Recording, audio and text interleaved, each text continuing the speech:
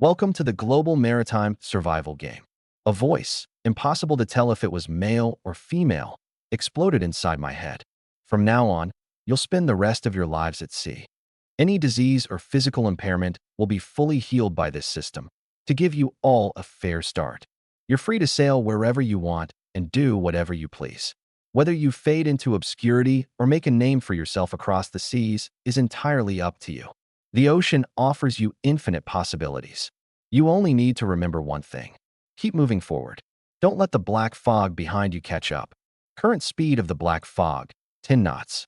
The voice faded away. I opened my eyes, lying on an old, worn-out bed. The moment I sat up, the dust I kicked up made me cough violently. But the dust wasn't what I cared about. I was standing. 3 minutes ago, I was a patient paralyzed in bed.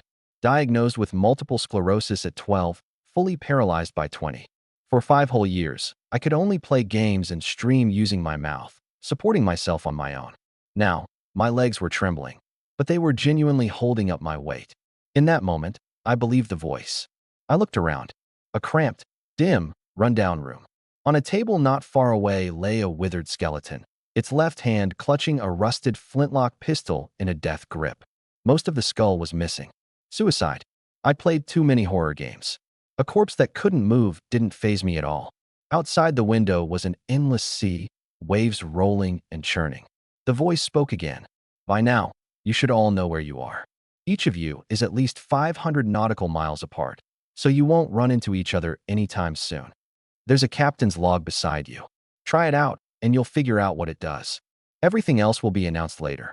Sure enough, a palm-sized little black booklet lay on the bed, giving off a faint glow, as if calling out for me to open it. I picked it up. The first page was the rules. 1. Without permission, no one can board your ship. 2. The items on your ship cannot be stolen, unless you're already dead. 3. Each ship comes with a grappling hook with unlimited durability. Go ahead and grab anything that floats by. 4. Upgrade your ship to make it safe enough. 5. Beware the night, and watch out for the fog. Once the black fog behind you swallows you, you died. 6. This manual is soul-bound and can be read within your mind. 7. At sea, you will never be alone. The booklet felt like human skin. The second page was the weather. The third page was my status. Yangi. Status, healthy. The average value for each attribute in an adult is 5, and it can be improved through training up to 10. An attribute of 10 is the limit for a mortal. Strength, 3. Spirit, 7 plus 1. Agility, 4. Constitution, 3. Perception, 5. Sanity, 100 out of 100. Below 50, you slip into madness. Below 30, you develop suicidal thoughts. Stamina, 100/100. Vitality, 100/100. Talent, Iron Will. You never give up. Spirit cap, +1. Your sanity will always retain at least 1 point, and you will never commit suicide. When your sanity drops sharply, you enter a frenzied state. I stared at Iron Will for a long time. For someone who'd been paralyzed for 5 years and survived on sheer willpower alone, the talent the system gave me was never give up. Fitting, actually. I flipped to the chat channels. There were 3 tabs: World, Regional, and Private. The World channel was pure chaos right now. Anyone there? What the hell is going on? I was in the middle of taking a dump. Hadn't even wiped. And next thing I know, I'm on a ship. Who kidnapped me? Do you know who my dad is? Maybe your dad got dragged in too. Son, is that you? Don't just claim random people as family. Number of players online, several billion. Looked like all of humanity had been pulled in. I didn't rush to say anything. I just watched quietly, gathering intel. Each person could only send 10 free world messages per day. Anything beyond that cost conch coins, 100 per message. What were conch coins? I had no idea, and I didn't have any on hand. 10 odd minutes later, the chaos gradually settled, and useful information began to surface. Do your manuals also have 7 rules? Looking for a team. Anyone want to band together? 500 nautical miles apart, no coordinates. What team are we even forming? I found a piece of equipment on my ship. Bloodstained harpoon, a relic, fine. Very sharp. Deals minor damage to demonic aberrations, then enrages them. Note: using relics carries the risk of lowering sanity. The World channel instantly boiled over. Demonic aberrations? There are monsters in this world. I've got nothing, just fresh water, bread, and vegetables. You have vegetables? All I've got is sausage. At sea, vegetables were far more precious than meat. Then someone showed off their ship.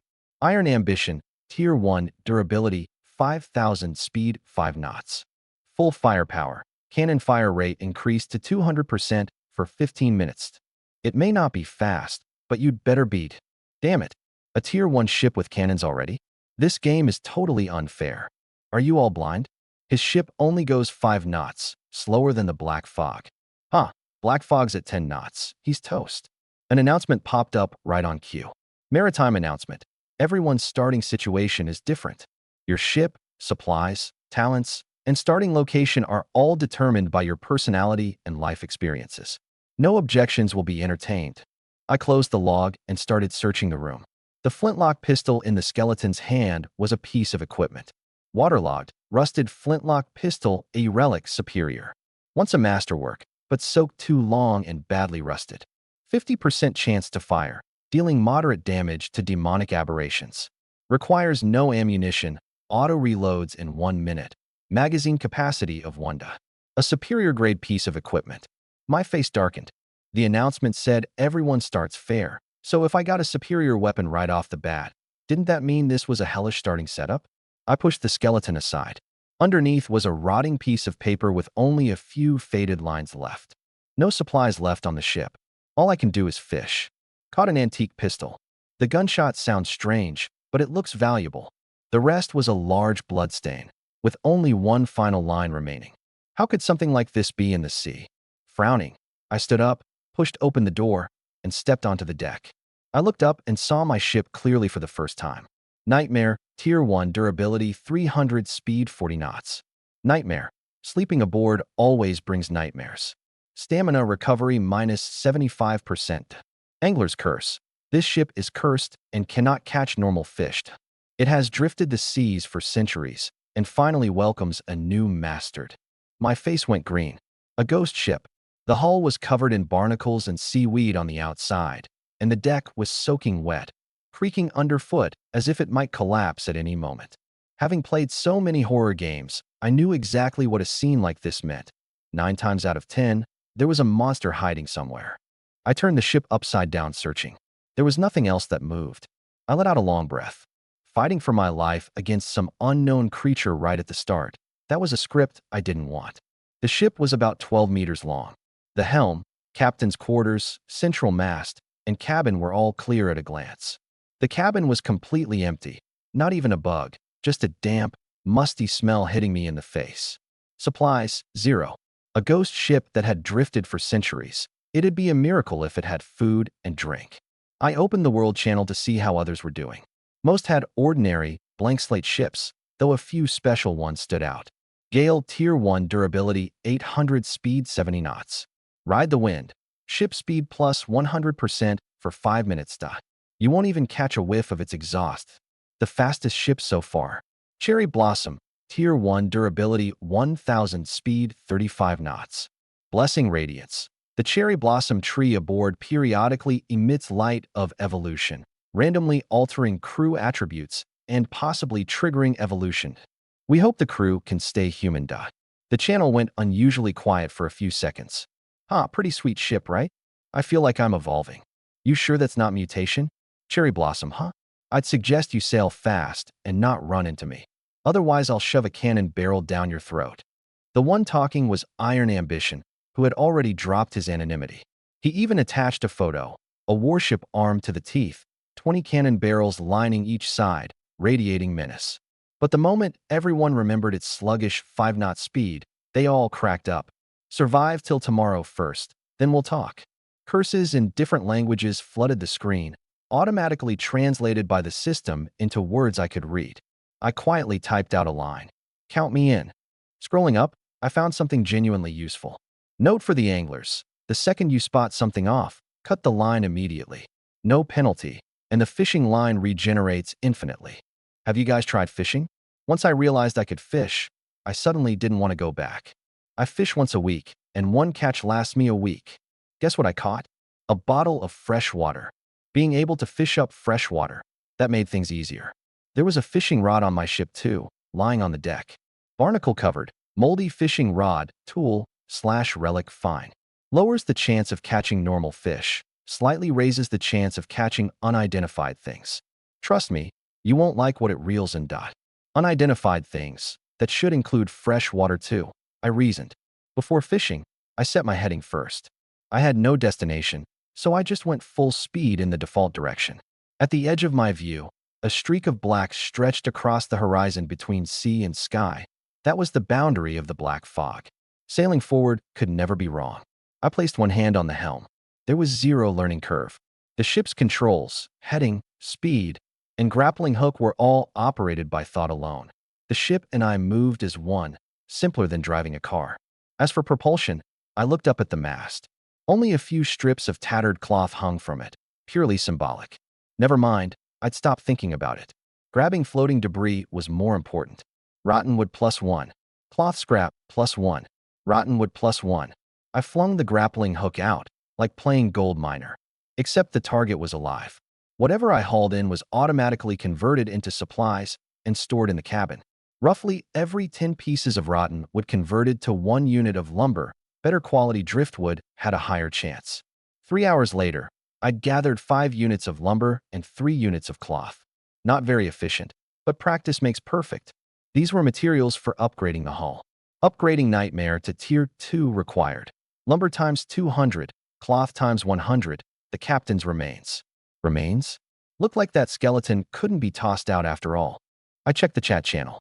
Upgrading a blank slate ship only required lumber times 100 and cloth times 50, no bones needed at all.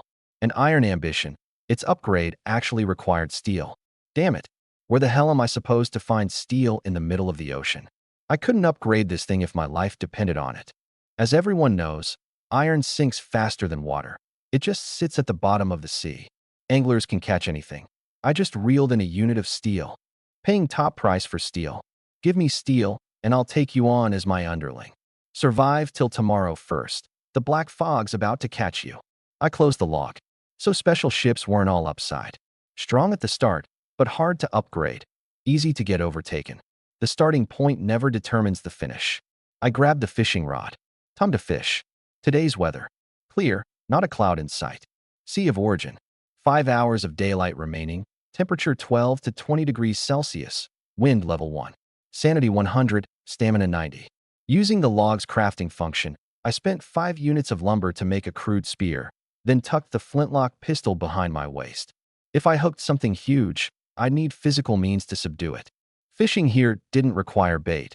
It ran on the system's power. But attaching bait could boost efficiency. Everything was ready. I cast the rod. The hook traced an arc and plunged into the sea. I'm no good at fishing. But now, I had all the time in the world to learn. 15 minutes. The float didn't budge. I opened the world channel to see what others had caught. How'd you all know I caught something? 100 centimeters. The photo showed a plump, hefty sea bass. Nobody asked. I caught something huge too. How big? Super huge. Couldn't reel it in. Then what the hell are you bragging about? I kept scrolling up and saw a chilling message. I caught something that looked like a human silhouette, so I cut the line right away. That thing was definitely wrong. Just look at my fishing rod and you'll get it. Refined carbon fiber fishing rod, tool superior. An excellent rod that can be passed down to your grandchildren.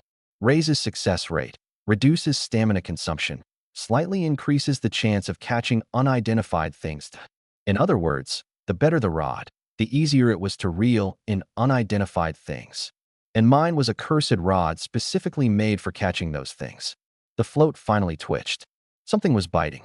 I held my breath. Spear in hand, pistol at my waist. As long as it was a fish, it'd be no problem. The float sank. Now was the moment. Hook it. I gave a hard yank and stared intently at the water's surface. There was no massive shadow, not even any resistance. The thing came out of the water light as a feather. What I flung onto the deck was a fish no thicker than my thumb. No, not entirely a fish. A 3-centimeter streamlined body, like a sardine. But on both sides, it had grown 4 pale, 5-centimeter long legs. All 4 planted on the ground. It stood steadily on my deck. It lifted its head and met my eyes. UVE discovered a strange fish. Sanity -2. The next second, it took off on its long legs, sprinting expertly toward the water's edge, until I smashed it dead against the deck with my spear. Long-legged sardine food. An abyssal fish species.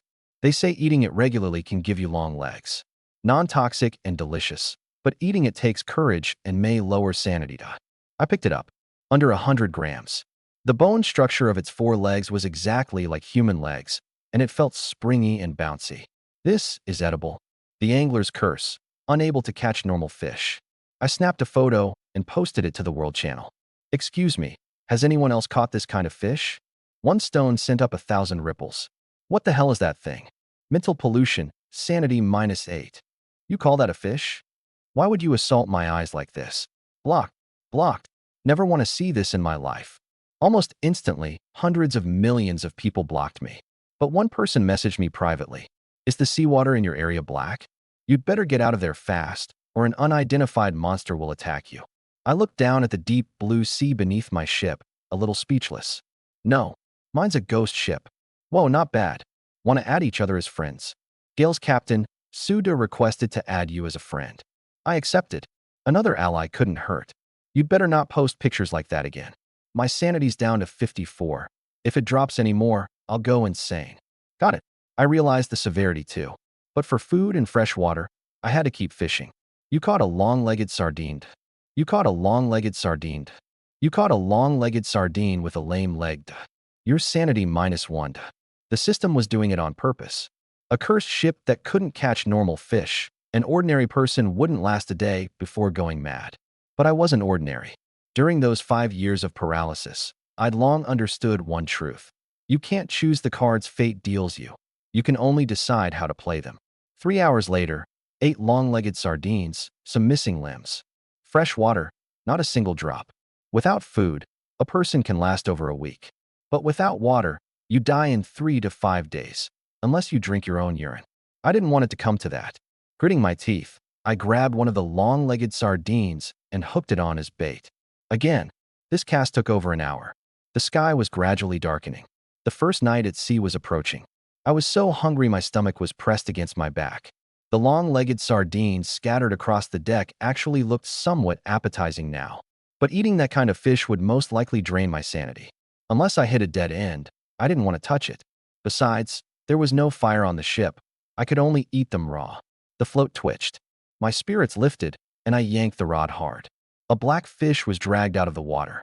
This time it had no legs, covered in spikes, its surface slimy, like a swollen membrane. The moment it hit the deck, the membrane burst, oozing black pus that reeked with a fishy stench. This fish is disgusting. Sanity -2. Before I could even act, it died on its own. Name, cyst blowfish. Type, food. Description, an abyssal fish. Its bodily fluids are highly toxic. No normal person would eat it, unless they had a death wish. Toxic. I didn't dare touch it with my hands. I flicked it into the cabin with my spear. Then I deliberately jabbed the fish's body over and over until the spear tip was dyed pitch black. Just like that, I'd made a highly poisonous wooden spear. Less than an hour until nightfall. The system had warned that nights were dangerous. I had no intention of taking that risk. But just as I was reeling in the rod and about to head back to the captain's quarters, something floated up on the sea's surface. A chest. To be precise, a treasure chest. Only the size of a briefcase, drifting right past Nightmare's side. Opportunity was at hand. I couldn't let it slip. I dashed to the helm, spun it hard, and gave chase, working the bow's grappling hook to grab it. But that treasure chest was like a living thing, slippery and elusive, dodging again and again. It took me forever before I finally dragged it aboard and hauled it into the cabin. Name, waterlogged rotten wood treasure chest. Type, treasure chest. Description, this might not be the kind of treasure chest you were hoping for. I kept my guard up, one hand raising the flintlock pistol to aim at it, the other using the spear to pry open the lid. Inside was a human head. No hair, ashen gray skin, coated in a layer of slime. The moment the lid opened, it opened its cloudy eyes and began to speak. Sir, might I trouble you for a few minutes to introduce you to the all-knowing, all-powerful Lord? You cannot comprehend its words. Sanity -5. My scalp went numb. My body shuddered. Sir, might I? Before it finished, the head suddenly sprang up. Only then did I see its true form. An octopus, its head replaced by a human head, dragging a mass of twisted tentacles below. It lunged at me, Tentacles spread wide, revealing beak-like fangs at their base. I pulled the trigger. Bang! Sparks flew. No misfire. The muffled gunshot exploded, like a monster's low roar. The octopus burst apart on the spot, shattering into a pile of mangled flesh. Strange gunshot. Sanity -3. My stomach churned. I forced down the urge to vomit and checked my status. Sanity, 88/100. Stamina, 62/100. Vitality, 100/100. So a drop in sanity would disturb the mind. Thankfully, my will was hard enough. In a moment, I regained my composure and crouched down to examine the corpse. Name, human-headed octopus. Type, food/material. Description, an abyssal fish species. Don't try to understand its words. That's just a ploy to distract you and strike when you're off guard. If you truly can understand it, then good luck to you. Edible, mildly toxic. After eating, strength +1, constitution +1, spirit -1, sanity -20. Reminder, the attribute limit for mortals is 10 and cannot be surpassed. Somewhat valuable. I gathered the mangled flesh and arranged it neatly, then continued rummaging through the chest. At the bottom were some rusted coins. I picked one up, a conch shell stamped on the front, a cartoon octopus head on the back. Obtained 100 conch coins. Other than that, it was empty. Where was the promised fresh water? And there was nowhere to spend conch coins. The sky was almost fully dark. I dragged the captain's skeleton into the cabin and returned to the captain's quarters. No fishing or salvaging at night. The system's warning came first, and I wasn't going to gamble my life right off the bat. Fresh water, I'd figure out tomorrow. As for food, worst case I'd gnaw on long-legged sardines. To survive, I didn't mind eating some strange things. As long as there was protein and energy. I never give up easily. I didn't before, and I wouldn't now. That old bed was damp and moldy, uncomfortable to lie on. But I had no choice. Night fell completely. The moonlight was thin, and all around, there was nothing but the sound of waves and wind. I had no desire to sleep. I opened the World Channel. The grappling hook can grab treasure chests, I posted. It wasn't really valuable. Anyone would go grab a treasure chest they saw. But throwing out goodwill often brought back more intel in return. True, I grabbed a resource chest too. It gave 1 unit of steel, 20 lumber, 20 cloth. Then you'll be able to upgrade your ship soon. Jealous. Hey, I grabbed a bronze equipment chest and got a treasure. Bloodstained pearl necklace. Type, relic. Quality, fine. Description, the dowry of some bride, whose owner is still searching for it to this day. When worn, agility +1, spirit -1, sanity cap -5. That thing doesn't really seem like a treasure. You're just jealous. It's pitch black, no light on my ship. Don't even have a blanket, freezing to death. Can't sleep at all. Have you guys noticed? The waves seem to be getting bigger. The rougher the waves, the pricier the fish. Let's go, boys. Night fishing +1. +2. Do you guys hear the singing? It's actually pretty nice. No? Don't scare people. Where would singing come from in the middle of the ocean? I see it. A beautiful woman singing, so sexy, and she's waving at me. Buddy, check your sanity. That's a siren. She's so gorgeous, swimming toward me. Get into the captain's quarters, lock the door. He's done for. He's been charmed. Hey, buddy, you still there? That person never replied again. I frowned. The system's warnings were never groundless. I strained to listen, no singing. So I stood up and pushed open the door of the captain's quarters. The ship's door had long since rotted, and the lock was just for show. I pushed it open a crack and surveyed outside by the moonlight. I watched for a few minutes, confirmed nothing was off, then rushed out to the bow and lowered the speed to 10 knots. Slowing down reduced the chance of encountering monsters. If I ran into one while asleep, that would be a truly senseless death. But stopping the ship in place wasn't an option either. 10 knots, just right. Fast enough to shake off the black fog behind me, slow enough not to stir up whatever lurked beneath the waves. Once everything was settled, I returned to the captain's quarters, set the flintlock pistol on the nightstand, and leaned the spear against the wall. I browsed the channel for a while longer. It wasn't until deep into the night that I finally drifted into a heavy sleep. Faint whispers seemed to echo at the edge of my hearing. My brow furrowed. Cold sweat beaded on my skin. The first night at sea was destined to be sleepless. I tossed and turned for who knows how long before finally falling asleep, cold sweat trickling from my forehead. I was dreaming. A nightmare. Meanwhile, Deep within the ship's hold, the captain's skeleton suddenly stirred. The bones trembled, and inside the shattered skull, a cluster of soul fire flickered to life. Creak, creak, bone grinding against bone, it slowly rose to its feet. It stepped out of the hold, made its way to the captain's quarters at the bow, and gently pushed open the door. Inside, I was still fast asleep, shifting onto my side now and then. The skeleton stared at me for a long moment, then turned its gaze toward the barnacle-crusted fishing rod against the wall. It walked over, took down the rod, and without a word, backed out of the room. It made its way to the deck's center court and lowered the line. 10-odd minutes later, something bit. A pale, bloated hand rose from the water's surface and gripped the fishing line. And I was still trapped in my dream. Ah! I jolted awake, hand flying to my stomach. When I felt my body intact, I let out a long breath. Just now, I dreamed of a swollen, drowned corpse silently pushing open the door. The dream had been terrifyingly real, as if I'd witnessed it with my own eyes. I even remembered the sound of its footsteps. Squelch, squelch, like a wet mop slapping against the floor. In the dream, it had reached my bedside. I grabbed the pistol from the nightstand and pulled the trigger. Click, misfire. The next instant, I was pinned to the bed, gutted open, my scalding organs spilling across the floor. You have experienced death. Sanity -15. Phew. Thank God. It was just a dream. I was about to relax when I noticed. The door to the captain's quarters was open. I gripped the flintlock tight. Wind? Impossible. There's no wind out here tonight. Squelch. Squelch. Those familiar footsteps.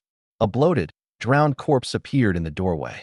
It had soaked in the sea for far too long, swollen and reeking, draped in a sailor's uniform rotted into tattered rags, tangled with seaweed. Its pale, milky eyes locked onto me. Shit. You have seen an unknown creature. Sanity -5. I cursed and snapped off a shot. Click. Jammed.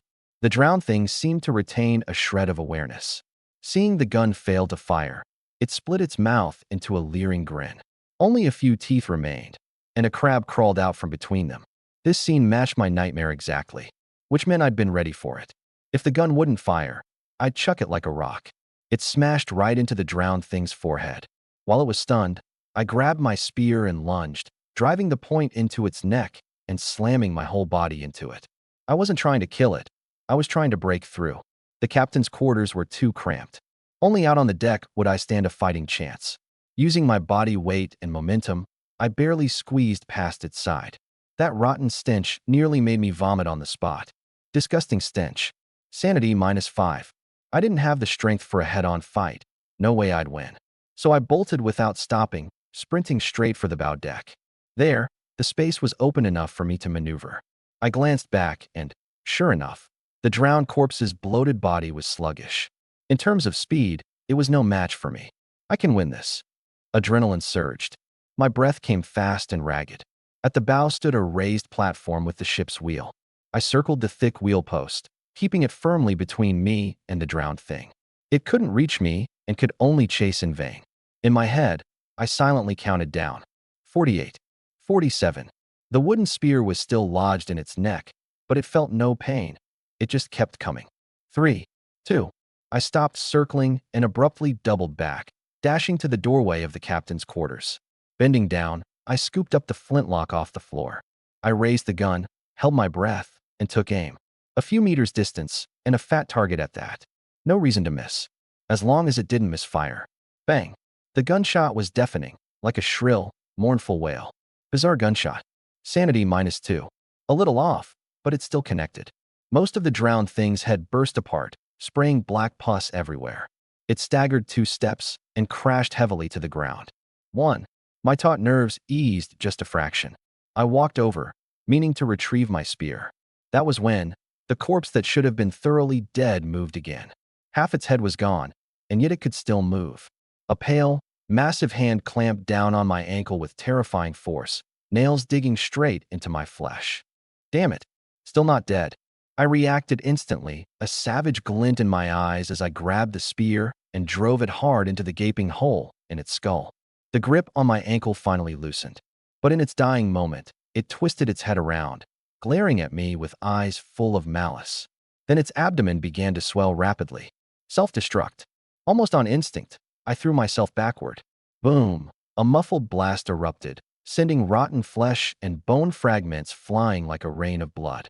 Luckily, it had been lying face down, belly against the deck, so most of the blast slammed into the planks.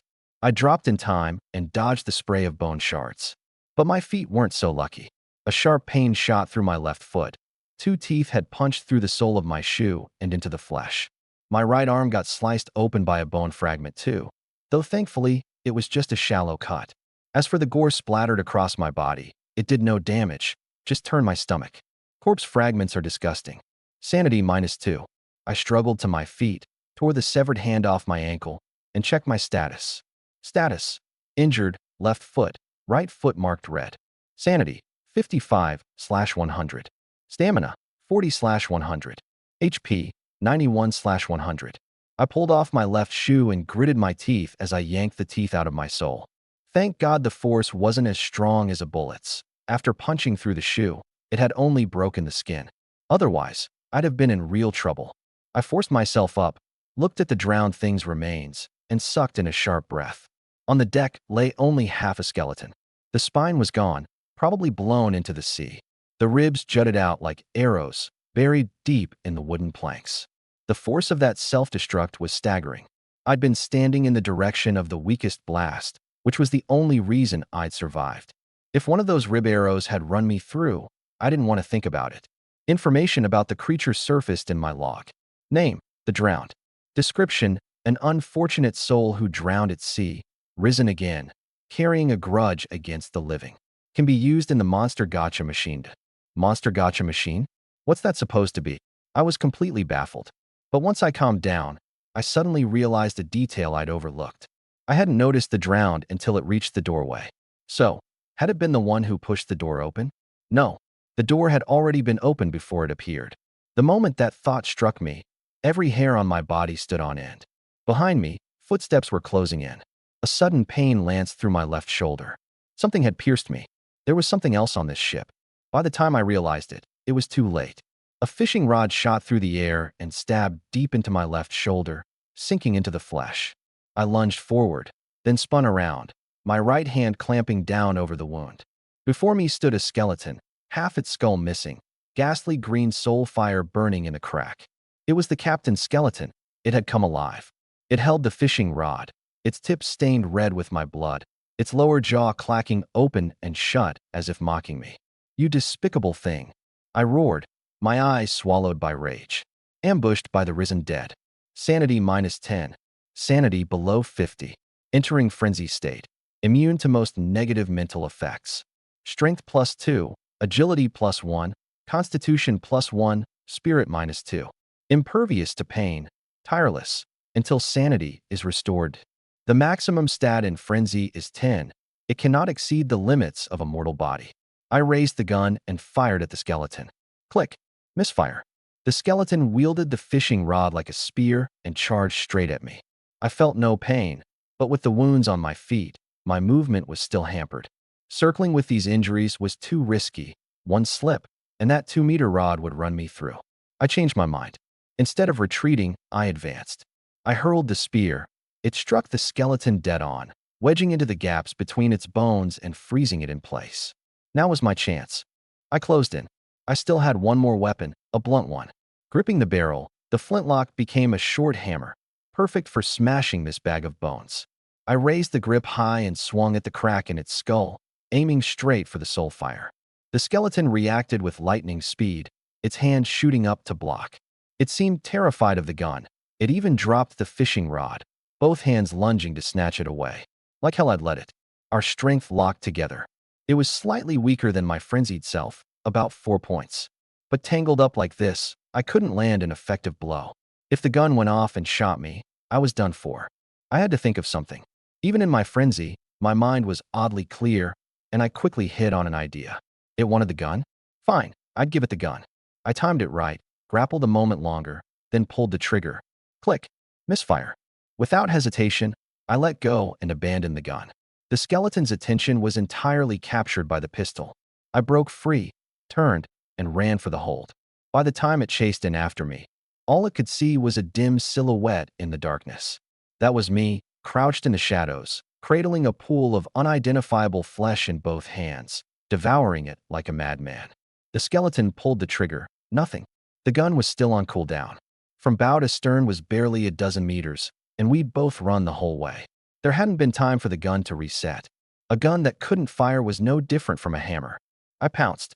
Black slime dribbled from the corners of my mouth. My eyes shot through with bloodshot veins. Consumed a human-head octopus. Strength +1, Constitution +1, Spirit -1, Sanity -20. Last 1 minute. My strength went from 3 points to 6, doubled outright, with frenzies +2.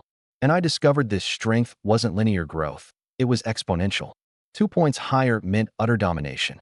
I bore down on it. The skeleton hadn't recovered its wits. It still seemed baffled by why the gun wouldn't fire. The next second, I slammed it to the ground. I ripped off both its arm bones and flung them aside. My right hand plunged through the crack in its skull, reaching for the soul fire inside. Only now did it show a flicker of fear, its lower jaw clacking rapidly, as if begging for mercy. Too late. It had no way to resist. I gripped the flame.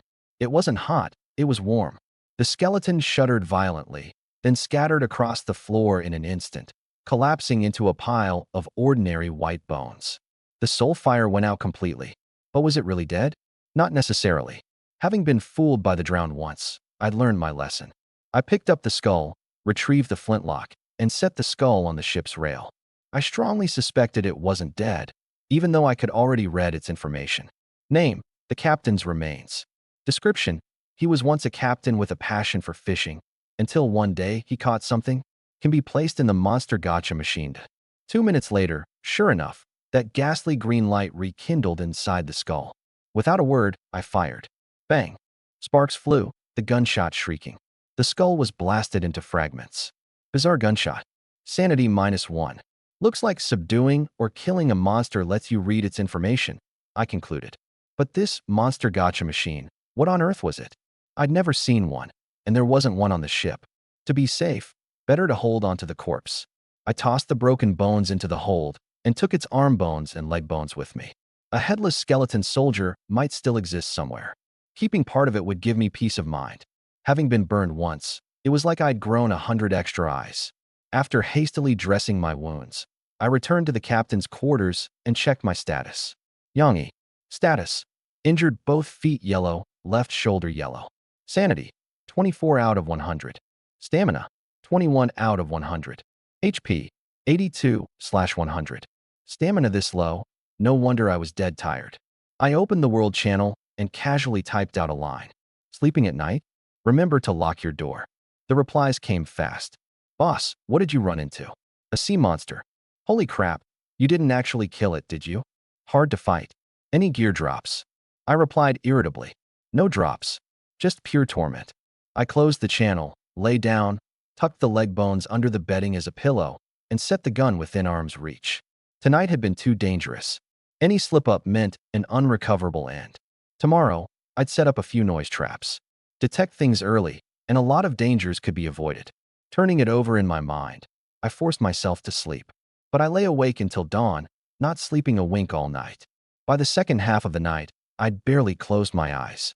The moment day broke, I gave up and got out of bed, tossing those few rotten bones from under the bedding into the space beneath the bed. It had been so long now that Captain Skeleton had to be truly dead by now. Over the course of one night, I'd become a different person. My face was ghastly pale, dark circles sunk deep, my eyes veined with red. The instant I stepped out of the captain's quarters, I noticed that on the bow deck, out of nowhere, there was now a statue. A cartoonish octopus monster man, sprouting a pair of wings, crouching on a rock. What is this? At the same time, an announcement popped up in my log. Last night, 13,000 people successfully slew abyssal demons. Among them, one achieved a stunning double kill. Based on combat records, the system will bestow a special talent. The monster gotcha machine is now open. Insert monster corpse tissue to receive a gotcha reward. The corpse will be forcibly reclaimed. Remember, do not insert garbage and never insert living things. That will anger the gotcha machine. The world channel exploded instantly. There are monsters in this world? What do they look like? Anyone seen one? Send me back. I'll give you anything. There's actually a talent reward. What a huge loss. A skeleton banged on my door last night, and I didn't dare open it. If you'd opened it, you'd probably be dead. Have you guys found the gotcha machine? Found it. At the bow, a big-faced cat. Pretty cute. Mine's in the hold, a cartoon robot. Damn, mine's a clown, sitting in the captain's quarters. Scared the hell out of me. Everyone's is different. I turned to look at my own gotcha machine. The cartoon octopus monster man.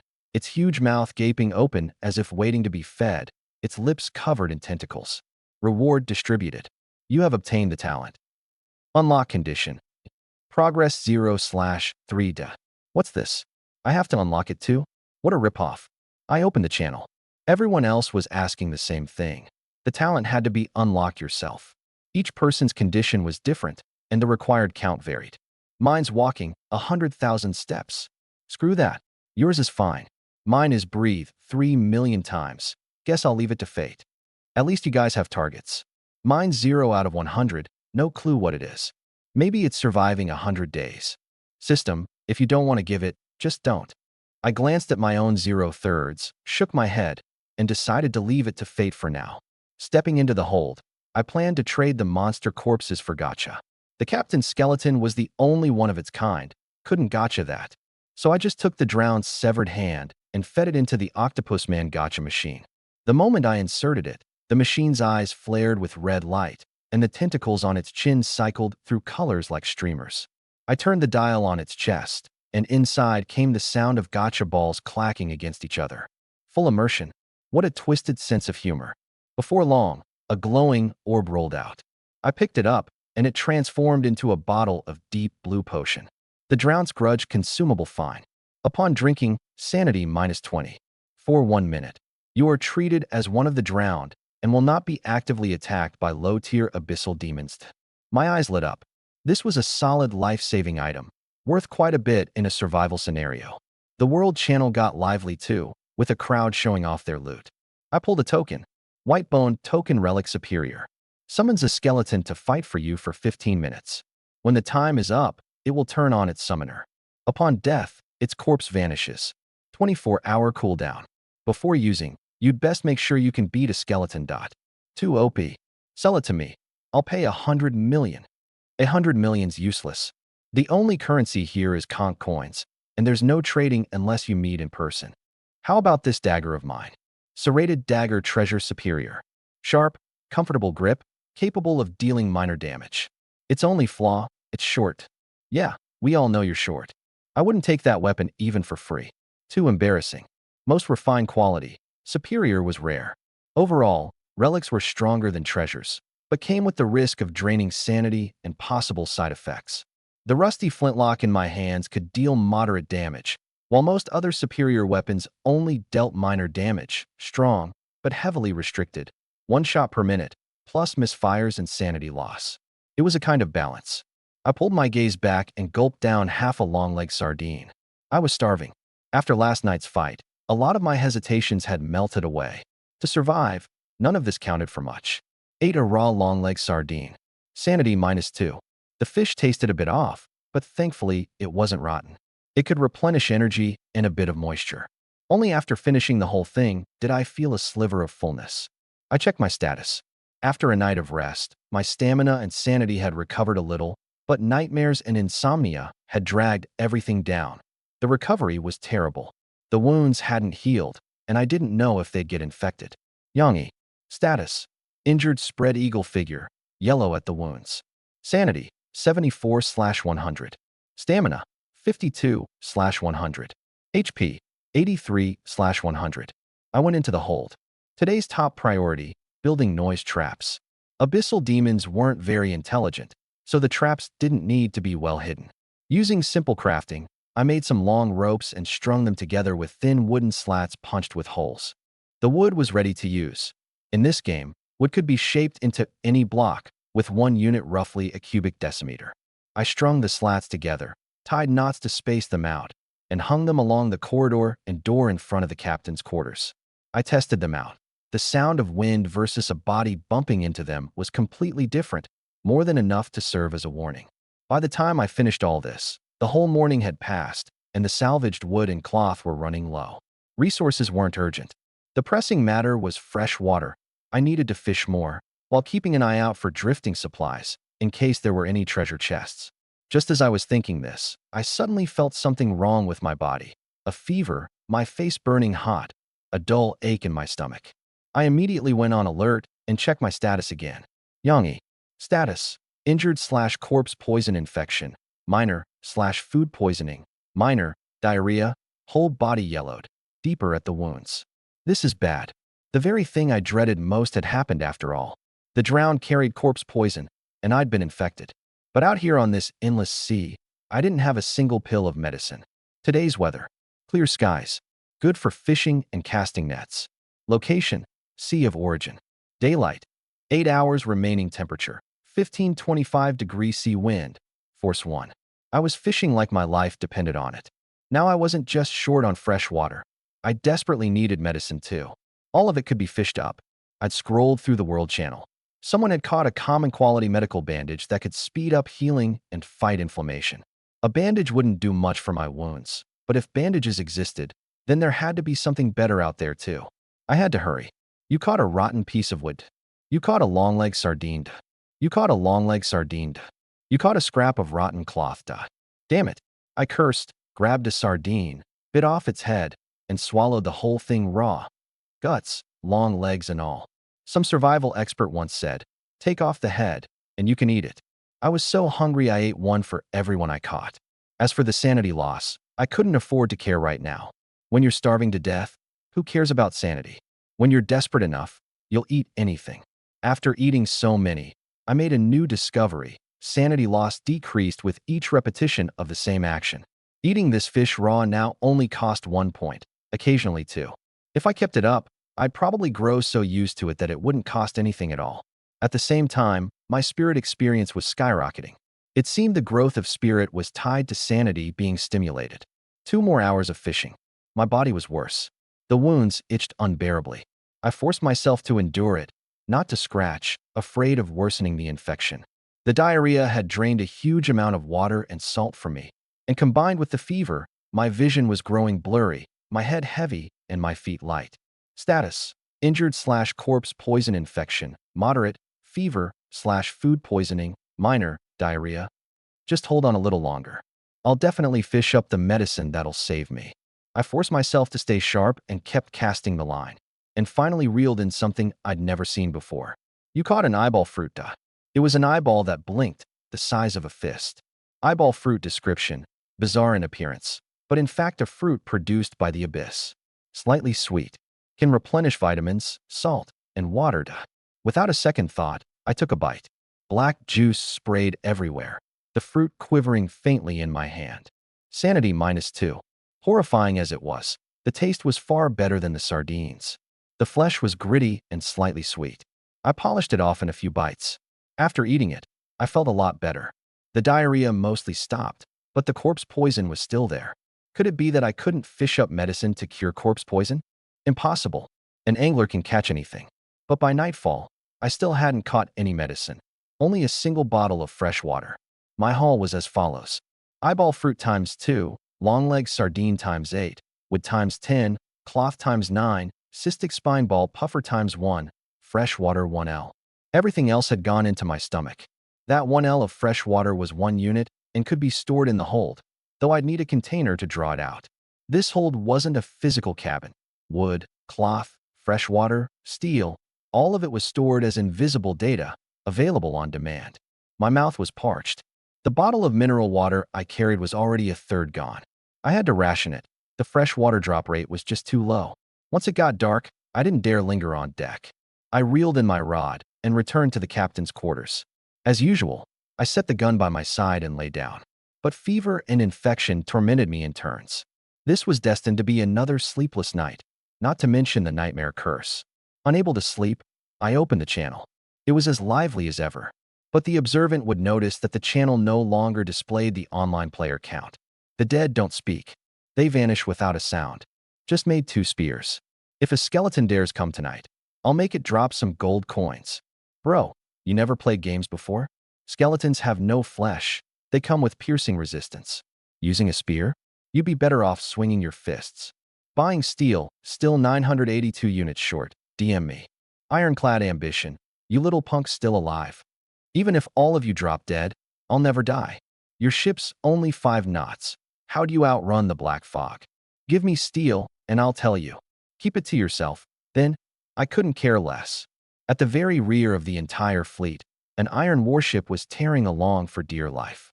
Not far behind it loomed the black mist, closing in step by step at 10 knots. The schools of fish below feared that mist just as much, scattering in a frenzied panic. On the bridge stood a paunchy middle-aged man, a cigarette dangling from his lips, stubble on his jaw, both hands gripping the wheel. Cocky and brash when he chatted, but underneath he was scared out of his mind. One slip and focus meant death. Chatting was one of the few ways he had to blow off steam. His ship was well stocked, its ammo endless, its durability staggering, its one fatal flaw being that it was too slow, doomed to be overtaken by the black mist. And of all the rotten luck, his starting position had put him dangerously close to it. Still, when one door closes, another opens. The ship carried a giant whale harpoon gun, the kind of harpoon that, once buried in a beast's body, was nearly impossible to pull free. Right now he was hunting for his next target, something huge enough to drag him along and boost his speed. Damn it, can't this stupid fish hold out a little longer? What lousy stamina. He reeled the harpoon back in and took aim at the next one, always picking the fast, big ones. Because of all this, he'd slept only 3 hours so far. The rest of the time, he spent scouting for targets. After all, even giant fish bled, tired, and died. As for the ones too dumb to know better, the ones that dared to mess with him, he'd teach them the meaning of suppressing fire, the meaning of civilized cannons. The next day, I forced myself awake, my head splitting. I had no idea when I'd fallen asleep. I only remembered dreaming of something awful, something that left me nauseous. This ship was worse than I'd thought. Without some other means of recovery, my efficiency was going to tank a whole night, and my energy had only recovered by 30. The corpse poison had gotten worse, too. The wound no longer itched. Only a faint, throbbing sting remained, which was anything but a good sign. The injured area gave off a sickening, fishy stench, like a fish dead for ages, exactly like that drowned corpse. Human immunity, in the end, was no match for corpse poison. My strength, agility, and constitution had all dropped by 2 points, plunging me into a weakened state. But I hadn't given up. I'd been through worse, bedridden for 5 whole years. Once a man has tasted the deepest kind of helplessness, no matter how dire the situation, it's just another dark night he has to endure. I stepped out of the captain's quarters, went into the hold, and had 2 eyeball fruits and a few sardines for breakfast, then went back to fishing. Today started with a stroke of luck. The first cast pulled up an eyeball fruit. You caught an eyeball fruit, duh. You caught a long-legged sardine. You caught a piece of rotten wood, duh. You caught. My vision went black, and I collapsed onto the deck of the walkway, sinking into unconsciousness. System announcement. Congratulations to all players for surviving the 5th day. The trading system is now officially open. Please check your log for details. A strange voice exploded in my mind, and I slowly came to. The 5th day? I'd actually been out cold for more than 2 days. My limbs felt like they were filled with lead, my whole body cold, my lips cracked, my throat on fire. I strained to pull up my status. Status: severely injured / corpse poison infection, severe. The entire body silhouette was blood red. Sanity: 100/100. Energy: 23/100. HP: 14/100.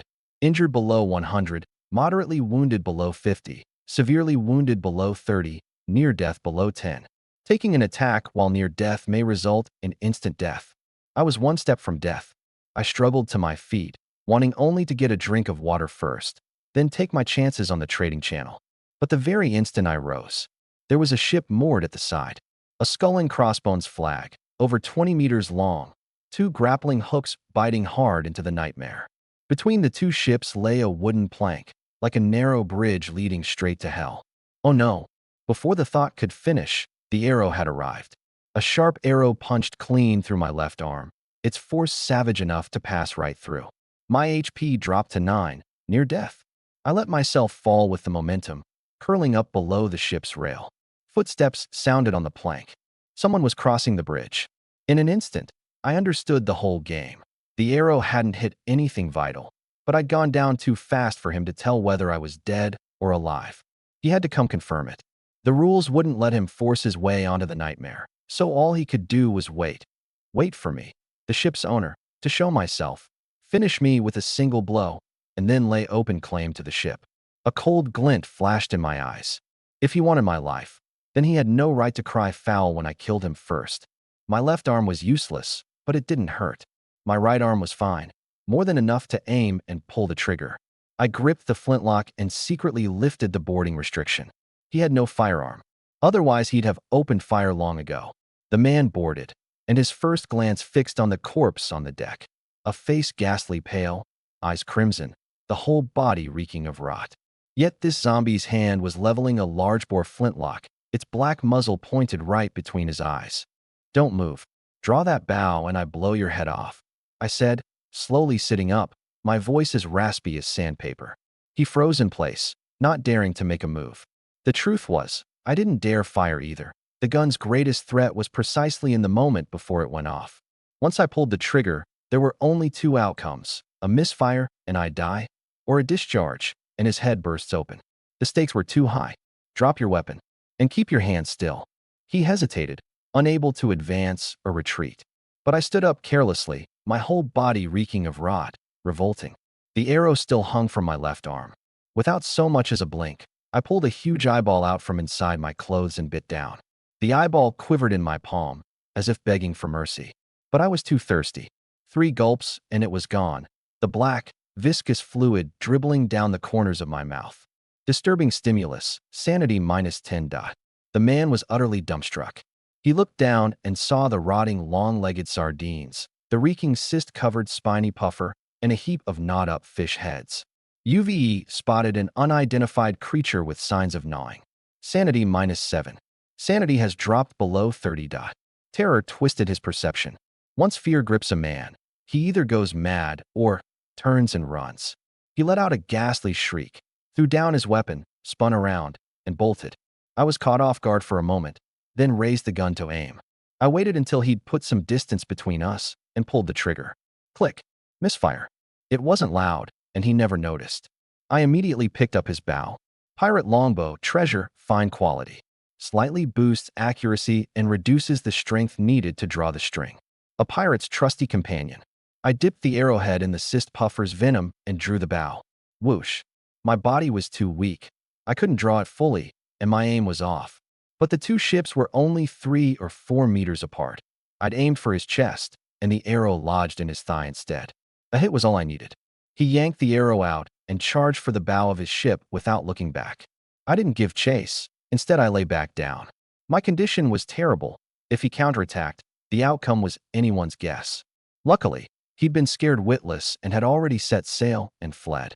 Only when everything around me fell silent did I manage to get back up. I was like a zombie now. The wound didn't bleed. I couldn't feel pain, only dizziness and a dull sluggishness. This was no good. This was the corpse poison turning me into a real zombie. I gulped down a few mouthfuls of water, ate all the eyeball fruits to recover a shred of strength, and looked back out at the sea. His ship was already just a black dot. I steered the nightmare, trailing far behind. I was waiting for the poison to hit him. Cyst-covered spiny puffer. One look at the name told you it was deadly, most likely an abyss-corrupted pufferfish. And the reputation of pufferfish toxin was more than enough to give him a rough ride. About 15 minutes later, I caught up. Grappling hooks bit into his ship, and I laid down the plank to cross. In my sorry state, just hauling that plank over took me 3 or 4 rests. I boarded, gun in hand, and cautiously approached the bow. He was lying there, motionless. Maybe he was faking it, trying to lull me into letting my guard down. He might even have an antidote. From 5 meters away, I put a shot into his head. Click. Misfire. This piece of junk gun. But patience I had in spades. 1 minute later. Boom. His head burst into a splatter of mush. Only then did I dare approach. Once bitten by a snake, you fear a coiled rope for 10 years. Ever since the drowned corpse got the drop on me that one time, I'd grown 100 extra layers of caution. An orb of light dropped from the body. Obtained. Conch coins times 400. That pirate outfit was a nice find, too. Bloodstained ornate pirate coat. Relic, fine quality. Agility +1. Wearing it causes continuous sanity loss. Immune if spirit is 8 or higher. Once belonged to a pretentious fool. Whoever wore this coat couldn't have had much sanity to spare. No wonder he'd gone mad. I took the coat and was about to loot the whole ship when I noticed that the unlock progress on that question mark skill had gone from 0/3 to 1/3. Killing? So the unlock condition was killing. My first time taking a life, and I felt nothing at all. Probably because my spirit was high enough to withstand it. I put on the pirate coat and headed for the cabin. This coat is ice cold. Sanity -5. A curse of continuous sanity loss. I ignored it entirely. The moment I stepped into the cabin, the ship's information surfaced before me. Pirate, Tier 1 durability 1000/1000 capacity 800 speed 45 knots. Extra grappling hooks. 2 hooks on each side, left and right, can grab objects or ships. Pirate's raid. Speed plus 25% for 15 minutes. The skull flag is the soul of this ship. Go become the pirate king. I tried to switch ships and combed through the log, but couldn't find any way to do it. It seemed ships couldn't be changed. Not that I wanted to change anyway. The pirate had 4 extra grappling hooks, doubling its resource-gathering efficiency. But could it hold a candle to the nightmare? A nightmare that could foretell the future was 10,000 times more precious than grappling hooks. I searched every cabin, and in a corner I found a woman's corpse. Naked, with clear strangulation marks on her neck. She'd been tortured before death. One of her thighs was gone. The bloodstains were still fresh. So I was the second victim. The first was already dead. You are pondering where that thigh went. Sanity -2. I frowned. This captain's mental state was even worse than I'd imagined. Taking inventory, 2 loaves of black bread, 5 liters of fresh water, 125 wood, 98 cloth. System notice. You have seized the ownerless ship, pirate. You may choose to dismantle it. The basic materials will transfer to your hold. Before dismantling, make sure you have enough capacity or the excess materials will damage the hull. This dismantling will yield wood times 100, cloth times 50, and 1 pirate blueprint. Only dismantling special ships drops blueprints. Each ship can only be reworked once with a blueprint. Choose carefully. No wonder there was so much wood. The previous owner had dismantled an ordinary ship. I looked at the nightmare. Capacity was only 400, and I'd used just 25. Wood 14, cloth 10, 1 liter of fresh water. I did the math. After dismantling the pirate, the materials would fill my ship exactly, and it'd be enough to upgrade the nightmare to Tier 2. I'd struck it rich on a bargain. Confirming there was nothing left, I carried a dozen or so crude arrows back to the nightmare and tapped dismantle in the log. Before my eyes, the pirate shattered into hundreds of fragments that surged into the nightmare's hold like a tide. More than enough resources to upgrade to a Tier 2 ship. But before that, there was something more urgent, buying medicine to save my life. If I upgraded the ship but couldn't trade for medicine, then this whole struggle would have been for nothing. I stared at my status. HP had dropped by just 1 point and was recovering agonizingly slowly. The wound didn't bleed, all thanks to the corpse poison. But my sanity kept sliding, already broken below 80. That wasn't the coat's doing. It was the corpse poison gnawing at my mind. I opened the trading channel and scanned through the listings one by one. First aid bandages, 10 conch coins, 5 left. Clean bandages, stops bleeding and prevents infection. Rum, works as a disinfectant, 30 coins a bottle, only 1 left. Selling balloons, if you know, you know. Trading had just opened, conch coins were scarce, and prices were all guesswork. There were plenty of people bartering, few selling for coin. Wood and cloth had become hard currency, more sought after than money itself.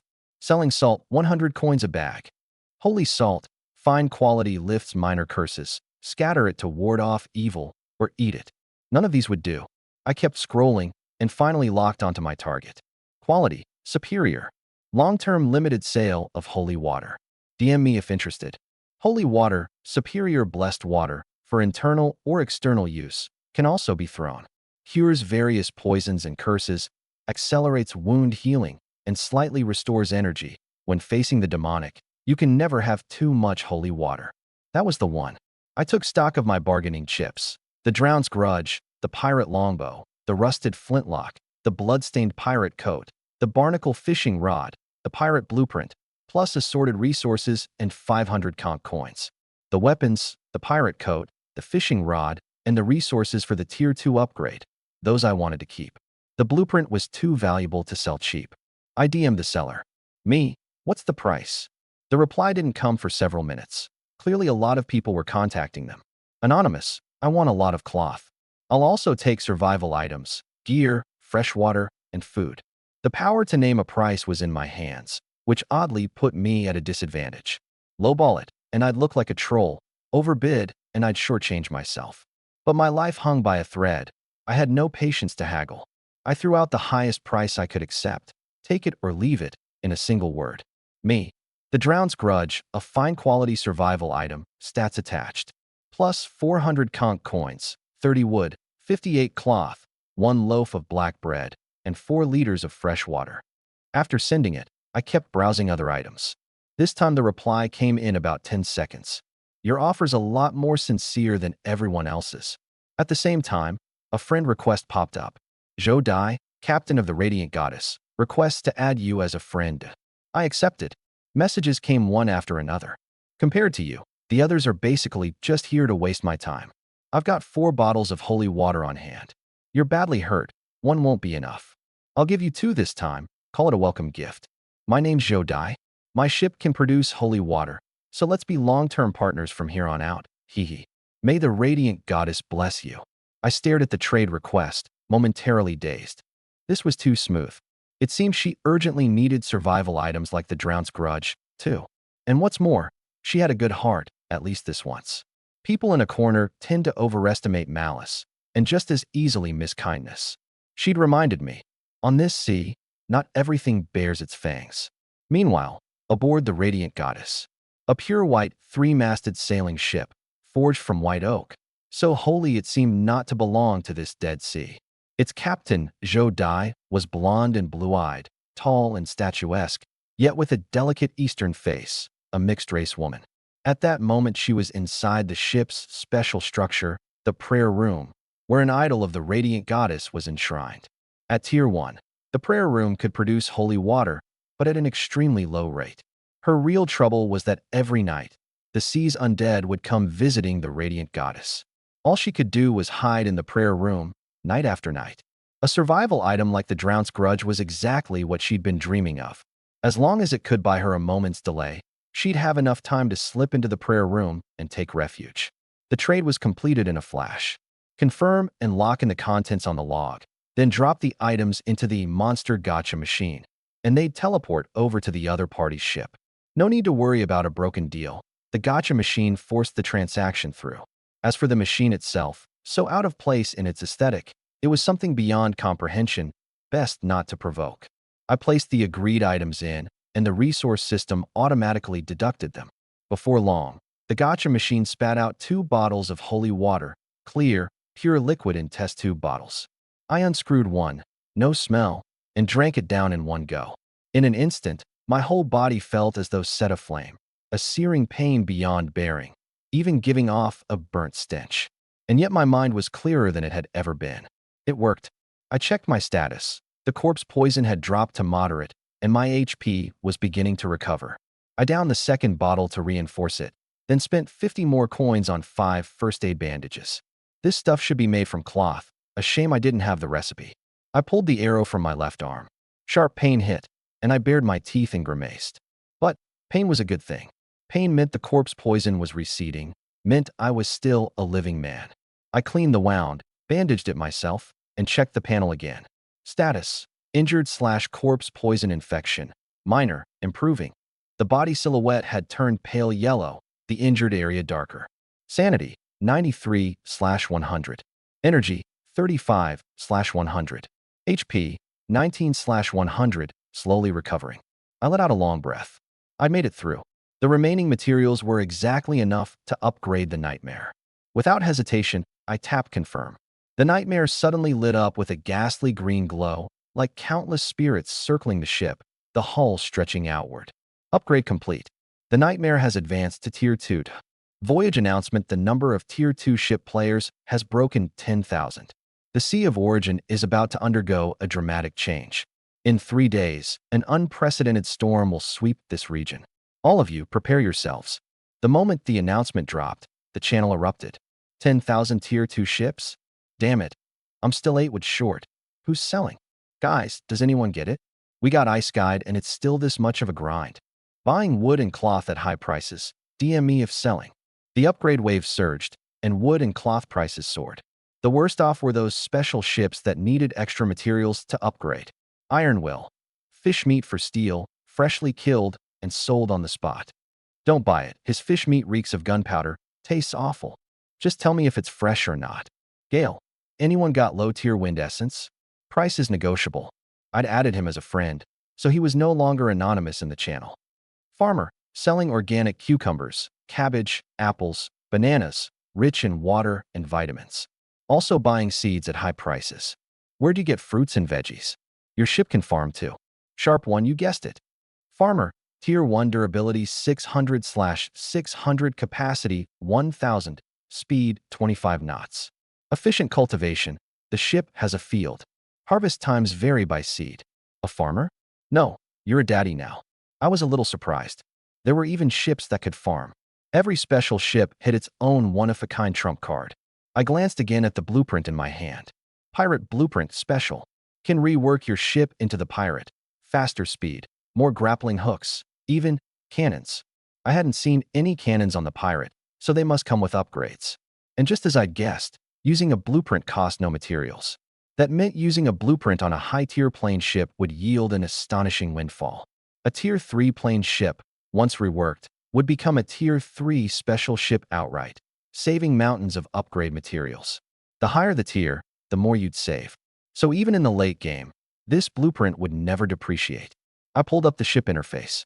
Nightmare, Tier 2 durability 600/600 capacity 1000 speed 50 knots. Nightmare. Sleep aboard this ship is dreadful. Nightmares are guaranteed. Energy recovery -75%. Angler's Curse. Normal fish shun this ship. The odds of encountering abnormal things increase. The ship had grown bigger, but there was no fixing how rundown it was. Its durability had doubled, yet it was still flimsy, unable to take much abuse. The hull had stretched to 20 meters, and lashed to the bow with rusty chains was a skeleton, the remains of the former captain. Inside the cabin was a new room that could be expanded, with 3 branches to choose from. 1. Extra cargo hold. Capacity plus 100%. Requires 300 wood. 2. Ancient war room. 2 waterlogged cannons for attack. Requires 200 wood, 10 steel, 10 sulfur. 3. Great statue. Intimidates passing ships and sows panic. Requires 300 wood, 300 cloth, and 1 demonic skeleton. I mulled it over briefly, then locked onto the ancient war room. Nothing puts a man more at ease than cannons. Combat at sea. How could you go without cannons?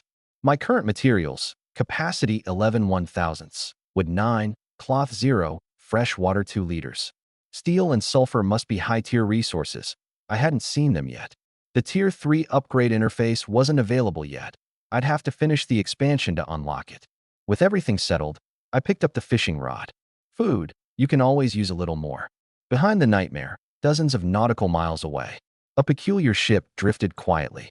The captain was only 10 meters long, yet embedded in its deck was a giant crystal ball over 3 meters in diameter. Stargazer, Tier 1 durability 500/500 capacity 800 speed 50 knots. Astrology, displays the sea chart within 100 nautical miles, marking ship names. Scry, view the image of a ship on the chart. Islands cannot be scried. Once per day, just revealing the map, hardly cheating. The captain was a beautiful woman with black hair and bronze skin and a rare pair of red eyes. She'd noticed the Nightmare earlier. 2 ships sailing neck and neck was far too unusual. Then just now, the pirate's icon had abruptly vanished from the chart. Taken out. She gazed into the palm-sized crystal ball, flicked her fingertip, and cast scry on the Nightmare. My figure surfaced in the ball, fishing. A long-legged sardine was reeled up, and before it even hit the deck, it went into my mouth. The woman's red eyes went wide, her face full of disbelief. A moment later, another eyeball was fished up, and once again I swallowed it. Last came a cyst-covered spiny puffer, which I tossed aside with disgust. But at the sight of that deadly fish, her eyes lit up. How on earth did he catch all these treasures? She murmured, brimming with envy. She didn't lose a shred of sanity. Instead, she grew all the more curious. Because she carried a special talent. Talent, blood of the witch.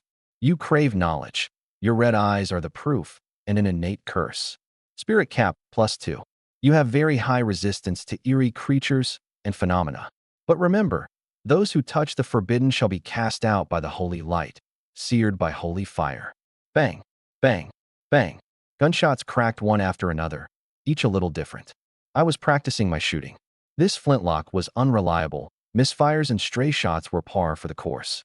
Since the gun was no good, I'd make up for it with accuracy. That was all I could do. A block of wood hung from the stern, and I stood at the bow, firing one shot every minute. A misfire didn't matter. It was practice either way. My fishing rod sat beside me, and now and then I'd glance at the water to see if anything had bitten. A whole morning passed, and I'd landed a dozen or so hits. Still 1,000 miles from being a marksman. I chewed on a long-legged sardine. The 4 skinny legs were crunchy, tasted like chicken. I'd gotten used to it. One more day, and it'd be the storm day the system had forecast. I'd stockpiled 10 eyeball fruits, a loaf of black bread, 6 liters of fresh water, and over a dozen long-legged sardines. Along the way, I'd also hooked a half-meter-long monster. Name, red-lipped eel. Type, food. Description, a pair of fiery red lips, unfortunately grown on a fish's mouth. An abyssal fish species, edible, non-toxic, with tender lips. When it broke the surface, it gave me a start. Eating this thing raw would inevitably mean kissing those red lips. Even I found it a little hard to bring myself to, unless I was truly starving. Staring at those red lips, I thought again of last night's nightmare. In the dream, a red-eyed woman held a gun to my forehead. Those blood-red eyes chilled me to the marrow. Your skin crawls. Sanity -8. Even more unnerving, the gun in her hand was my very own flintlock. Thanks to it, I hadn't slept well again, and now I was sporting a heavy pair of dark circles under my eyes. At least the corpse poison in my body was gone, the wound mostly healed, and my HP was back up to 76. It was just that energy recovered too slowly. Sleeping the whole night only got me back 30, leaving me severely limited during the day. Go on like this, and I'd never last. I had to find a way to recover energy quickly. Holy water could restore energy, sure, but it was too expensive and the effect was weak. Just as I was thinking it, an anonymous DM popped up. Look to the upper right. There's an island there. Who are you? I sent back. But the other side went silent. In this world, to DM someone directly, you had to at least know their ship's name. If it wasn't a special ship, you also needed their name. But I'd never let slip a single piece of information. How did this person know? Cheating? I came up with 2 possibilities. 1, the other party had some kind of reconnaissance skill, could see me, and wasn't far away. 2, this was a special quest thrown out by the system. I circled the ship once. No suspicious ships on the water. And to the upper right, there really was an island. A small one, tinged with dots of green, trees. Trees could be chopped into wood, and there might be other gains on the island too. If I'd stumbled on it myself, I'd have gone ashore without a second thought. But precisely because someone had tipped me off, I found myself uncertain. In the end, I decided, circle the island once first and observe. If there were no other ships or signs of players, I'd pick a spot to land. The gun in my hand gave me confidence. At this stage, hardly any player had a firearm. At least none had shown up in the chat channel. As the ship drew near, the island's full shape came into view. Tropical, about 3 kilometers in diameter. Shells and crabs crawled across the golden sand. To me, all of it was protein. But the most mouth-watering thing was the grove of coconut trees on the island. Atop the tallest one hung a bronze treasure chest. There wasn't a single trace of landing on the beach. These coconuts had never been touched by anyone. After a moment's hesitation, I made up my mind. I picked a gentle spot to drop anchor and pulled up to shore. The moment my feet touched land, it felt like another lifetime, even though I'd only been drifting at sea for a few days. On the beach, I grabbed some green crabs, clams, and scallops in passing, tossed them all into the hold to eat later. The main event was that lush green coconut grove. These trees were mostly 7 or 8 meters tall, the tallest over 10, weighed down with heavy coconuts. Fresh water, keeps well, plus dietary fiber. Treasures you'd never let pass once you spotted them. But climbing trees wasn't my strong suit. One slip and I'd break a leg, or even my spine. And with no way to heal myself, I couldn't afford it. Blast one down with the gun. Convenient, but too much noise.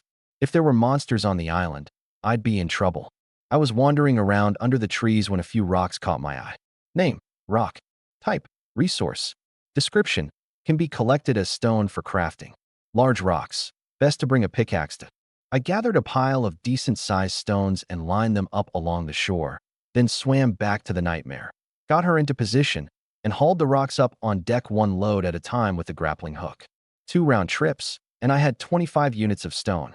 In the logbook's crafting menu, a crude stone axe cost just 5 stone and 5 wood. The tool was so rough it didn't even list any stats, but it'd do for now. I climbed down off the ship with a stone axe in hand and headed for the tallest coconut tree.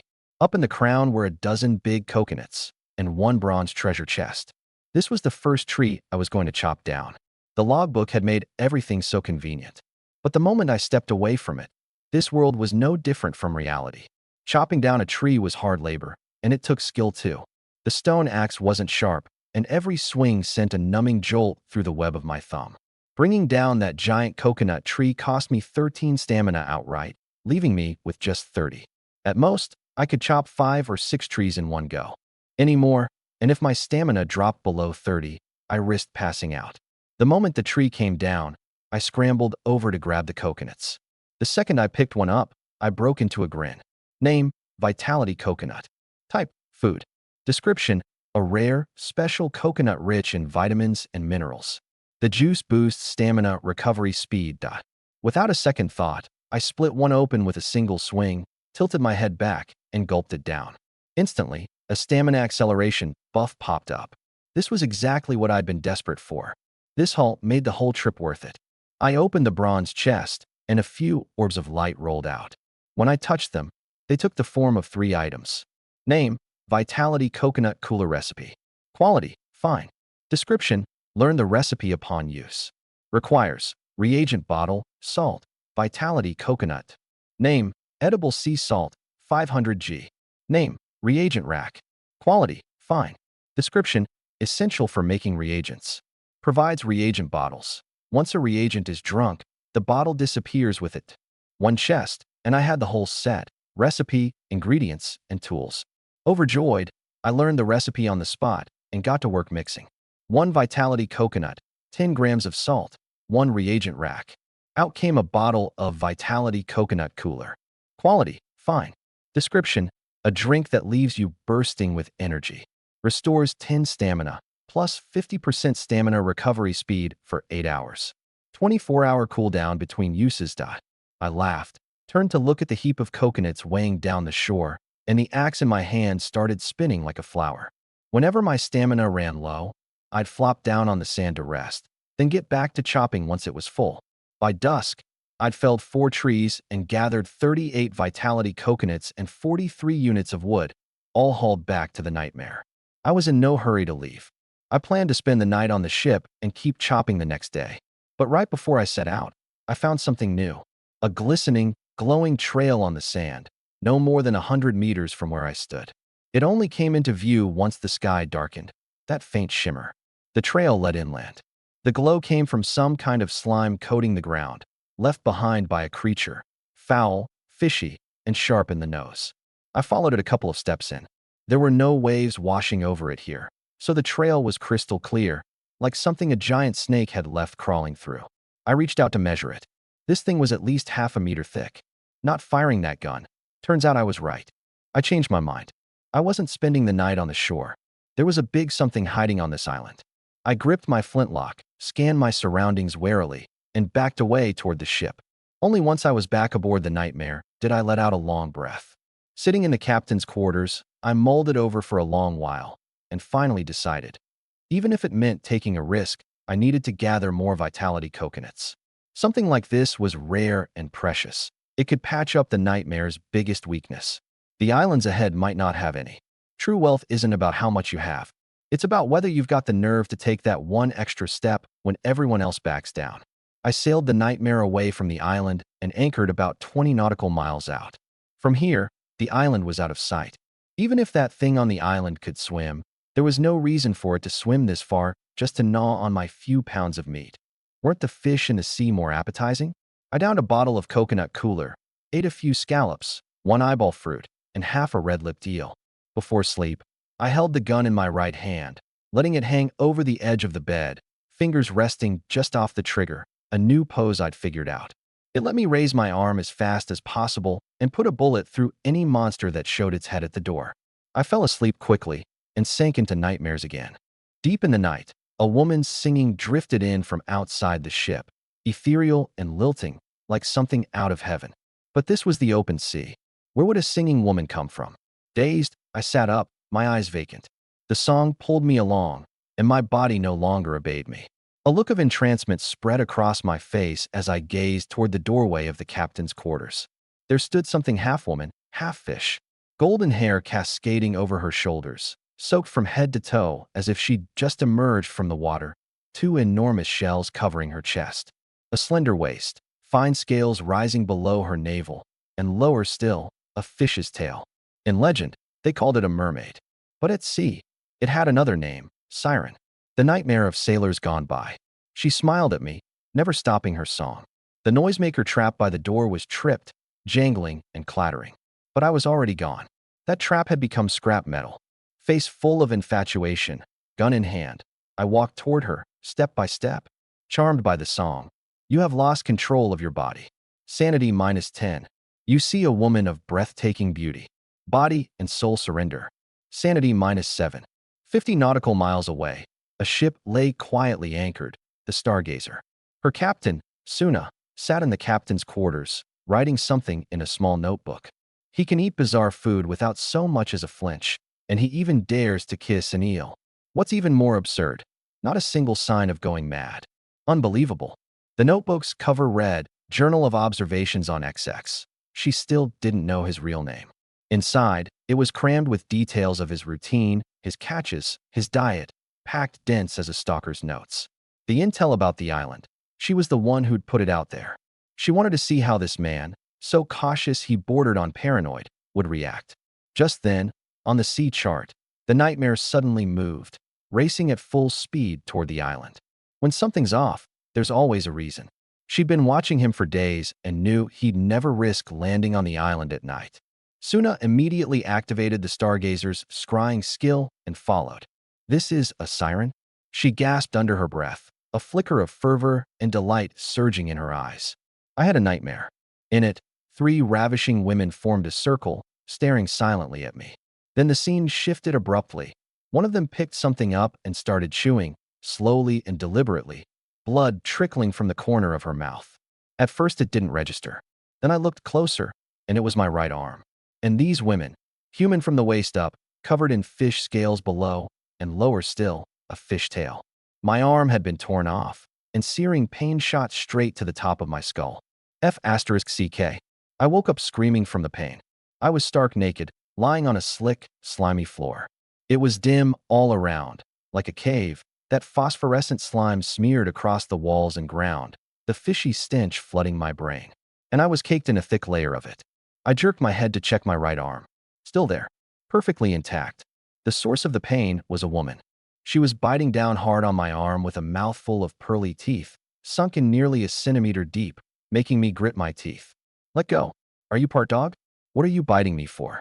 Hearing me, she finally let go, leaving 2 rows of deep tooth marks on my arm. You're awake?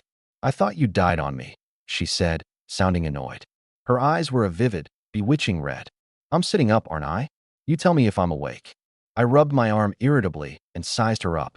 A classic Asian face, with pretty eyes and brows, a slender build, and skin an inviting wheat tone, though it carried a hint of malnourishment. She was bound tight by a tangle of seaweed. A crawling trail dragged out across the ground behind her. Getting over to me must have taken quite a bit of effort. Who are you? My head was splitting. You were charmed by a siren. I saved your life. I immediately pulled up the activity log. It was a long string of charm notifications. My sanity sat at a delicate number. Sanity, 51/100. These sirens went 3 days without eating you, and even kept you plump and well-fed. It's a miracle, honestly. I understood now. I got captured. 3 days have already passed. That's right. There's more than one. 3. They live in groups, use their songs to charm men. As mates, and as food. I glanced down at my own body, completely naked, and a shiver ran through me. Not far off, my pirate clothes were scattered around, along with that rust-covered flintlock. They're creatures of legend, and yet they truly exist in this world. She went on, and there was actually a note of excitement in her voice. But all I felt was dread. I grabbed my clothes and threw them on, snatching up the gun. You put on the blood-stained pirate clothes. An inexplicable chill runs through you. Sanity -1. My sanity landed right at 50. Any lower, and I'd fall into madness. This slime is disgusting. Why do sirens even secrete this stuff? It glows in the dark, for lighting, for luring prey, same principle as an anglerfish's lantern. Makes it easy for them to show off their figures, she explained, matter of fact. You're a player, right? How'd you end up here? I asked suddenly. This woman's origins were murky, and something about her was off. Especially those red eyes, the exact same as the ones in my nightmare. My guard shot up to the max. Even though she seemed harmless, even seemed to be saving me. My name's Suna. Just a player passing through. Got unlucky and caught. Turned into emergency rations. Didn't you say sirens only target men? Then how'd they catch you? She tilted her head toward the corner. I didn't come alone. My companions already been eaten. But for some reason, they didn't eat you. I followed her gaze. There lay a half-eaten male corpse, long since rotted, its abdomen cut open, organs scooped out, limbs incomplete, its death gruesome. Scattered around the body was a pile of human bones picked completely clean. I believed about a third of what she said. Still, I didn't let my guard down. You said it's been 3 days. How come I'm not hungry at all? I checked my status. Apart from the low sanity, everything else was nearly full. She gestured toward another corner. Lying there was a large sailfish, its upper jaw sharp as a spear, its body covered in bite marks. So for these 3 days, I'd survived on this fish. But what about water? I had no memory of these 3 days. Everything was a hazy blur. None of it felt real. Can you untie me first? Suna grew anxious. In another half hour, the sirens will be back. I don't want to miss this chance. She was still bound, only able to squirm like a worm. But the way I looked at her grew more and more complicated. This woman was too clever, too composed, on the brink of death, and yet she spoke so smoothly. Who else could pull that off? Not to mention, she'd appeared in my nightmare. In that dream, she pointed a gun at my head, trying to kill me. Save her, or not. Making me kill a woman who'd shown no malice, who'd even saved me. That wasn't something I could bring myself to do. But she was definitely hiding something. After thinking it over for a moment, I made my decision. Might as well throw a punch and see what shakes loose. My gaze turned cold, and I raised the dark muzzle of the gun, aiming it at her. Woman, 3 sentences. Give me one reason not to kill you. Her pupils shrank sharply, as if she couldn't wrap her head around how my mind worked. What did you just say? Did the sirens eat your brain? I'm the one holding the gun here. I swung it around with a smile, like a bandit who did whatever he pleased, and held up one finger. That's the first sentence. 2 left. Make them count. The muzzle stayed silent, and the air suddenly grew thick. A dozen or so seconds later, a flash of panic crossed her face, and her words came out faster. I'll give you all my resources, all my gear. The food on my ship too. I shook my head. Not enough. Kill you, and all of that's mine anyway. Her breathing quickened, her eyes darting. Another dozen seconds, and she gritted her teeth and spilled her secret. I can give you a sea chart. With it, your voyages will be a lot safer. A sea chart. My ship's called the Stargazer. It can scan the sea charts of the nearby waters. I see. My smile turned bone-chillingly cold. You're the one who lured me to this island, aren't you? Unhurried, I fished a blueprint out of my inner pocket. You've never seen it, have you? A ship blueprint. Kill the ship's owner, break down his special grade vessel, and you get it. So tell me, why shouldn't I just kill you and take the Stargazer's skill for myself? Her face went deathly pale. It was the first she'd heard of ship blueprints. And she knew I wasn't bluffing. That pirate ship, I was the one who'd taken it down. Finally, a spark of unwilling rage lit in her eyes. Every trace of composure gone, she glared at me viciously. Greedy, insatiable scum. I spit on you. Go ahead and shoot. I'll curse you from the depths of hell. With that, she shut her eyes and waited for the shot. You've got some backbone, I'll give you that. Then I'll grant your wish, I said coldly. She trembled slightly, but after a long moment, there was no pain and no gunshot. She opened her eyes, and there I was, having picked up a sharp shard of bone from the pile, walking toward her. Hand over half the supplies on your ship and give me a month's worth of sea charts. Then I'll save you." She froze for a second. Then it dawned on her, and her whole face flushed red with anger. Turns out I'd been bluffing her the entire time. And if I refuse? She gritted her teeth. "I'm holding the gun." I swung it around again, striking the pose of a victor. "You don't have a choice but to agree." Her mouth opened, then closed. In the end, there was nothing she could do. Suna had no choice but to accept my terms. But there wasn't the slightest hint of heartache on her face, and that gave me a sinking feeling. Of course, at the time, I had no idea her ship held a grand total of 8 units of wood, 5 units of cloth, and 4 liters of fresh water. Giving me half meant nothing to her. Her stargazer was special. Upgrading it didn't require wood or cloth, only crystal and steel. Wood and cloth were pure junk to her. She'd long since traded them for rations. And she never told me a word of it. She just watched me with a faint, ambiguous smile, like she was waiting for a good show. I, meanwhile, was clueless, thinking I'd fleeced her good. When information isn't equal, the one who loses out is usually not the one who seems to come out ahead in the talking. A lesson I only learned later. I used the bone shard to cut through the seaweed wrapped around her. She'd been tied up too long and hadn't eaten in days, too weak to stand. But what she did next left me completely stunned. She lay flat on the ground, gathered up that foul-smelling slime into little piles, opened her mouth, and sucked it in. "What are you doing?" "I'm thirsty." She frowned, forcing down her nausea. "Siren slime can rehydrate you, replenish salt, and it's got some nutrients too. You're not scared it's poisonous? You ate it for 3 days and didn't die." For a moment, I was speechless. There was definitely something wrong with this woman's head. Once she'd rehydrated, her color improved. She pulled a small knife from inside her clothes, crawled over to the sailfish carcass, cut off a few strips of raw meat, and chewed them down. I gave the knife a glance. Witch's dagger, fine. A multi-purpose dagger favored by witches, useful for everything, including slicing open your belly. Can deal minor damage to aberrations. While she recovered, I studied the cave. It wasn't a big space. A single passage led out to the world beyond, the sounds of rain and wind moaning as they poured in. In one corner was a pool of water, bottomless as far as I could tell, most likely connected to the sea. I searched the male corpse. He'd been dead a while, and there was nothing valuable on him. The pool, the cave mouth. Which way do the sirens come back? Could be either. Do all 3 move together? No. She'd been observing for 3 days. The big one goes alone. The 2 smaller ones, about 1.40 meters, travel together. Which comes back first? No pattern, but the gaps aren't long. Around 15 minutes. I nodded, my mind racing. If all 3 came together, I'd have to run. Taking on 3 head-on was too risky. If they came separately, I had a shot. Can you tie up one of them? The small ones, yeah? I've fought them before. Her voice steadied. A siren's deadly weapon is her song, but it doesn't work on women. Their upper body strength is weak, about the same as an ordinary woman, maybe 4 points, same as me. On land, you just have to dodge their claws and teeth. She had a few shallow scratches on her. If I'd known there were 3, I'd never have gotten caught. With a gun, you can handle them easily. Just plug your ears and fire fast. She didn't know my gun would misfire, and I didn't plan to tell her. Volunteering my weak spot wasn't my style. I pulled up my stats panel. Yongi, Strength, 3, 49/50ths. Spirit, 7+1, Talent.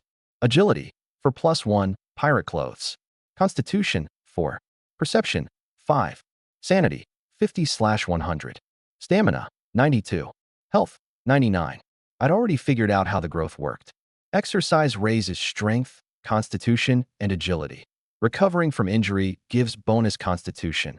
Violent swings and sanity followed by recovery sends spirit shooting up. Fishing, shooting, and casting the hook train perception. Frighteningly realistic. Combined with Suna's intel, sirens only have 4 strength on land, and they don't always travel as a trio. So all I had to do was push my strength up to 4, pair it with the madness bonus, and I could overpower them. Things from the sea couldn't have high agility once they were on land. The only thing to watch out for was that immensely powerful fishtail. Once I had it figured out, I acted immediately. I looked around for something heavy to train strength with. The cave was empty, just stone walls and weightless bones. But I've never let myself be limited by what's in front of me. Suna? She bites. The sailfish? No good grip point. The male corpse on the ground. Doesn't resist, doesn't bite. Head and neck still attached. Easy to grab. Perfect. I clamped both hands around the corpse's neck, hoisted the whole thing up, and started doing clean and jerks. Have you lost your mind? Suna stared at me. Tell me, how much sanity do you have left? Relax. A solid 50. 50. Her eyes were full of disbelief. Below a certain threshold, a person loses control. But I was hoisting a corpse without batting an eye, as if I were forever walking along the edge of madness. The way she looked at me grew more and more heated, like she was watching some rare, ferocious beast. I couldn't be bothered with her and kept going. Unfortunately, I'd only made it to the 9th rep when, outside the cave mouth passage, came the writhing, dragging sound of some creature. Just one. They're back. Hurry, stuff these in your ears. Suna held out 2 lumps of fish meat. I shook my head. No need. I've got away. I turned around and looked straight at the cave mouth. A 2-meter-long siren came crawling in, dragging most of a fishtail behind her. The moment she entered the cave, she froze, especially when she saw me gripping a corpse by the neck with both hands. But she reacted in a flash, and a string of enchanting melodies spilled from her lips. You've been charmed. Sanity -5. I stopped moving, tossed the corpse aside, and let both arms fall slack at my sides. Great, this dummy fell for it again. Suna gripped her dagger, cold sweat beading on her forehead. And me. I staggered toward her on unsteady feet. This siren was stunningly beautiful. Golden waves of hair, delicate features, skin like translucent porcelain, a figure both full and tall. But inside that mouth were fangs that could bite through a skull. Those hands ended in claws that could split open a belly. Beauty is the oldest trap of all. The deadlier the hunter, the better it understands how to make its prey draw close of its own free will. As if begging for an embrace, I nestled into her arms. She gave up her attack, and her gaze actually softened. Several times she parted her lips, yet couldn't bring herself to bite down. Sorry about this, I murmured against her chest. After all, we're not the same species. Sanity below 50. Entering frenzy. Strength +2. Agility +1. Constitution +1. Spirit -2. Immune to most mental afflictions. At some point, the flintlock had already come to rest against her head. By the time she sensed something was wrong, it was too late. Boom.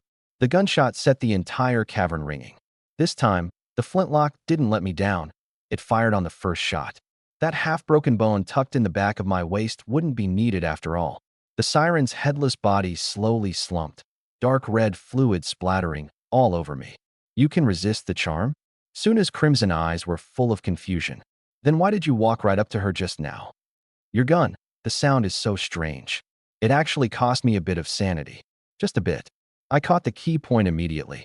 This woman really wasn't normal. My spirit was as high as 8, and even I dropped 3 points the first time I heard the gunshot. I didn't explain. I stepped back.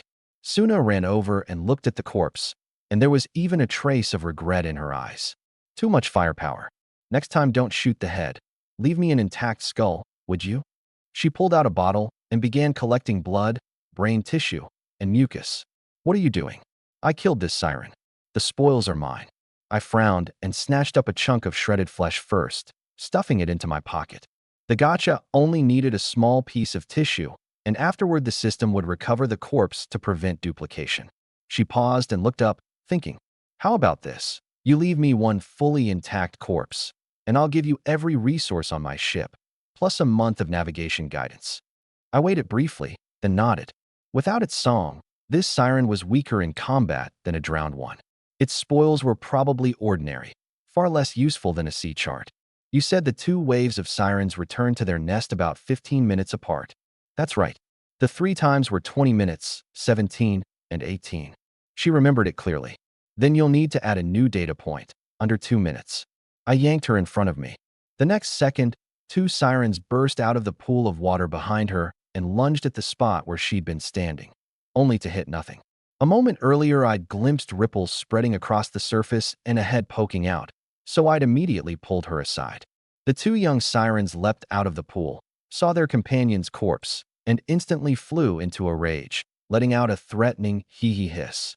Their pale skin flushed blood red, and their mouths opened to bare rows of fangs. The melody rose again, this time a duet, sharp and piercing, echoing over and over through the cavern. Even Suna was left dizzy from the assault. The song is both piercing and beautiful. Sanity -5. Though I was immune to the charm, my chest felt tight, my eardrums stung, and my HP began to drop. I raised the gun. Click. Misfire. Move. Get outside. The cave's too small. Their song keeps echoing back on itself. It works against us. Blood trickled from one of Suna's ears, and she looked dazed. I grabbed her and rushed out. Luckily, the sirens had no legs. Their fishtails made them clumsy on land, so they gave slow chase. Bursting out of the cave mouth, Suna came back to her senses. Your gun doesn't need reloading, but it misfires now and then, right? I frowned. This woman was always watching the things she shouldn't. We kept running. I wanted to stall until the cooldown ended and win with ease. But we hadn't gone far before we stopped short. Ahead was a stretch of murky, churning sea. Most of the island had been submerged. There was no path forward. Only a few treetops still broke the surface where the old shoreline had been, the water now about 10 meters deep. Overhead, dark clouds gathered and rain poured down in sheets. Lightning tore across the sky, lighting up the whole world, followed at once by deafening thunder. A storm at sea. The great storm the system announcement had warned about. It had arrived. Forgot to mention, the storm's already been going for 2 days, Suna said. Every player is scrambling to flee these waters. Why didn't you say so sooner? Would it have helped? We still had to deal with the sirens, didn't we? She had a point. I looked back. The 2 sirens were still nearly 20 meters away.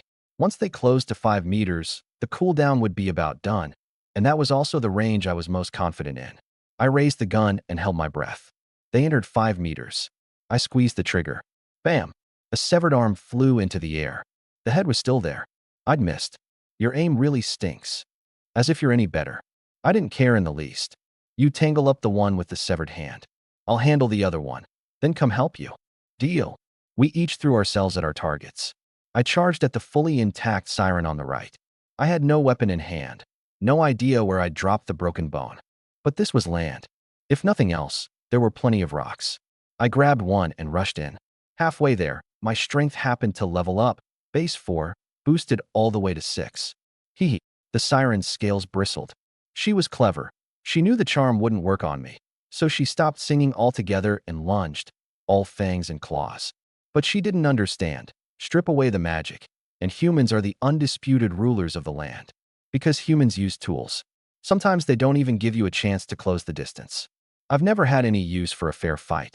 From a few steps away, I hurled a rock into her face. With 6 points of strength, it split her head open and sent her staggering back, bleeding. I seized the moment, climbed on top of her, and swung the cobblestone down at her face without an ounce of mercy. This was a man-eating beast wearing human skin. No ordinary person would hold back, much less me. In a frenzy. Once. Twice. 3 times. Only when something cracked and she stopped moving did I stop. My back had been lashed several times by her fishtail, leaving dark welts, and I'd picked up a few claw wounds too. The power in that fishtail was genuinely frightening. But her upper body, just as Suna had said, was no different from an ordinary person's. On land, humans have the edge. In the water, it would be the other way around. I picked up a piece of tissue, dropped it in my pocket, and turned to charge at the last one. Over there, the fight was deadlocked. Suna and the siren were locked together, rolling back and forth, both caked in mud. The siren had lost an arm, and Suna was weakened. Neither could get the upper hand. The moment I arrived, the balance broke. 2 against 1. I stomped down on the siren and drew my gun to blow its head off. Don't shoot. I want it intact. Keep the head, whatever you do. I remembered her terms and pulled back. Then what do you suggest? Its chest is rising and falling. It probably breathes with lungs. Strangle it. Suna pressed down on the siren with her full weight. Without hesitation, I clamped both hands around its throat. Before long, its struggling grew weak. A few minutes later, it went completely still, eyes rolled back white. To guard against it playing dead, I held the grip and kept squeezing for another 5 minutes, until Suna patted me and I finally let go. 3 sirens, wiped out. Didn't expect them to breathe through their mouths too. I thought they had gills. Suna felt behind the siren's ears. They do have gills, right behind the ears. Exactly how the 2 systems divide the work, though, we'd need a dissection to know. She turned the corpse over and over like a kid with a new toy. I wasn't all that interested. Knowing where the weak point was and how to kill it was enough. I opened the log. Lesser Siren, a half-human, half-fish demon that captures men with its song and beauty. Lives in groups. Enjoys toying with prey before eating it bit by bit. This is a lesser specimen. Limited intelligence, modest strength. Lesser. My heart sank. That meant there were greater ones out there. Against a greater siren, I'd probably have died in that Tinder trap before frenzy ever triggered. And even if it did trigger, I likely couldn't win. A terrifying thing indeed. Here's hoping that next time, I can develop some resistance to the charm.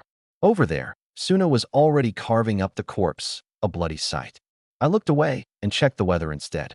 I needed to figure out, as fast as possible, what exactly had happened over these 3 days. Today's weather. The storm has arrived. Flee the dark clouds overhead as fast as you can. Location, Sea of Origin, storm waters. Temperature, 12 to 20 degrees Celsius. Wind, force 8. I scrolled back through the past few days' announcements. An unprecedented great storm is sweeping across the Sea of Origin. Flee the storm waters before they spiral out of control. Note, the black fog's speed will increase to 15 knots. Move too slow, and you might just die. My brow furrowed tight. 2 whole days wasted. We have to set out right now. I looked for any sign of the nightmare. Most of the island was underwater now, its diameter less than a kilometer. Of the original shoreline, only a few treetops broke the surface, the water about 10 meters deep. To the left, the nightmare was still there, probably because that tattered rag of a sail hadn't been blown away by the wind. But it was several hundred meters from the nearest land. At sea, that's a deadly distance, especially for a land creature. I'm no champion swimmer. A few dozen meters, fine, but several hundred was truly asking too much. Besides, the current was fierce, and there might be undertows below. Just as I was at a loss, I saw Suna stuff an entire siren corpse into her own belly. Huh. I looked closer and realized there was a black pouch stuck to the skin of her belly, under her clothes. A spatial pouch? Witch's personal treasure pouch, premium, can be attached anywhere on the body, can't be stolen, provides 1 cubic meter of storage. Cannot store living creatures. A proper witch, first and foremost, must have her own treasure pouch. Something clicked in my mind. I had an idea, and I walked over to her.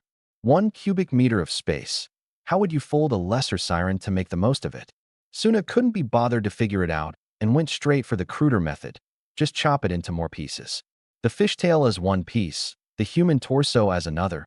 The arms and head could come off too, stacked neatly. It hardly took up any room. That was exactly what she was doing now. I walked over and asked, "Do you have any rope on you?" 15 meters. Perfect. Give it all to me, I said.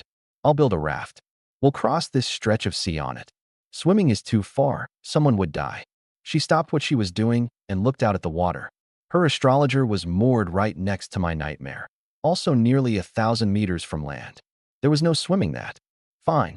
After a moment's thought, she handed over the rope. At this point, cooperation was the only option. That bloody battle just now had bred at least the most basic trust between us.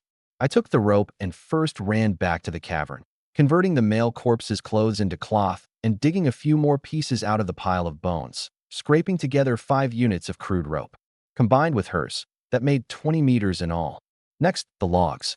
I had the flintlock. This gun packed enough punch to blast a thin tree in 2 with a single shot. A few shots, and I'd have all the timber I needed. Then I used the witch's dagger to finish shaping the logs, lashing and drawing them tight with the rope. A small raft, 1 meter wide, was done. It cost 13 meters of rope and 8 logs. The leftover rope I tied around Suna's waist and mine. If either of us went into the water, the other could pull them right back. "Get on. It's ready," I called to her. I'd already tested the buoyancy. It could carry 2 people no problem. She'd just finished her work too and climbed aboard. Each of us took a paddle carved with the dagger, and we pushed the raft toward the ships. The trees and the small island blocked the waves, so this stretch of water was much calmer. Progress was smooth. I even started eyeing the coconut palms. Though the trees were submerged, they still had coconuts hanging on them, and a hook claw could snag them right down. Just as I was thinking that, a tremendous force shoved up from beneath the raft, nearly flipping us both into the sea. There's something in the water, and it's big. I was instantly on alert, the flintlock aimed at the surface. Suna nearly fell, sprawling flat on the raft. and from the corner of her, I caught a dark shape gliding past. A giant serpent over there. She pointed in one direction. I was just about to look when the raft heaved up again. A rope snapped with a crack, and the raft loosened as if about to come apart. A few more hits, and it would definitely break up. Then we'd both be in the water, face to face with the sea serpent. The consequences didn't bear thinking about. We were still 200 meters from the ships. No way to swim there in time. Not a chance. A savage light flared in my eyes. I was in frenzy. Brave, fearless, warlike to the bone. This snake wanted to eat me? Then if I ate it instead, it surely couldn't complain. I grinned, dipped the flintlock into the water, and gave the trigger a test pull. Boom. Water sprayed everywhere. Just as I'd expected. This gun wasn't afraid of water. Rained on, submerged, it fired all the same. What are you doing? Suna turned back, testing the gun. She frowned, not understanding, and offered her own idea. Use the siren's flesh and blood to lure it away. I'll throw it far. Won't work. I stared at the dark shape below and shook my head. I can feel it. It's fixed on me. It's inviting me down there for a duel. Feel it. Are you having some kind of episode? How much sanity do you even have left? I didn't answer her. Like a madman, I leapt straight into the water, leaving only one sentence hanging in the air. In a bit, there'll be a big commotion underwater. When there is, just haul me straight up. You're going to fight it underwater? That's suicide. But in truth, my odds were high. I was perfectly calm, counting off the seconds in my head the whole time. In another 15 seconds, I could fire the next shot. With this gun's power, a single hit, and the snake was dead. And to kill me, the snake would need at least a few minutes. It had no fangs to tear prey apart. It relied on coiling and suffocation. In those few minutes, I could get off at least 3 shots, maybe 4. One shot that fired, one shot that hit, and it would be snapped in 2 on the spot. The prey had delivered itself right to its door. The sea serpent asked for nothing more and quickly coiled in. The snake was as thick as a grown man's thigh and swam as nimbly as a fish. On land, I might have stood a chance against it. But in the water, with no proper weapon in hand, my odds trended endlessly towards 0. It wrapped me up tight. I barely managed to free my right hand. That was my only firing window. The rest of me? Let it have it. What did it matter? First shot. Click. Misfire. No matter, I still had chances. The snake coiled tighter and tighter. I felt my ribs grinding against one another. I couldn't move. Counting the time, second shot. Click. Misfire again. The air was squeezed from my lungs, my ribs on the verge of breaking, my whole body going numb. But I stayed calm, waiting for the next chance. The snake sensed something was off. In all its life, it had never met prey like me. It moved for the kill, biting down hard on my left shoulder. You dare bite me? Then I'll bite you back. I sank my teeth into the snake's body, hard enough to punch through the scales. At the same moment, the third shot came. Target. The serpent's head, right beside my left shoulder. Boom. Thunder exploded underwater. Half the snake's head was blown away. It didn't die at once. It let out a shrill screech and abruptly released me. This piece of prey too tough to swallow. But its death was already sealed. I won. The ease of victory washed over me. It had been a hard fight, but in the end I'd won. Only my body was slowly sinking. This is bad. I need to swim up. I tried to force it, but found my limbs had no strength left at all. On the surface, a huge crash, spray shooting skyward. Then a great flood of black blood came churning up. A few minutes later, I coughed up a big mouthful of water, along with a strip of snakeskin torn free by my bite. My breathing returned, my HP surged back fast, and consciousness came clear. It was Suna who'd saved me. She performed CPR. Thank you. I owe you a life. I'd seen that snapped rope before I blacked out, and thought I was done for. I never expected this woman would actually dive in to save me. At the same time, I noticed the unlock condition for the question mark skill had changed to February 3rd. At this point, I'd more or less guessed it, probably 3 near-death experiences. Suna looked at me strangely, as if studying some rare animal. She lowered her voice and murmured to herself, gambling his very life to fight, without a shred of hesitation. That defies a creature's basic instincts. Strange. I'll have to note this down later. Then her gaze fell to the wound on my shoulder. You've been bitten. That snake was almost certainly venomous. She leaned in and sucked the poisoned blood from the wound with her mouth, not stopping until what she spat out turned bright red. Something stirred in me. Doing that carried a risk. If there were any cuts in her mouth or digestive tract, she could be poisoned herself. Once she'd finished, I caught my breath too. Both ships were within reach, and we each boarded our own. Which Suna's observation journal. His madness is so captivating. Never backing down, mind perfectly clear, and still able to devise a battle plan. Yet perhaps even he hasn't realized how fierce that lust for combat is, how badly he craves to kill his opponent, unhesitating even at the cost of his own life. But what if the opponent were strong enough? What would he choose then? To be observed. Back on the ship, the fish and shellfish I'd caught earlier had all rotted, inedible now. I kept only one cyst-covered puffer and returned all the rest to the sea. Taking stock of my provisions, 1 loaf of black bread, 3 eyeball fruits, 38 vitality coconuts, 1 liter of fresh water. I ate the 3 eyeball fruits, picked up a vitality coconut, and got ready to mix a bottle of vitality coconut cooler to restore my energy. Player Suna requests to board. I approved it without hesitation. She boarded from the stern and soon entered the Nightmare's cabin. At that moment, I was busy mixing the drink. "You can make potions?" she asked, surprised. "Yeah, I got a recipe on the island. Salt plus vitality coconut makes a vitality coconut cooler. Want to try some?" I handed over the one I'd finished mixing. She'd saved my life. Giving her a little something was no big deal. She took it, examined it curiously for a good while, but didn't drink it. She tucked it into her treasure pouch instead. "I won't take the supplies from your ship," I said, downing mine in one gulp. She didn't mind. The astrologer was dirt poor to begin with.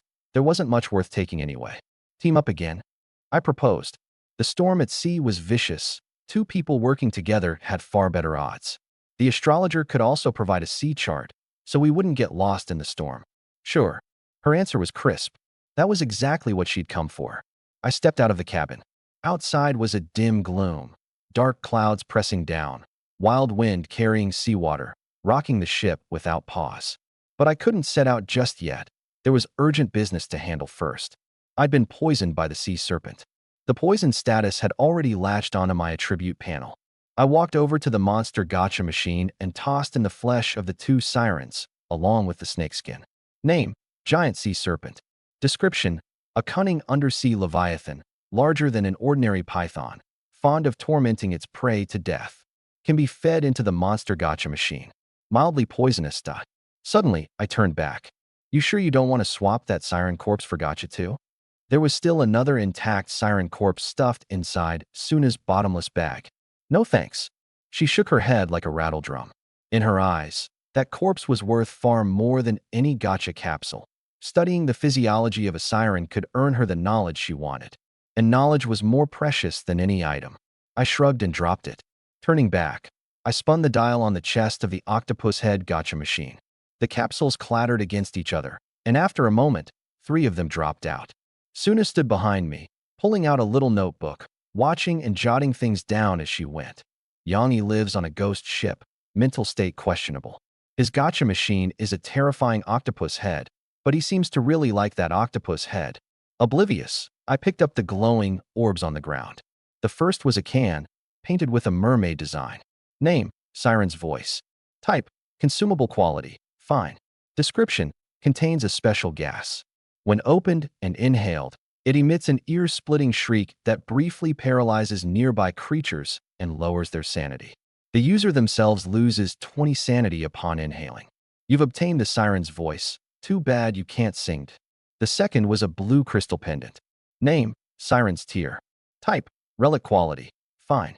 Description: while worn, sanity -2, grants immunity to charm. If you hear a siren's song, it converts into a piercing wail. Occasional auditory hallucinations, as if a siren is murmuring in your ear, lowering sanity. You can only listen to me sing. You belong to me. The third was a short blade. Name: Sea Serpent's Fong. Type: treasure quality, fine. Description: forged from the fong of a giant sea serpent, carries a mild paralytic effect, can deal minor damage to eldritch monsters. Not bad luck at all. 3 capsules yielded 2 pieces of gear, plus a weapon, perfect for filling the gap in my output while the flintlock was on cooldown. The other 2, I figured I'd sell them. The Siren's Tear was a hard counter against sirens, but I had the frenzy status, innate immunity to charm, so the thing was useless to me. Besides, mental attacks get shrugged off fast by high sanity players. The first charm cost me 10 sanity, then only 5, and after that, it probably wouldn't even chip off 5. The siren's voice, though, was a real find. But right now I was desperate to heal, so I had to part with it. I immediately opened a private message to Zhou Dai, captain of the glory goddess. Me. I need 2 vials of holy water. You got any? She seemed busy. It took a few minutes for her to reply. Zhou Dai. Long story short, I'm at the helm right now. No time to produce holy water, supplies limited. I got the message. She had some, but the price would be steep. Luckily, I had plenty of bargaining chips. Me. 1 bottle of Vitality Coconut Cooler, plus the Siren's Tear and Siren's Voice. All yours, for 2 vials of holy water. This time she replied lightning fast. Zhou Dai, you're a male player, right? You actually killed a siren? In the chat channel, plenty of male players had met their end at the hands of sirens. Zhou Dai, for that price, I'll give you 3. Let's do more business down the road. The deal closed quickly. I tossed the items into the monster gacha machine, and in the blink of an eye, 3 vials of holy water were mine. I downed one, then handed another to Suna. You were right. That snake was poisonous. Just in case, you drink one too. It'll cure the poison and heal you. She took it, but didn't drink. Instead, she turned it over and over, studying it curiously, then moved to stuff it into her bottomless bag. I told you to drink it, not hoard it. I cut in. If you're not drinking it, give it back. I really couldn't figure her out. Vitality Coconut Cooler, holy water, siren corpses. Why did she cram everything into that bag? Suna froze for a moment, not moving. But she could tell I was serious, and finally relented, unscrewing the cap and drinking. Holding it in your mouth doesn't count either. I had sharp eyes. I noticed her cheeks were puffed out, and she hadn't swallowed a drop. She frowned, looking thoroughly unwilling, and only forced it down after I pressed her. Open up, let me see. Oh. She obediently opened her mouth. She really had swallowed it. I nodded. She had injuries too, so this way she'd recover faster. Behind my back, she pulled out that little notebook again. Yang E is fierce, likes to boss people around. What are you writing? I leaned over. Nothing. Without missing a beat, she hid the notebook away. It was someone else's privacy, so I didn't press further. You've read the chat channel and the announcements, right? Everyone's scrambling to flee this stretch of sea. We've got to go too. I analyzed the situation, then asked about the astrologer's condition. Her ship was only level 1, 10 knots slower than my level 2 nightmare. After talking it over, we decided to lash the 2 ships together with a grappling hook, so neither would fall behind. Do me one more favor before we leave. I looked toward those coconut trees, their crowns poking above the surface, coconuts nearly floating on the waves. Circle the island with me and grab coconuts. Get as many as we can, but only 1 loop. No extra stops. She nodded in agreement. I wanted to grab them all, but it would take too long. 1 loop around the island with both ships netted 92 vitality coconuts. Not bad at all. I was satisfied and generously split them with her, 46 each. Adding the 34 already on board, we had 126 between us. I took 80, she took 46. For a good long while, I wouldn't have to worry about stamina. Today's weather. Storm intensifying. Watch out for floating debris at sea. Location, sea of origin, storm waters. Sunlight duration, unknown. Temperature, 13 to 18 degrees Celsius. Wind force, level 9. Suna and I formed a fleet and had been sailing for 2 days now. In those 2 days, we hadn't seen the sun once. The sea was pitch black, visibility extremely short. The wind had climbed another level, the waves surging. Our ships, once capable of dozens of knots, were lucky to hold half that speed. When the storm first hit, it was only a level 4 wind, the golden window for making distance. But at that time I'd been charmed by a siren and squandered it, falling badly behind on progress. Now I was dragging along at the tail end of the pack. Word came through the chat channel. My friend Suda, captain of the Gale, had broken out of the storm waters last night. His ship ran at 70 knots, the fastest in the whole game right now. If he upgraded it to level 2, it'd only get faster. He shared some intel. Beyond the storm waters, the sea was calm and the sun was shining. Over the next 2 days, a batch of fast ships was expected to break out one after another. Except for the 2 unlucky bastards who set out midway, me and Suna. Damn it, I hadn't slept in days. My eyes were bloodshot, my temper on edge. I downed a bottle of coconut cooler to restore stamina, then privately messaged Suna in the log. Me. Suna, no islands or reefs ahead, right? I really didn't want to run aground by accident or slam headfirst into a reef. Suna, no? Don't bother me. This is a critical moment. Since returning to the astrologer 2 days ago, she hadn't shown her face once. Me, what exactly are you doing? No reply. Inside the astrologer's cabin sat a long wooden table.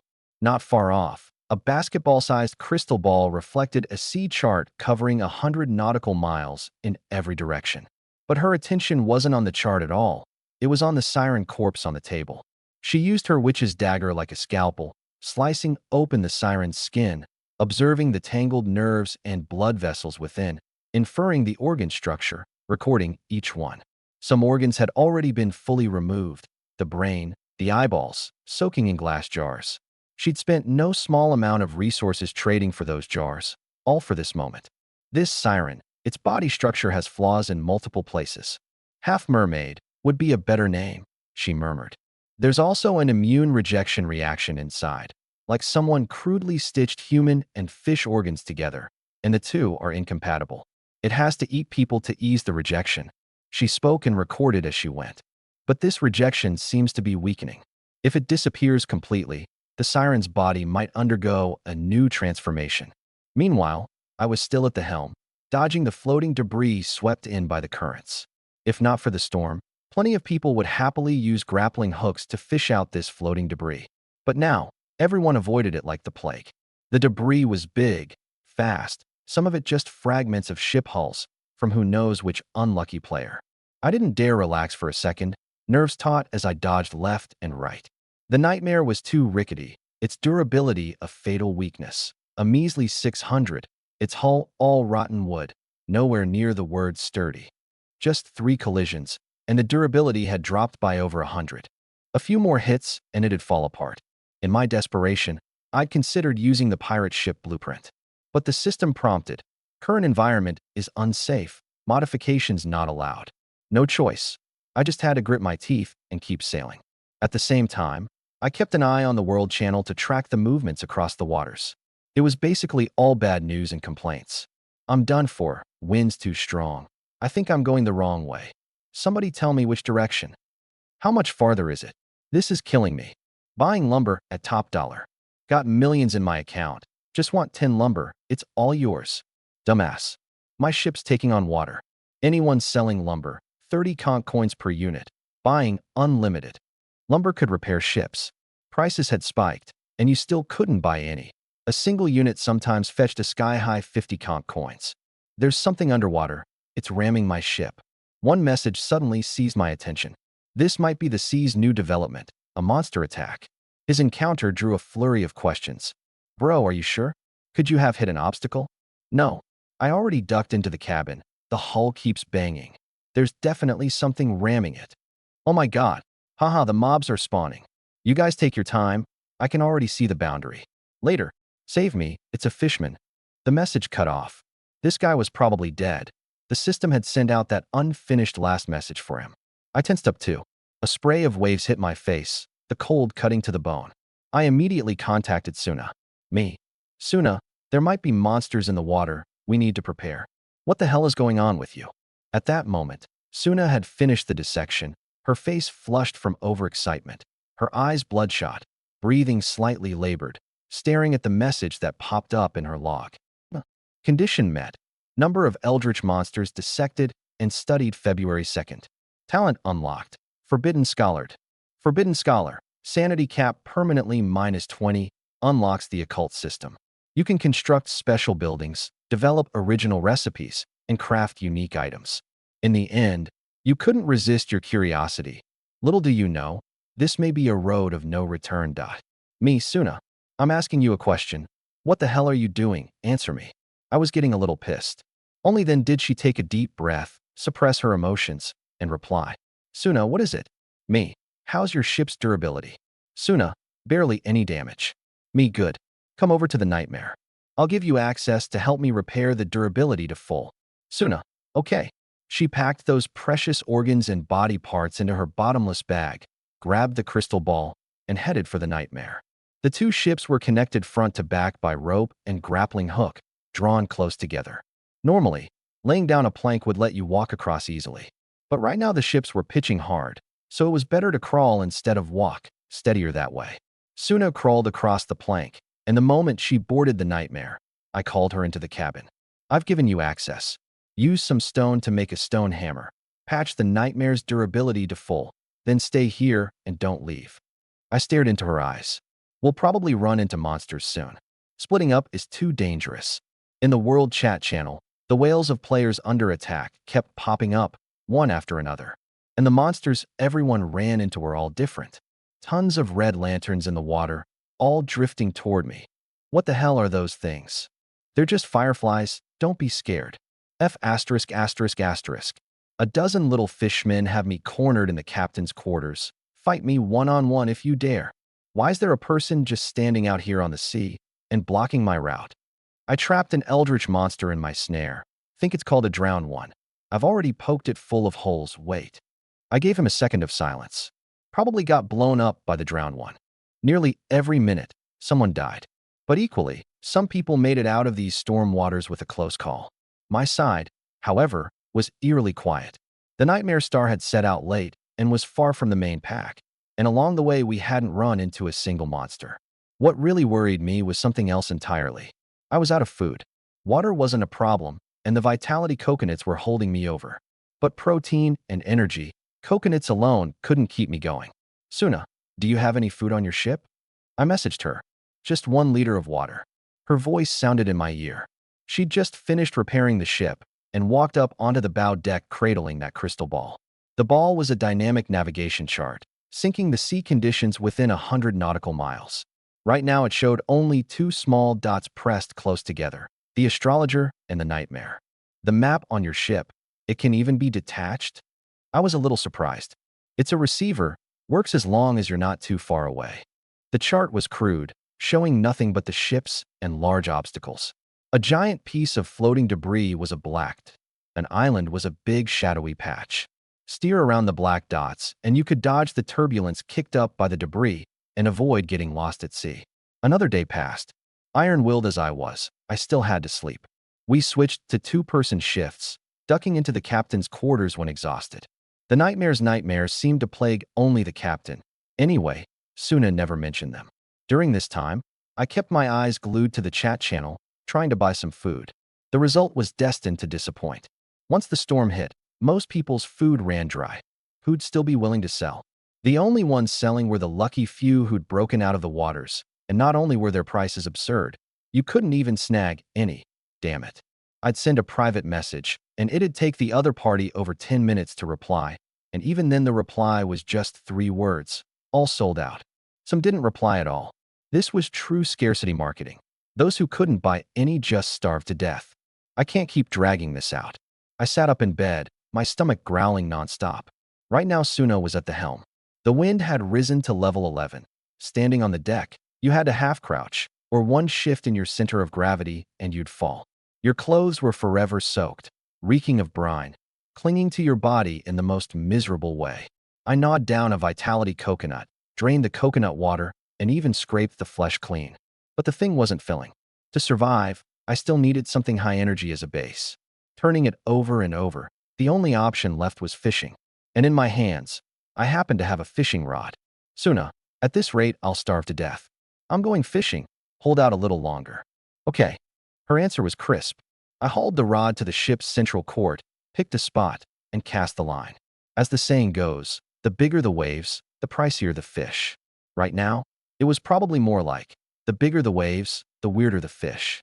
I'd underestimated the difficulty of fishing in a storm. The ship pitched and rolled endlessly, the waves churning.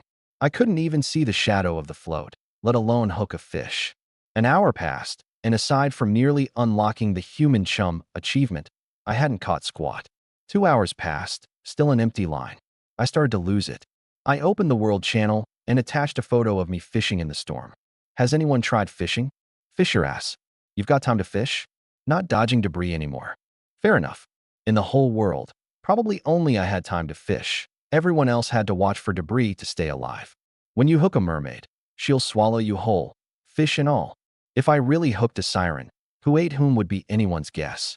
Amid the pile of replies from people rubbernecking, one reliable one finally surfaced. Looked like a veteran angler. Waves are big, the fish are all hiding deep. Your float is useless. If you want to catch anything, ditch the float, let out more line, weight it, and bottom fish. It hit me. I immediately removed the float, lengthened the line, and hooked a small chunk of stone onto it. Anyway, in this world you could even skip the bait when fishing. Half an hour later, the reel spun like crazy. I gave a sharp yank, and a tremendous force nearly dragged me into the sea. It was only my feet braced hard against the ship's edge that kept me from going overboard. I kept pulling with all my strength, but the other end had stopped struggling. What's going on? Did the line snap? I leaned over to look down. A wisp of red light rose from the seabed, drawing closer, like a lantern, about the size of a fist. My heart lurched. I pulled out my flintlock. The next second, a shark burst from the water, lunging straight at my face. A hammerhead shark, over a meter long, crimson all over, its streamlined body glinting. Its head was flat as a shovel, an eyeball suspended on each side, oozing bloody red in the darkness. Even stranger, it actually had two sturdy hind legs, all knobby and lumpy, just like a toad's. This fish is wrong. Sanity -5. It opened its bloody maw and bit at me. I'd been ready. I dropped flat on the spot to dodge and pulled the trigger at the same time. Bang! Firelight exploded. That shot blew the shark, thick as an adult's waist, clean in two. But it still wasn't dead. Its upper half kept twitching, moving as if to bite me. I snatched up the sea serpent's fong, seized the moment to mount it, and stabbed it twice, hard. Only then did it go completely still. Name: Hammerhead Devil Shark. Type: Food. Description: a hammerhead shark corrupted by the abyss, cruel and bloodthirsty. Its flesh is edible and can also be used for gacha, only one or the other. Please note, this is a social creature. When you find one, it means a whole school is following behind. Reading that last line, my pupils shrank, and I snapped my head toward the sea. Red lanterns lit up one after another, more and more of them, converging on the nightmare. They didn't mourn their dead kin for even half a second. They surfaced in droves, exposing their dorsal fins, as if about to leap onto the ship. Their number was probably close to 100. Suna, we've got trouble. I sprinted toward the bow. She'd sensed something was off too, abandoning the helm to rendezvous with me. Another devil shark leaped onto the deck.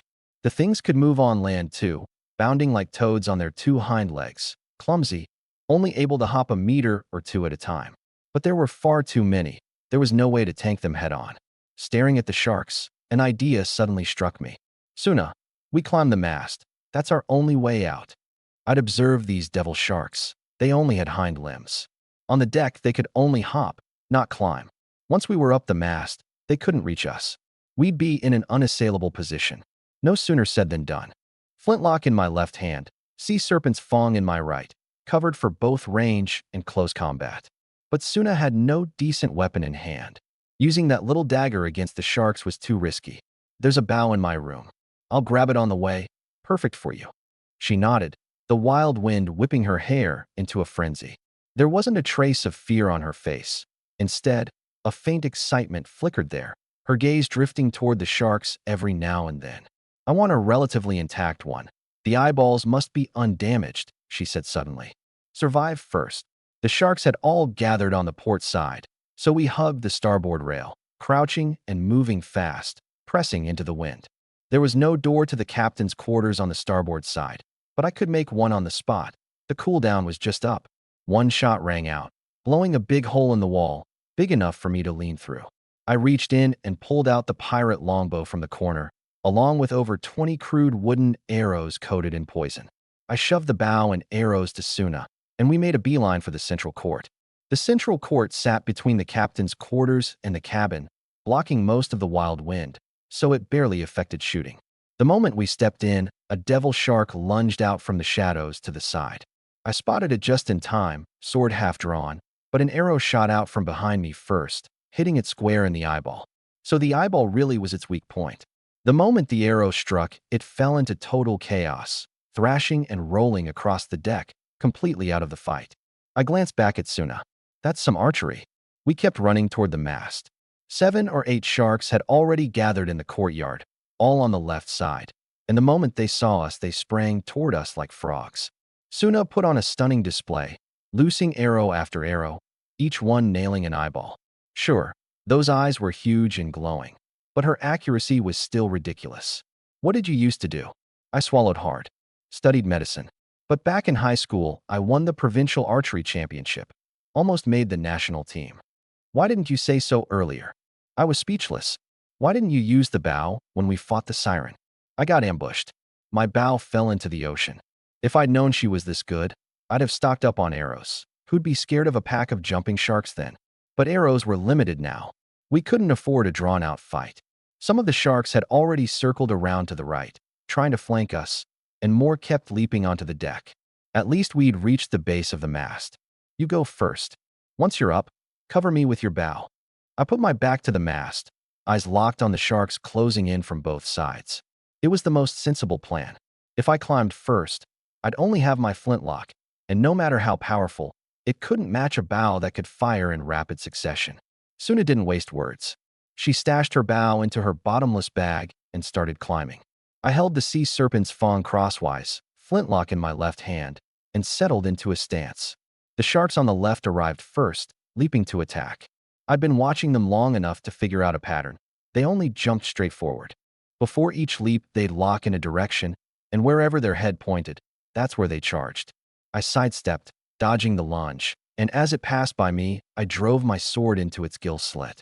Its momentum carried it forward, ripping a massive gash in its body, and when it hit the ground, its guts spilled everywhere. It works. I kept my eyes moving in every direction, dodged another, repeated the technique, and killed 3 more in a row. But I was no seasoned warrior.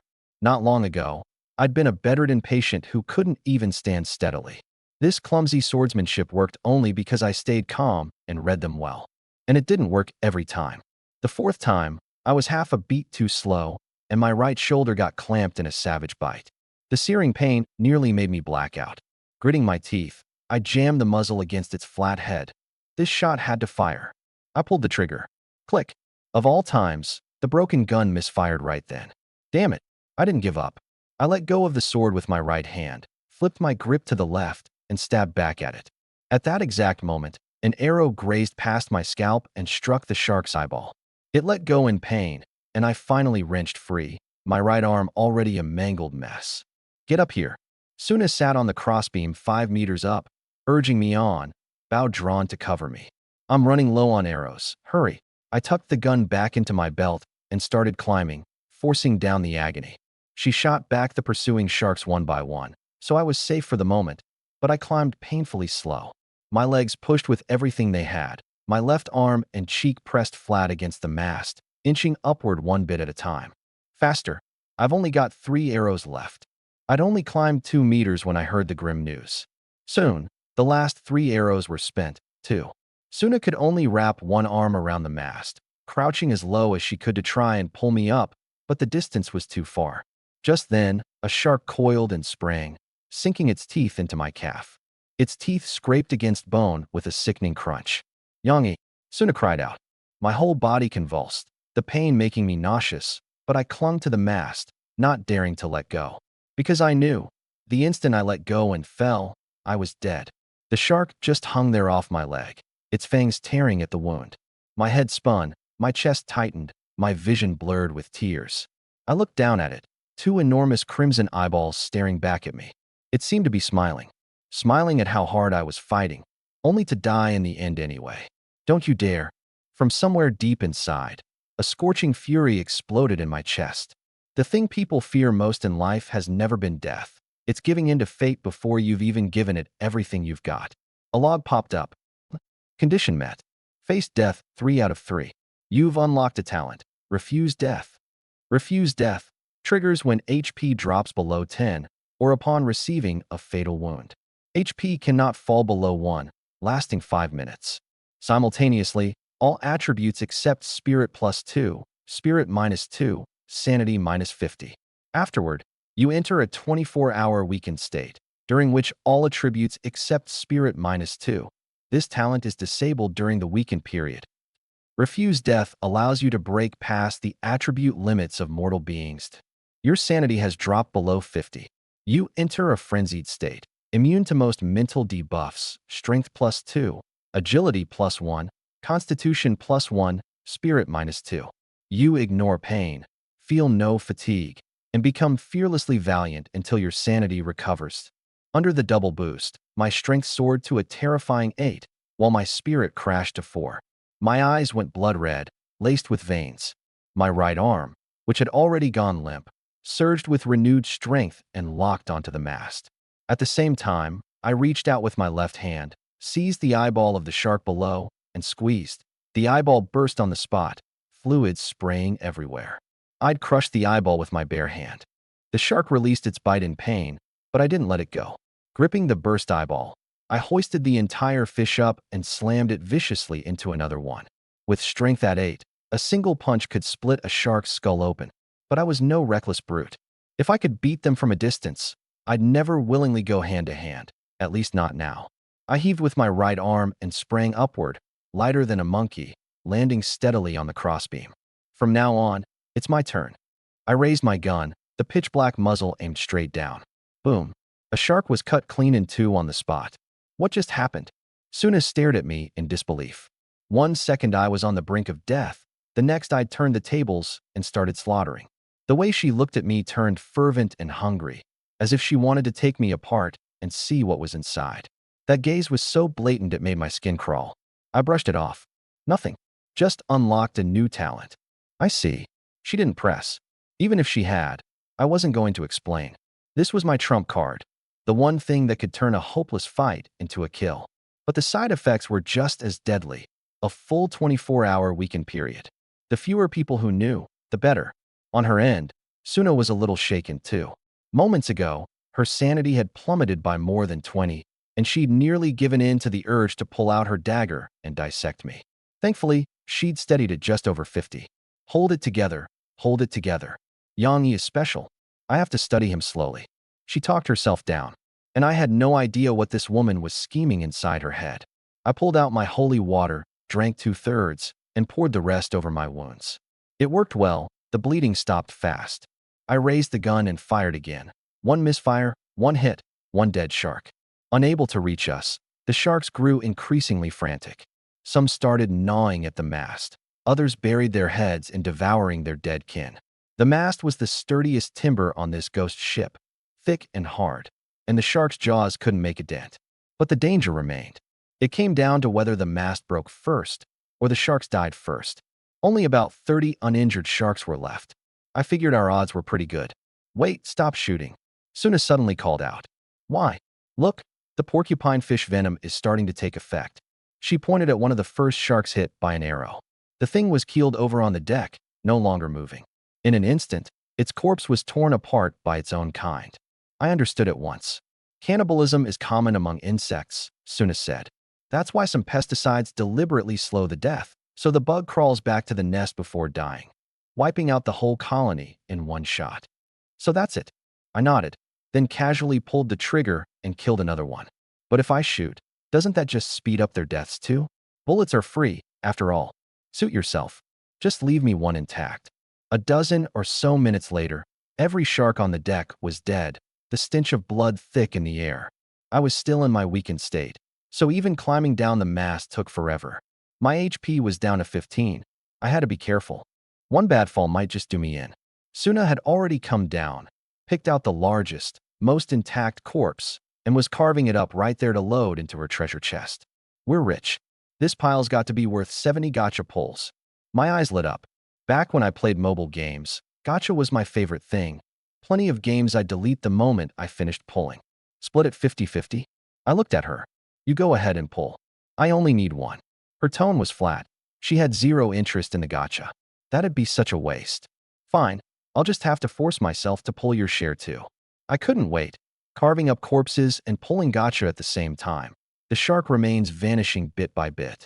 In total, I pulled 72 times. Of the 74 sharks, one had been dissected by Suna, and one was set aside as rations. I deliberately picked the one that had been blasted in two first, before its kin could chew on it, for food. Once I finished, I checked our heading and the map, confirmed everything was fine, and only then turned to the base of the gacha machine. 72 orbs of light sat there. I hadn't opened a single one. I was saving them to open all at once. What would be inside? My palms burned with anticipation. You obtained 1 unit of steel. What? You obtained 200 conch coins. You obtained 5 units of wood. You obtained 5 units of stone. This is infuriating. I hurled the piece of wood onto the deck. It slowly vanished, transferred into storage. Me. Young, do I look like I'm short on this junk? Where were the relics? The treasures? At the very least, throw me some accessories. Toward the end, I went completely numb and stopped hoping. It was all basic resources: fresh water, steel, wood, cloth, even crystal. Plus 12 loaves of black bread, 5 sausages, and 3 watermelons. Maybe the devil sharks were too weak, no match for the siren or the drowned. Or maybe my luck was just plain awful. After opening every one, only 3 came out that were worth anything. 1 fine grade, 1 good grade, 1 common. Name: low-tier fire elemental. Type: consumable/material. Quality: fine. Description: can be attached to a corrupted piece of equipment, imbuing it with the power of fire. Equipment can be corrupted repeatedly. The last attribute applied takes precedence. Name: fishing net emitting red light. Type: tool. Quality: good. Description: can be mounted on the ship's side to catch passing fish. But this net gives off an unsettling red glow that normal schools of fish steer clear of. That red light. You've probably seen it somewhere before. Name: sharkskin swimsuit. Type: treasure. Quality: common. Description: plus 25% swimming speed underwater, reduced stamina consumption. It'll let you easily win any swimming competition. I stowed all 3 away. That absolutely atrocious drop rate dredged up some not-so-pleasant memories. But soon, a possibility came to mind. Could it be that if you submit too many of the same monster, the drop rate craters? The more I thought about it, the more sense it made. The system was probably trying to force players to go kill more monsters they hadn't seen before. Verifying it was simple. Just have someone else do a pull. I pulled Suna over from the courtyard and handed her a shark fin. This one had been set aside as rations, but with plenty of black bread now, there was no need to risk eating raw fish. Give it a try. If she got something, it confirmed my theory. Submitting the same monster repeatedly crashed the drop rate. If she got nothing either, then it was pure luck, and I'd just been fortunate before. Suna tossed the fin in and turned the crank. The octopus head's eyes suddenly blazed with golden light, its tentacles even dying gold. Whoa, gold legendary. I almost thought I was hearing things. A golden orb of light spat out from the octopus's mouth, and Suna caught it cleanly. Is this the difference between a lucky god and a cursed peasant? My face darkened. It was the first time I truly felt this game was so damn unfair. Suna picked up the orb, her eyes suddenly lighting up, and she promptly stashed it into her bottomless bag. What did you get? I leaned in. Wanna know? She narrowed her eyes into 2 crescent moons, wearing a smile that wasn't quite a smile. Beg me, and I'll tell you. Forget it then. I wasn't about to indulge her, and I definitely wasn't jealous. I had 3 treasures in hand. Sure, they weren't as flashy as her gleaming gold one, but in quantity, I won hands down. Still, I couldn't stop the odd speculation bubbling up. This shark had died first. Could that be exactly why it gave the best drop? I couldn't rule it out, but confirming it would take more testing down the road. The one iron law I could be certain of: submitting corpses of the same monster type repeatedly caused the drop rate to plummet off a cliff. I had Suna take the helm while I got to work cleaning up the battlefield. The monster gotcha machine really was convenient. It recovered both the shark corpses and the blood. But the cracks in the deck and mast, along with the gaping hole blown in the captain's quarters, had to be repaired the hard way, with materials. Add in the few pieces of floating debris we'd smashed into during the fight, and the hull was damaged in multiple places. Repairs alone ate up 40 units of wood. At least the gotcha machine spat out resources too. I tallied up my stores: 12 black bread, 5 sausages, 8 liters of fresh water, 67 vitality coconuts, 3 watermelons. Suna's cabin still had around 40 coconuts stashed away. 55 wood, 45 cloth, 32 stone, 10 steel, 8 crystal, 6 sulfur. 2,050 conch coins. Steel, crystal, and sulfur had to be advanced resources. The gotcha converted them at a 5-to-1 rate. Food wasn't a problem for now. Unless I was truly out of options, I'd never fish in the Storm Sea again. I opened the World Channel and typed out a line. Don't fish in the storm sea. You'll hook monsters. You're brave. You actually survived. Impressive, still alive to talk about it. Got pics. I don't believe it. I couldn't be bothered to argue. The reason I didn't post pictures, it was to protect their sanity. A day passed quickly. This was the sixth day since the storm had hit. Today the channel was especially lively, with people constantly reporting good news that they'd broken out of the storm sea. It seemed most players were close to the exit. Only Suna and I were still far off. Those 2 extra days of departing late made a fatal difference. When the storm first started, the winds were light, so everyone's ships were fast. Only once the winds and waves surged, and the debris and monsters appeared, did we slow down. I pulled up the weather forecast. Sea of origin, storm sea. Daylight duration, unknown. Temperature, 8 to 12 degrees. Wind, force 10. The wind had picked up a bit more, and the temperature had dropped. The cold seeped into my bones, but it was still bearable. Suna, on the other hand, was still wearing that flimsy outfit from the start and didn't seem cold at all. I stepped out of the captain's quarters and walked to the bow. Suna, shift change. She nodded, handed me the crystal ball, and once the handoff was complete, headed toward the captain's quarters. You're wearing so little, aren't you cold? I asked casually. Not cold. This outfit keeps me warm. She tossed me a private message. Witches casual wear find treasure, warm and waterproof, speeds up sanity recovery. As a witch, the first thing you do is prepare an outfit that keeps people from recognizing you as a witch. A fine-grade piece of equipment that accelerated sanity recovery. The witch gets a free set right at the start. Once again, I questioned the game's fairness, but there was nothing I could do. At least I had a flintlock with respectable firepower. Not long ago, I'd used up the low-tier fire essence to add a corrupted attribute to the sea serpent's fong. I'd originally meant to corrupt the flintlock, but the gun misfired now and then. It wasn't reliable. Corruption was just icing on the cake. It boosted power but couldn't fix inherent flaws. Besides, a fine-grade fire essence might not be able to move the needle on a flintlock of higher grade. Better to feed it to the sea serpent's fong. The results were outstanding. Sea serpent's fong, corrupted, fine treasure, a short sword forged from the tooth of a great sea serpent.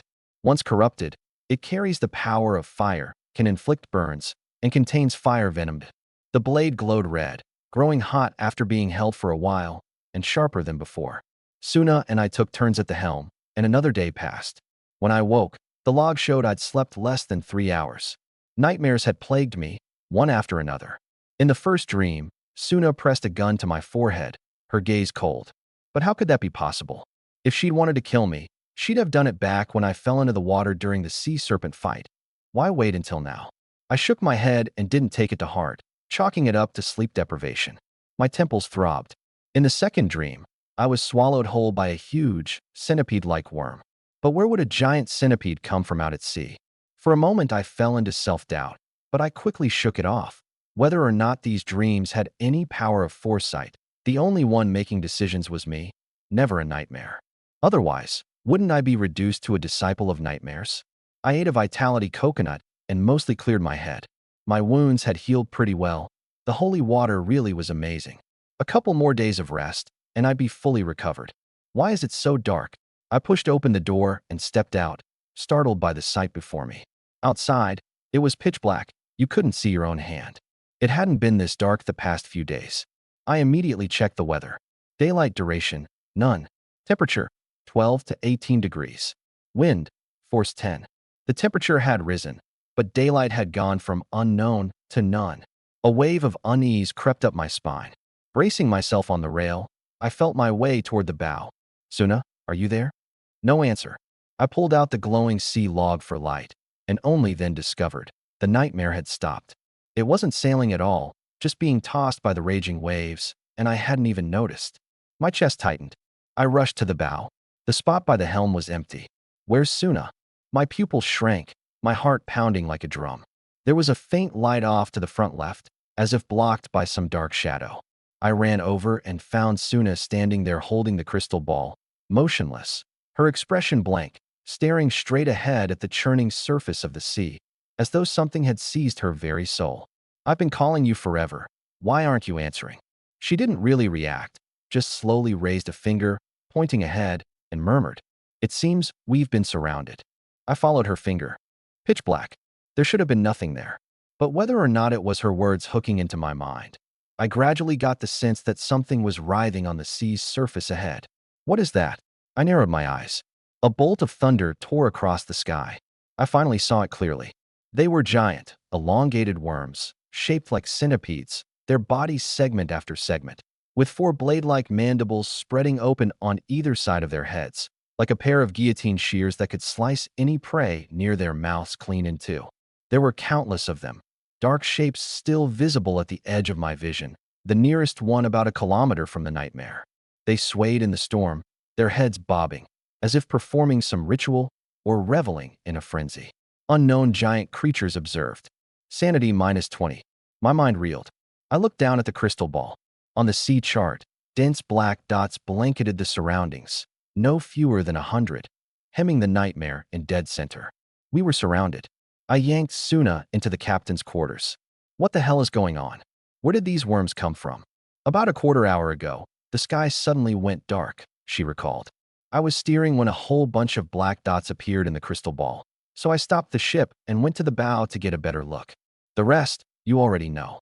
I took the crystal ball, my brow knotting into a tight ball. Suna offered her deduction from the side. These worms probably don't have eyes.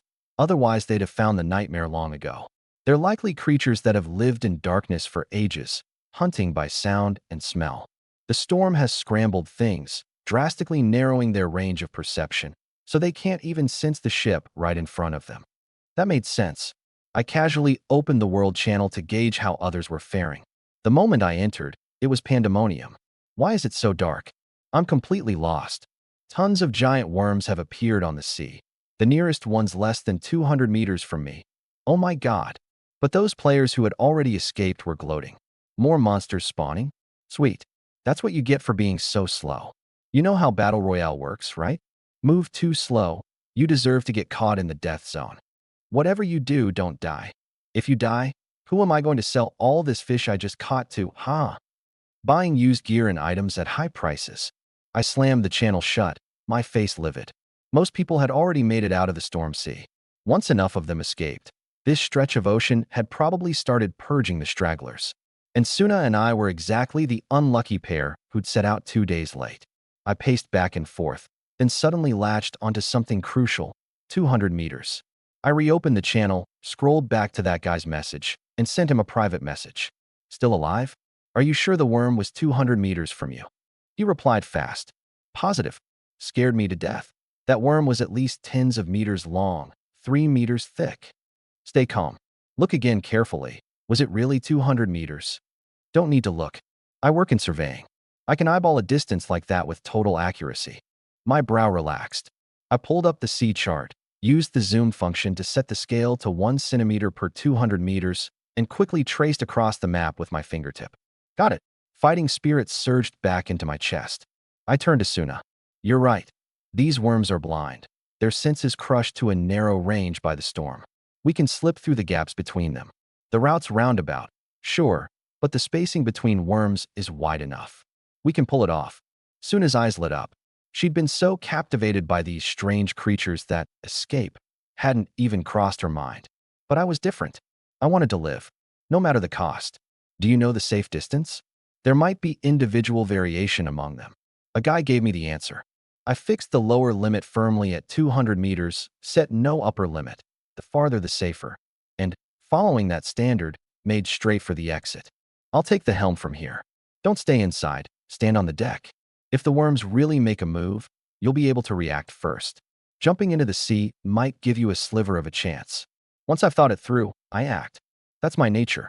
Holding the crystal ball in one hand and steering with the other, I adjusted the ship's speed on the fly, slowing to a crawl whenever I hit a narrow gap where two worms were close. By the light of the thunder that periodically cracked overhead, I finally got a clear look at these worms, 2 to 5 meters in diameter, their exposed bodies stretching tens or even over 100 meters. One bite, and the nightmare would fall apart on the spot. I changed into the sharkskin swimsuit. If the ship went down and I ended up in the water, it might save my life. After 2 cautious hours, I felt a little easier. I'd finally found a way out. Nerve-wracking as it was, it beat sitting around waiting to die. I shared the discovery on the World Channel. It cost me nothing, and it could earn me a wave of goodwill. These worms have an extremely narrow perception range. As long as you stay over 200 meters away, they won't detect you. You can slip through the gaps. For real. Man, you're brave. You actually figured this out. But it's so dark. How do you judge the distance? Wait for the thunder. When the lightning flashes, you can see for a brief moment. They didn't have sea charts, so it was even harder for them. But staying put meant certain death. In the face of a chance to live, people never lack courage. Thanks, man, I made it through. This method works. You're my second parents. Friend requests and thank you gifts poured in like snowflakes. I accepted a batch of them. Netting, 3 wood, 227 cloth, 12 stone, 7 steel, 13 crystal, for sulfur. Someone even sent me a rare item from Captain He Chi of the fishermen. His ship was slow and blocked by the giant worms he hadn't dared move, though he was actually right on the doorstep of the exit. Thank you. If not for you, I wouldn't have had the guts to sail through. Here's a gift in return. Treasures can be fished up again, but you only get one life. Good luck. When that item spewed out of the octopus-headed thing's mouth, my eyes nearly popped out of my skull. As expected of a veteran angler from the fisherman, the stuff he reels in is on a whole other level. Low-grade abyssal soul stone, a rare consumable, upgrades the quality of fine-grade relics or lower by 1 tier. Hold it to your ear, and you'll hear the voice from the deep sea. The shell was wrapped in semi-translucent black crystal with a fluorescent liquid flowing inside. Who'd have thought my very first rare item would be a freebie from someone else? I chuckled. I used it right away to enhance that rusty flintlock. The soul stone shattered, and the glow surged into the gun. Faintly glowing rusted flintlock, a rare relic. This was once a masterwork, slowly reclaiming its edge. Unlocks dual modes. Cannon mode. Staggering power in a single shot with massive recoil. Be sure to aim carefully, followed by a 12-hour cooldown, during which every shot misfires. Standard mode. No reloading needed. One shot every 10 seconds. Lower damage, but corroded by seawater with a 50% chance of misfiring. I stared at the reborn gun, my heart pounding. One shot every 10 seconds might be weaker, but it was a real, tangible upgrade. And now I even had cannon mode. My gaze burned toward those swaying black shadows. Maybe my sanity had dropped to 48, teetering on the edge of madness. The urge to test the gun was almost impossible to hold back. I gritted my teeth and forced it down. No, not unless I absolutely have to. I can't fire this shot. Weaving through the gap between 2 giant worms was like dancing on a knife's edge. Even with 500 or 600 meters between them, one small miscalculation meant total annihilation. I had to lock in on my own position while guarding against the storm, shoving the ship off course. Nerves stretched taut. I threaded and zigzagged through for a solid 8 hours. Empty coconut shells rolled all over the floor at my feet. Coconut cooler only kicked in once every 24 hours, but Vitality coconuts had no such limit. Except drinking them over and over gave diminishing returns and made me bloated. Running on those, I was like an Iron Man, still with over 70 stamina left. But only I knew how miserable I felt. How much farther to the exit? The moment the thought surfaced, I snuffed it out, shook my head, and pushed forward, gritting through it. Private messages kept popping up. Almost all of them were thank yous. A big wave of players had escaped during this stretch, mostly the slow ships that had been trapped in front of the exit by the giant worms. After my heads up, they finally worked up the courage, gauged the distance, and made a break for it. Of course, some slipped up and fed themselves to the worms. But dead men don't send messages, so I had no way of knowing. From those messages, I pieced together a piece of intel. The waters near the exit were a buffer zone, about 50 nautical miles wide, with no giant worms and far calmer seas. In other words, once I saw a wide expanse of open, worm-free water, the exit wouldn't be far. I stared hard at the crystal ball. Within 100 nautical miles, there wasn't a single patch of clear sea. Black dots were everywhere.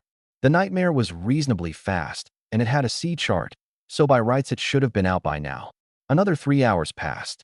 Finally, a patch with no black dots appeared on the crystal ball, like it had been wiped clean with an eraser, standing out sharply, about 80 nautical miles from the Nightmare. Suna, we're almost out. I couldn't hide my excitement, but she didn't look pleased. Instead, she stretched out her hand, feeling for something, then suddenly spoke. Do you feel it? The storm, it's dying down? My heart clenched. At this point, The storm had become the shelter for stranded ships. As it weakened, the worm's senses would expand bit by bit until they fully recovered. I quickly checked the weather. The storm is subsiding. Sunlight, unknown. Temperature, 12 to 18 degrees. Wind, force 9. Just as I feared. When I'd woken up, it was still force 10. And the sky wasn't as pitch black as before, showing faint traces of light. Focused entirely on sailing, I'd been blind to these changes, and now a cold sweat broke out over me. If this kept up, force 9, force 8, force 4, force 1, by then, these giant worms would bare their fangs and tear apart everything in their path. Full speed ahead, I practically roared it, immediately abandoning my cautious route. Only 80 nautical miles to the buffer zone. Better to punch straight through along the shortest line than to carefully skirt around, even at great risk. Because no one knew when the storm would stop. And I knew in my gut that moment would come even sooner than expected. Another hour or so passed. The nightmare finally closed in on the edge of the buffer zone, less than 40 nautical miles left. The worms had thinned out, but the wind had already dropped to force 4, barely enough to block their senses now. The world channel was a flood of curses. King system. A worm found me. Same story on my end. Behind the stern, 2 giant worms were closing in, inch by inch. I couldn't fathom how those long, snaking bodies could swim so damn fast through the water. Suna noticed too, and spun around to run toward the stern. What are you doing? Going to release the stargazer's grappling hook. It'll buy us some time. I froze, but I didn't stop her. It really was a good move. The worms had no eyes, so they'd most likely lunge at the unmanned stargazer. But that would leave Suna without a ship. No time to worry about that. Survival came first. She swiftly released the grappling hook. The stargazer had always been slow, and once it lost the tow, it fell behind instantly, sure enough becoming prey for the 2 worms. And the 2 weren't even from the same pack. They actually started biting each other on the spot, fighting over the meal. In the chaos, the nightmare pulled way ahead in one breath. Still, I didn't dare let up. With the stargazer gone, the crystal ball no longer displayed the sea chart. I could only sail forward from memory. I remembered. There was another giant worm blocking the way ahead, one I couldn't avoid. I'd have to meet it head-on. This was still the best route I'd picked. Take any other, and it wouldn't be 2 worms chasing us. It'd be a dozen. Better to charge this one and gamble it all than get torn apart by a whole swarm. Suna, you take the helm. Just hold the heading, I said in a low voice. When I yelled jump, don't hesitate. Jump into the sea immediately. Don't you dare just stand there at the bow like an idiot. She nodded and took the wheel. I stepped forward twice, planting myself at the very front of the ship. The nightmare had no weapons and no armor. In front of a giant worm, it was fish on the chopping block. I held no illusions, didn't believe I could luck my way out of a hit. So I'd bet on whether this worm's head was tough enough, or whether the barrel of my rare flintlock was big enough. Ahead, a black shadow emerged. Past it lay the relatively safe buffer zone. I switched the gun to cannon mode and sneered. Come on, let's roll the dice. Without the storm's cover, the worm's senses were terrifyingly sharp. In a blink it locked onto the nightmare and came surging through the waves. My nerves were stretched to the breaking point, the fingertips gripping the gun turning white. I was no crack shot, so I had to be close enough to be sure I wouldn't miss. I'd only get one chance. Miss, and I'm dead. At around 300 meters, its outline sharpened, about 3 meters in diameter, not big by worm standards, with roughly 40 meters breaching the surface. It hunched low and charged straight in, for blade-like mandibles suddenly splaying open, glinting cold, like a guillotine spreading wide to shear the nightmare clean in 2. Suna, jump. I raised the gun and aimed at its head. I saw its maw clearly, 2 rows of round, bristle-covered mouths like the limbs of some arthropod, curled up like a coiled spider, ready to draw prey inside and grind it to powder with rows upon rows of razor teeth. And its prey was us. On the razor's edge between life and death, I strangely went calm, breathing deep, over and over. It was so close I could almost smell the briny, fishy stench of the ocean off its body, which meant the distance was close enough. Less than 10 meters. Now, I pulled the trigger. Boom. The colossal recoil flung my whole body backward. My right arm went numb, all feeling gone, as I slammed straight into the captain's cabin behind me. The gunshot was deafening, like civilization roaring in fury at nature. The power was every bit a match for a cannon. The shot struck the worm's head dead center, and its skull burst apart on the spot. Maw and mandibles alike blew off, scattering across the sea. But its momentum hadn't spent itself. It still rammed hard into the nightmare. The nightmare takes a direct hit. Durability -600. Hull breaking apart. The flimsy nightmare was struck broadside and snapped clean in two. The wind in the storm waters dropped to force 1. The number of survivors was plummeting off a cliff. That black fog was just like the death zone in a battle royale survival game. When time ran out, everything inside would be devoured. But the buffer zone was another world. No giant worms, calm winds and gentle waves. And floating on the sea was a deserted island several hundred meters across. Dragging a broken piece of driftwood, I clawed my way onto the beach.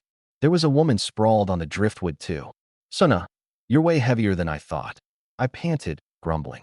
I'd had my reasons for choosing this direction. There was a small island along this route, right at the edge of the buffer zone.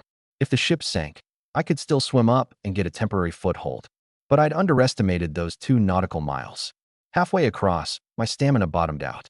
If not for the madness state letting me burn my HP to push through, I'd already be a floating corpse on the seafloor. Once ashore, I didn't want to do a thing. Limbs splayed out like a dried, dead fish. I collapsed onto the sand. Beside me lay another dead fish, Suna, passed out from total exhaustion. She wasn't actually a bad swimmer, just out of stamina, and I'd towed her the whole back half of the way. Because of that, my HP had nearly bottomed out too. Only 17 points left. I pulled up my status panel. Sanity, 42/100. Stamina, 0 out of 100. HP, 17/100. Truly hanging by a thread. The nightmare had sunk, but I wasn't in despair. Back when the Stargazer went down, Suna had shared one key piece of info with me. A destroyed ship can be rebuilt. I opened the ship interface. Right at the top, it read plainly, "Materials required to rebuild ship. Wood times 500, cloth times 250. Materials in the hold may be used. Each rebuild requires an interval of at least 1 month, during which all items on the ship will be frozen. Cloth was just barely enough. Someone had given me a good amount before. The wood shortfall was huge, but there were trees on the island. I could chop them. Thinking it over, I sank into a deep sleep. This time, no nightmares. I slept more soundly than I ever had. I don't know how long passed before a system announcement jolted me awake. Players remaining in the storm waters. 3. Please leave as soon as possible, or you will be devoured by the black fog. I opened my eyes and found myself lying in the interior of the island. Suna was right beside me, a pair of blood-red eyes fixed intently on me. The scene felt familiar, but my head was still foggy from just waking, and it didn't click. "Do you know how long you slept?" she asked. "No idea. Over 12 hours. I woke up ages ago, dragged you here, and then another full 12 hours passed." "Huh, no wonder I'm starving." I patted my empty stomach, not thinking much of it. That sleep had felt great. My condition recovered about 70%, but I was ravenously hungry. "You slept like a dead pig. I couldn't even drag you," Suna complained. "Right back at you. When you passed out, you were just like a dead pig too." I shot back immediately. Suna didn't get angry. Instead, a hard-to-read smile curled at the corner of her mouth. "But it's good you're awake. Now you can answer me." Her eyes turned suddenly cold, and she raised her hand. A flintlock, pointed straight between my eyebrows. I knew this gun all too well. It was my treasure, the faintly glowing flintlock. How did it end up in her hands? Before I could dwell on it, Suna spoke, and the line was just as familiar. "Man, 3 sentences. Give me one reason not to kill you." Those blood-red eyes, paired with that half-smiling face, made my hair stand on end. In an instant, I remembered that nightmare. In the dream, a red-eyed woman had pressed a gun to my forehead. It was happening now. I snapped to full alertness. "Suna, the joke's gone too far. Do I look like I'm joking?" The muzzle didn't budge an inch. "By the way, that was sentence 1. You've got 2 left. Use them wisely." I fell silent. The pitch-black muzzle bore down on me until I could barely breathe. I glanced around. The sea had risen again, and the island was only about 50 meters across now. Every choppable tree around us had been blasted off by the flintlock, turned into wood, and piled in one spot. The pile looked like less than 300, not enough to build 2 ships. So she wanted to hoard the wood and only rebuild the Stargazer? The whole picture clicked into place in my mind, and my eyes narrowed. When disaster strikes, everyone scrambles to save themselves. Human nature. My voice went cold. You can have all my gear, and the island's wood is yours too. Just let me go. No, no, no. Not enough. She shook her head. Have you thought about it? One shot from me, and you're done. Then all of this is already mine anyway. You. I forcibly swallowed the rest. Say more, and it'd count as my third sentence. I hadn't expected her to be this ruthless, and to think I'd trusted her so much before. My temper flared, but rack my brain as I might, I couldn't come up with any other bargaining chip. Finally, I just stood up and snapped, then shoot. I braced myself to counterattack. They refused death. Talent could keep me from being killed for a short window, my last trump card. Ha ha ha, I knew it. Even with a gun to your head, you panic. Suna suddenly burst into laughter, doubling over, tears streaming out. You? My face darkened. Here's the deal. She reined in her laughter. You split everything you have with me, 50-50, and I'll let you live. What? I frowned. Still don't get it? What I mean is, I want to merge with you. Huh? Merge? Yeah, that's right. Merge. She looked dead serious. I was completely speechless. Still, I breathed a sigh of relief. She didn't actually want to kill me. She was just getting her revenge. After all, not long ago, I'd pulled the same stunt on her. I sat back down, caught between laughing and crying. And what if I refuse? The gun's in my hands. You don't have a choice. She waggled the gun, striking a victor's pose, then started rummaging through her treasure pouch. I relaxed completely, thinking, this woman has definitely lost it. Out on a deserted island, she suddenly wants to merge with me? I'm not some transforming mecha that can snap together a head. But the way she was digging through her pouch, it didn't look like a joke. Suna finally fished out what she was looking for. Nothing else, a golden card. I took it, looked at it, and my vision went black. Name, ship merge card. Type, consumable. Quality, special. Description, with the consent of both parties, 2 ships may be merged. The merged ship is larger, has more rooms, and inherits the skills of both ships. A ship may have at most 2 ship skills. Thereafter, the materials required for upgrades will increase or change accordingly. The merge you meant is this. I turned my head, embarrassed. What else? What kind of merge did you think it was? Suna laughed so hard she couldn't straighten up. I had no comeback. This girl had done it on purpose, for sure. And this card was almost certainly the golden legendary item she'd pulled earlier. Stargazer Captain Suna is using a rare item, the ship merge card, to request a merge with your ship. The holds of both ships will be combined. Agree/decline. Agree. Please vote for the new captain. If the vote is tied, the merge fails and the merge card is refunded. Note, the captain holds absolute jurisdiction. Only upon the captain's death can a new one be elected. Without hesitation, I voted for myself. Suna voted for me too. This was something the two of us had agreed on before the merge. The captain had to be me. Letting Suna be captain gave me zero peace of mind. With her temperament, she'd probably sail the ship into some ocean trench and feed it to the sea monster inside, just to check whether the monster's appetite was big enough. The merge completed. Our ship interfaces became identical, but the authority belonged to me. I could delegate some permissions to her. Resource distribution, hull expansion, steering, restricting access to certain rooms, and so on. The ship still had one chance for a rename. The default name was the 2 ship names combined, Nightmare Stargazer. Too long. With a wave of my hand, I cut 2 characters, Night Star. Barring surprises, this should be the first merged ship among all players. Rebuilding the Night Star required wood times 700, cloth times 300, stone times 100, crystal times 20, steel times 10. Seeing steel and stone, I was pleased. This ship should be a lot sturdier. The shortfall was still in wood. Stone and cloth were also a bit short. I'd been hoping that after the merge, Suna could top up some materials. But who knew? Her hold was practically empty. Wood times 1, cloth times 2. Poorer than a beggar. Had she even been trying to survive? Current hold, wood 59, short 641. Stone 44, short 56. Cloth 274, short 26. Stone was easy. The island and the nearby shallows were covered in rocks. Cloth could only come from fishing and luck, but at least the shortfall was small. Wood was the real problem, and I had no idea whether the island's trees would be enough to chop. Suna, how much wood did you collect? 292 total. If we dig up the tree roots, we can get a bit more. With the hold stock, that's 351. Still quite a bit short. I frowned. Trading wasn't possible right now. We had to rely on gathering. I looked around. The nearby trees, even the ones submerged in the sea, had all been chopped clean by her.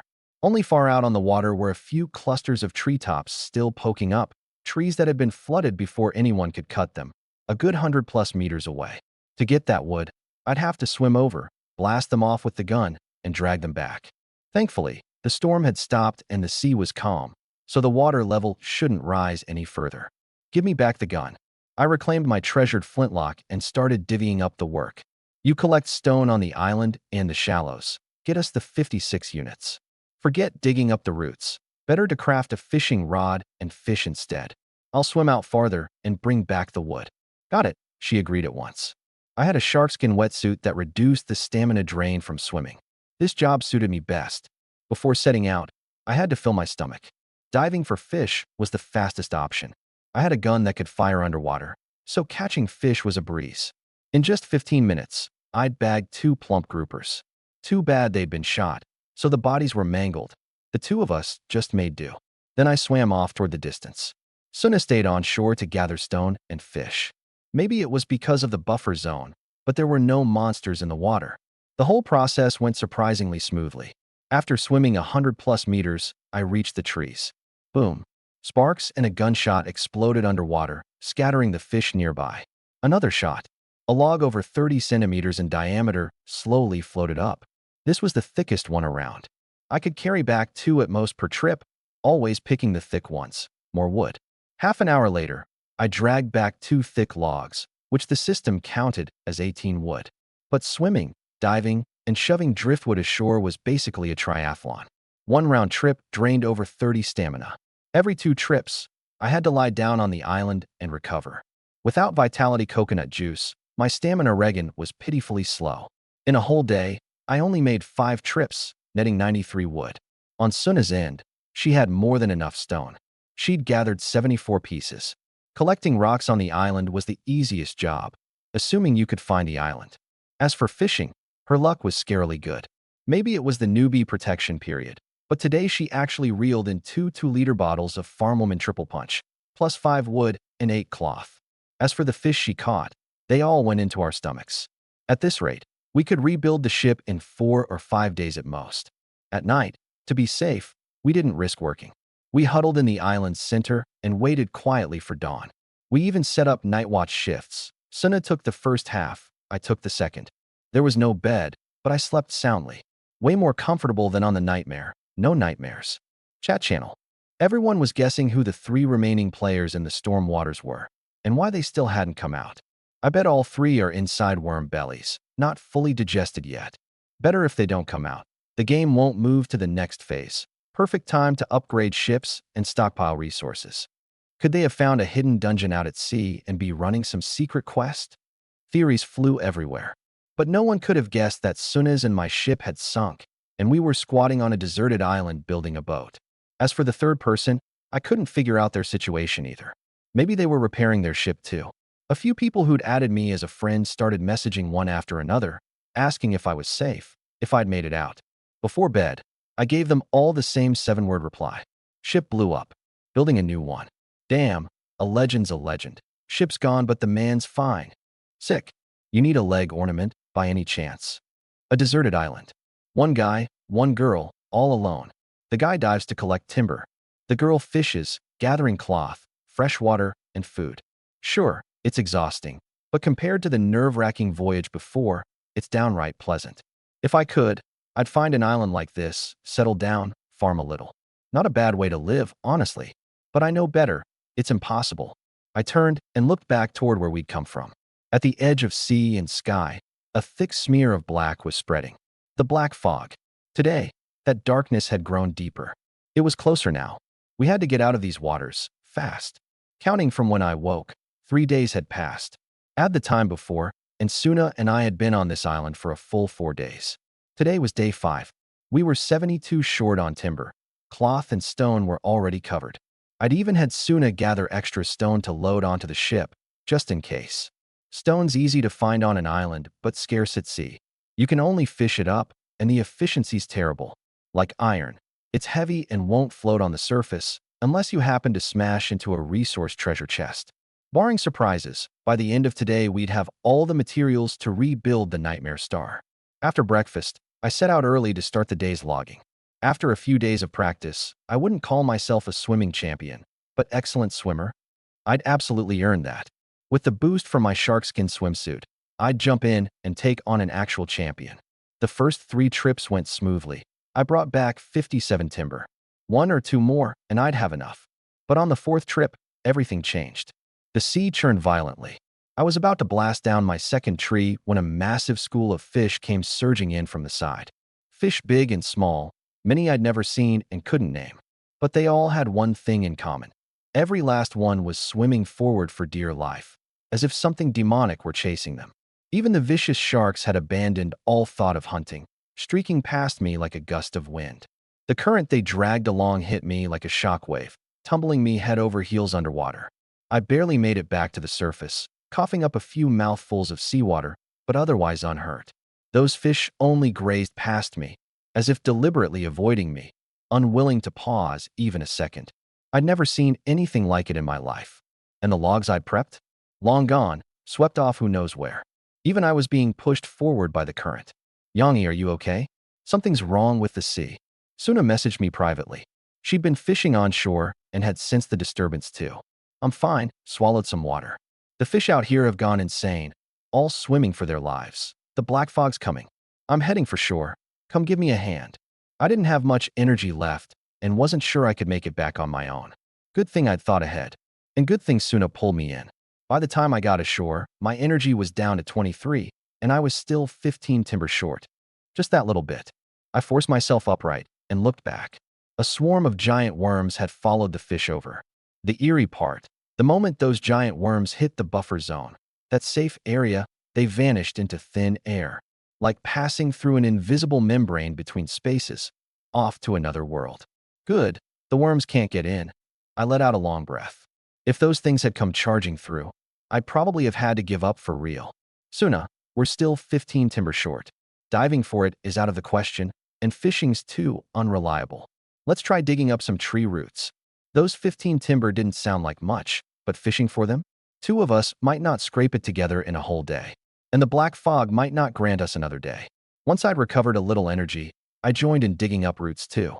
But harvesting timber from tree roots was demoralizingly slow. By dusk, we'd only dug up 7 timber, still a ways off from 15. I was frantic. Behind us, the outline of the black fog was already coming into focus. Then 3 enormous worms came swimming in.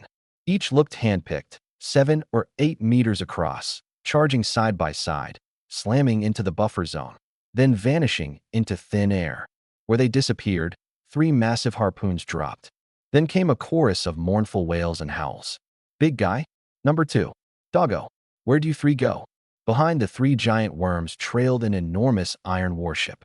The one crying out was none other than the ship's captain, Udawe. I recognized him at a glance. The hull was belching black smoke in several places, scorched black, but that iron-forged shell, that colossal 200-meter body, there was no mistaking it. The Iron Ambition. I had no idea how he'd pulled it off, but he'd gotten his hands on 1,000 units of iron, leveled the ship up to Tier 2, and carved his way straight out of the worm horde. The deck was littered with signs of brutal combat and bloodstains. There was even a massive mandible blade stuck in it, from some blown-apart giant worm. After the upgrade, its cannons were terrifying in number. Up front sat a super cannon with a bore nearly 5 meters wide, and no fewer than 40 barrels jutting from the sides, though sadly, most were now twisted and wrecked. Udawe stood alone on the bridge, cigarette between his teeth, cursing up a storm, glancing back now and then at the encroaching black fog. Not long ago, he'd been a paunchy middle-aged man. But now, after a stretch of high-intensity, life-or-death sailing, he'd slimmed down enviably. 2 heavy dark circles under his eyes, practically a different person. As for the Iron Ambition's speed, I wouldn't call it slow exactly. I'd call it very slow. To someone like me, used to cruising at dozens of knots, the ship was pitifully sluggish. Suna came to stand beside me, and together we watched this iron behemoth. Farther back was the black fog, moving at 15 knots. It was still a good distance off, but it was devouring the sea inch by inch. Without the giant worms towing it, the Iron Ambition couldn't outrun the fog. The captain was frantic as a cat on a hot tin roof, bouncing all over the place.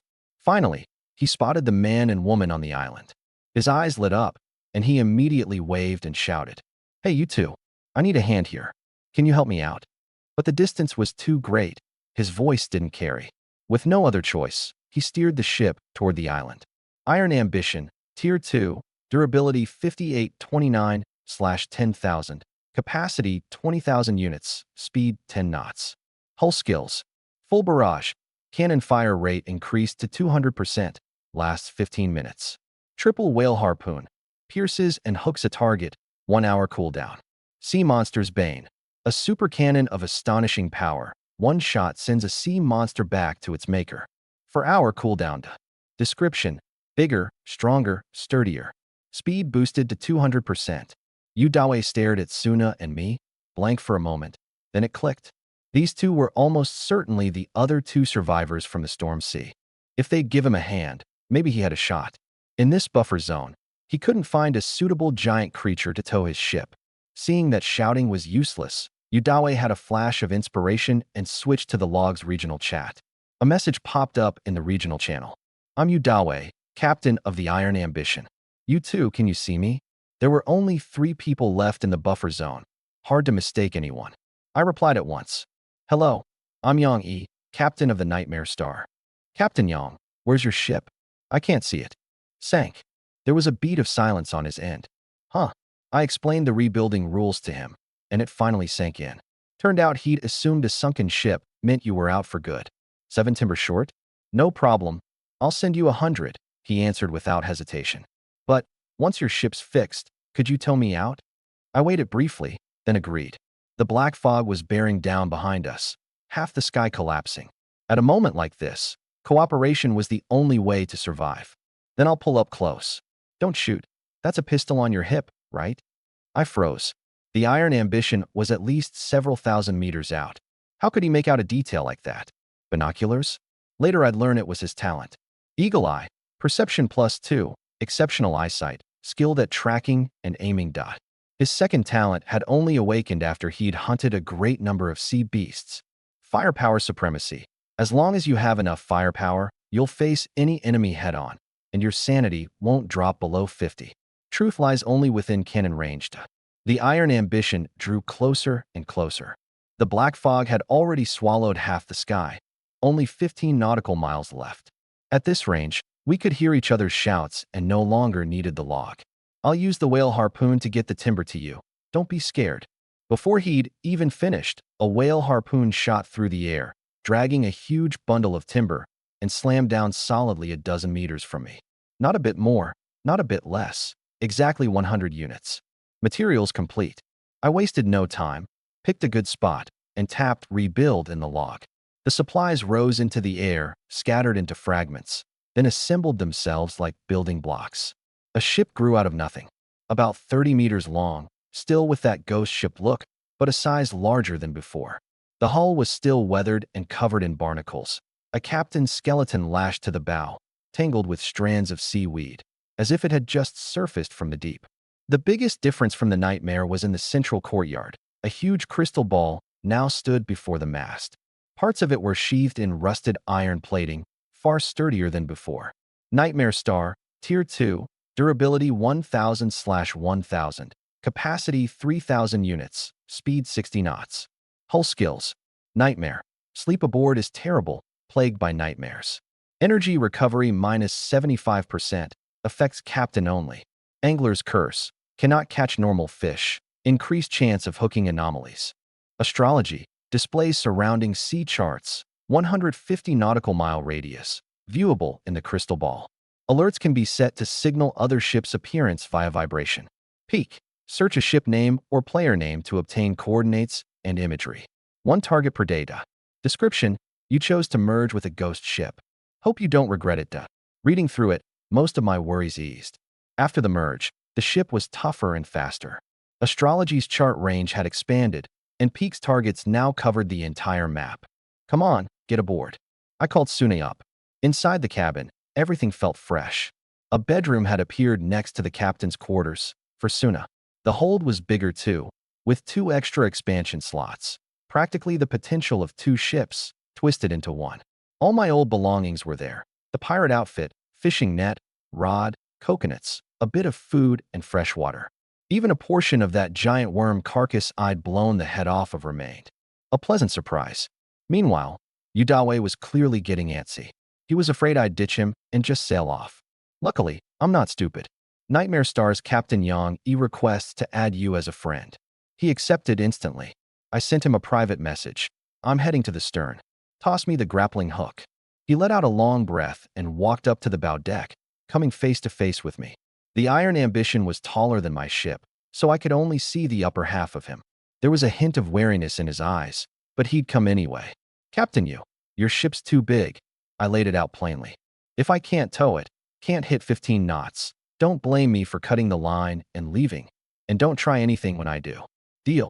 He was silent a moment, expression flickering. After a while, he spoke. If it really comes to that, will you let me board your ship and take shelter? No problem, I answered without hesitation. A ship can be rebuilt if it's lost, but once your life's gone, that's the real end. The grappling hook flew over.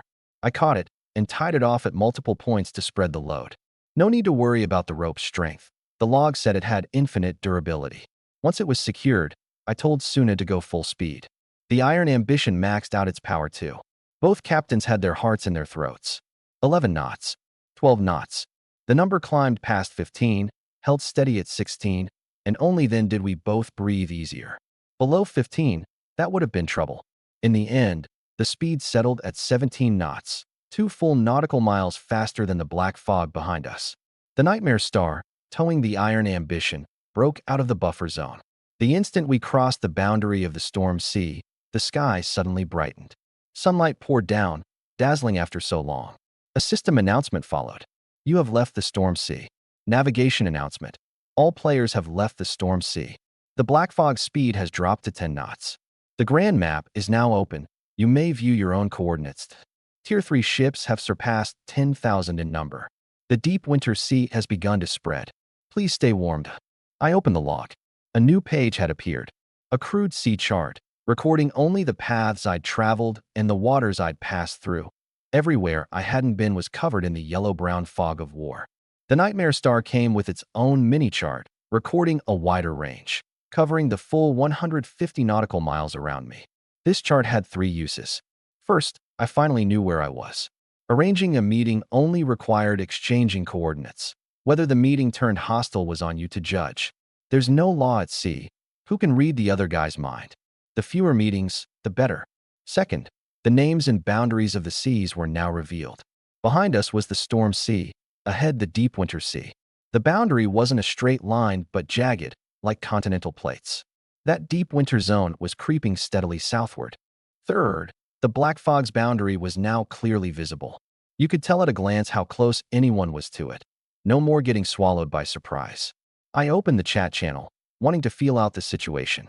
Damn, no wonder it's so cold. Turns out I almost crashed into deep winter. That was the Gale, my friend. I could see his name. How fast your ship, big guy? Just how cold is it? Give me a heads up so I can prepare. I'm at 100 knots, currently on the outer edge of deep winter, 0 to 2 degrees. It's definitely below freezing further in. 100 knots? I'm double that.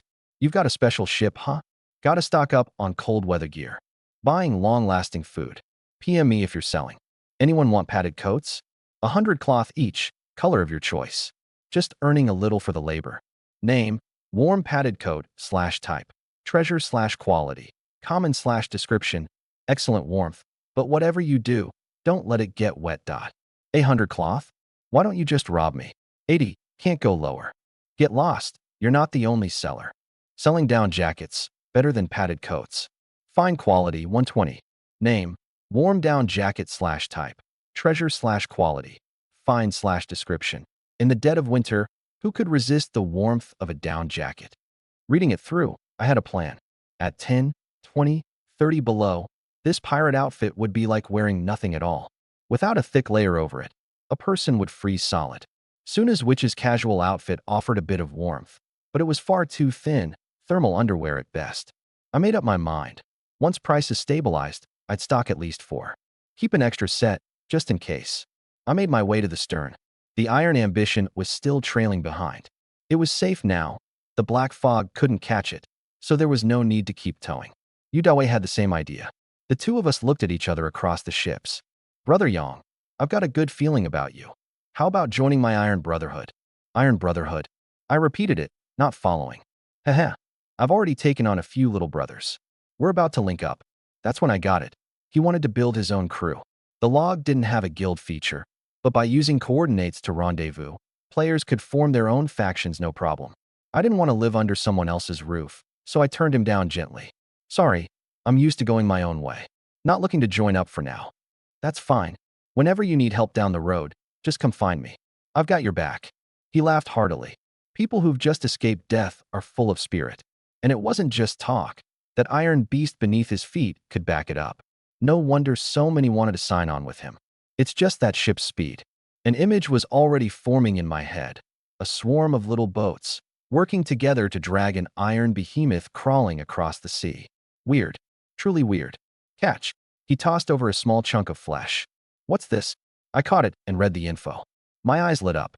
Name, giant bobbit worm / description. A bobbit worm mutated by abyssal corruption. Enormous in size. The largest specimens exceed 100 meters. Can move swiftly through water. Extremely acute hearing to. Pleasure doing business. A gift for you. This stuff's no use to me. The more I roll with it, the worse the loot gets, he laughed. I did the math in my head. That 1,000 iron of his had mostly been piled up through monster kill gacha. Fishing alone, even with tribute from his crew, couldn't reach that number. Thanks. I didn't stand on ceremony and just took it. The two of us shared a smile and parted ways there. The Nightmare Star's 60 knots left the Iron Ambition far behind, and before long, it was just a speck on the horizon. Yu Dawe stood at his bow, watching the direction I'd vanished, and murmured, the Nightmare Star. Those two people's ships merged. He'd recognized me all along. The moment the giant worms first appeared, I'd been the first to find a way out. One of his little brothers had escaped alive precisely because he'd heeded my warning. That's why he'd changed his mind on the spot, gifting me some flesh, hoping to build a real connection. And me? Right now I was standing before the monster gacha machine. 2 portions of giant bobbit worm flesh. One he'd given me, one still left on the deck. 2 chances. I first washed my face with fresh water, scrubbing it good and pale, before feeding in the flesh. The octopus tentacles flashed nonstop, but no golden light burst forth. A moment later, 2 utterly ordinary gacha capsules rolled out. I was a little disappointed, no golden legendary. But the instant I picked up the first, my mood flipped. Yes, nailed it on the first try. A rare item, and ship equipment at that. Name, giant bobbit worm's head / type. Ship equipment, relic / quality, rare / description. Mounted on the bow to boost durability and ramming force. The sharp mandible blades can sever incoming enemies. Also intimidating, reducing attacks from sea creatures. But it may also provoke something far more terrifying. I hesitated. The abilities were powerful, but the side effect was brutal. It drew fiercer monsters. Still, I didn't waver for long. If I didn't dare use even this, how would I ever dare touch the stronger gear I'd get later? The benefits outweighed the risks. Otherwise, the word relic would mean nothing. I reached for the second capsule. Name, black iron supply chest / type. Treasure chest / description. Open to receive a medium supply of resources. Not equipment, a little disappointing. But supplies were exactly what I needed most right now. That rebuild had all but cleaned out my reserves. I opened the chest. Obtained. Timber times 200, cloth times 200, stone times 200, iron times 50, crystal times 50, sulfur times 50. This much. Timber and cloth were one thing. But even these high-tier resources were spilling out in heaps. The black iron chest was terrifyingly generous. No wonder Yudawe sent me 100 timber without batting an eye. The man simply wasn't short on it. A private message suddenly popped up.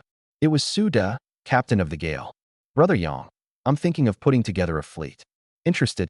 I hadn't realized I was so in demand. I turned him down too. Sorry, not looking to team up right now. All right, hit me up anytime you change your mind. My Gale Brigade will always have a spot for you. Thanks. After declining, I couldn't help marveling at how quick these people were. The grand map had just opened, and everyone was already scrambling to stake their claims. Maybe I should start one too. The thought surfaced, and I pressed it back down. Living under someone else's roof didn't sit right with me, but building my own crew? The management hassle, the bloat. I couldn't be bothered. Just as I was mulling it over, Suna came rushing over like a gust of wind, cheeks flushed, eyes shining. Did you just open a whole pile of resources? That's right, black iron chest. And this thing on the ground is. Her gaze fixed on the giant bobbit worm's head. Before installation, it was only palm-sized, exquisitely crafted, lifelike. She picked it up, poking and prodding it all over, and even pulled out a notebook to take notes. When she drew out a dagger, I couldn't sit still. I snatched it back. Stop that. This is a rare item. If you scratch it up, who's paying for it? Suna. The knife was put away, but she also revealed why she'd come. I want to build an expansion structure. Which one? She tapped away on the log, and a request came through on my end. Crew member Suna requests to build the witch's laboratory.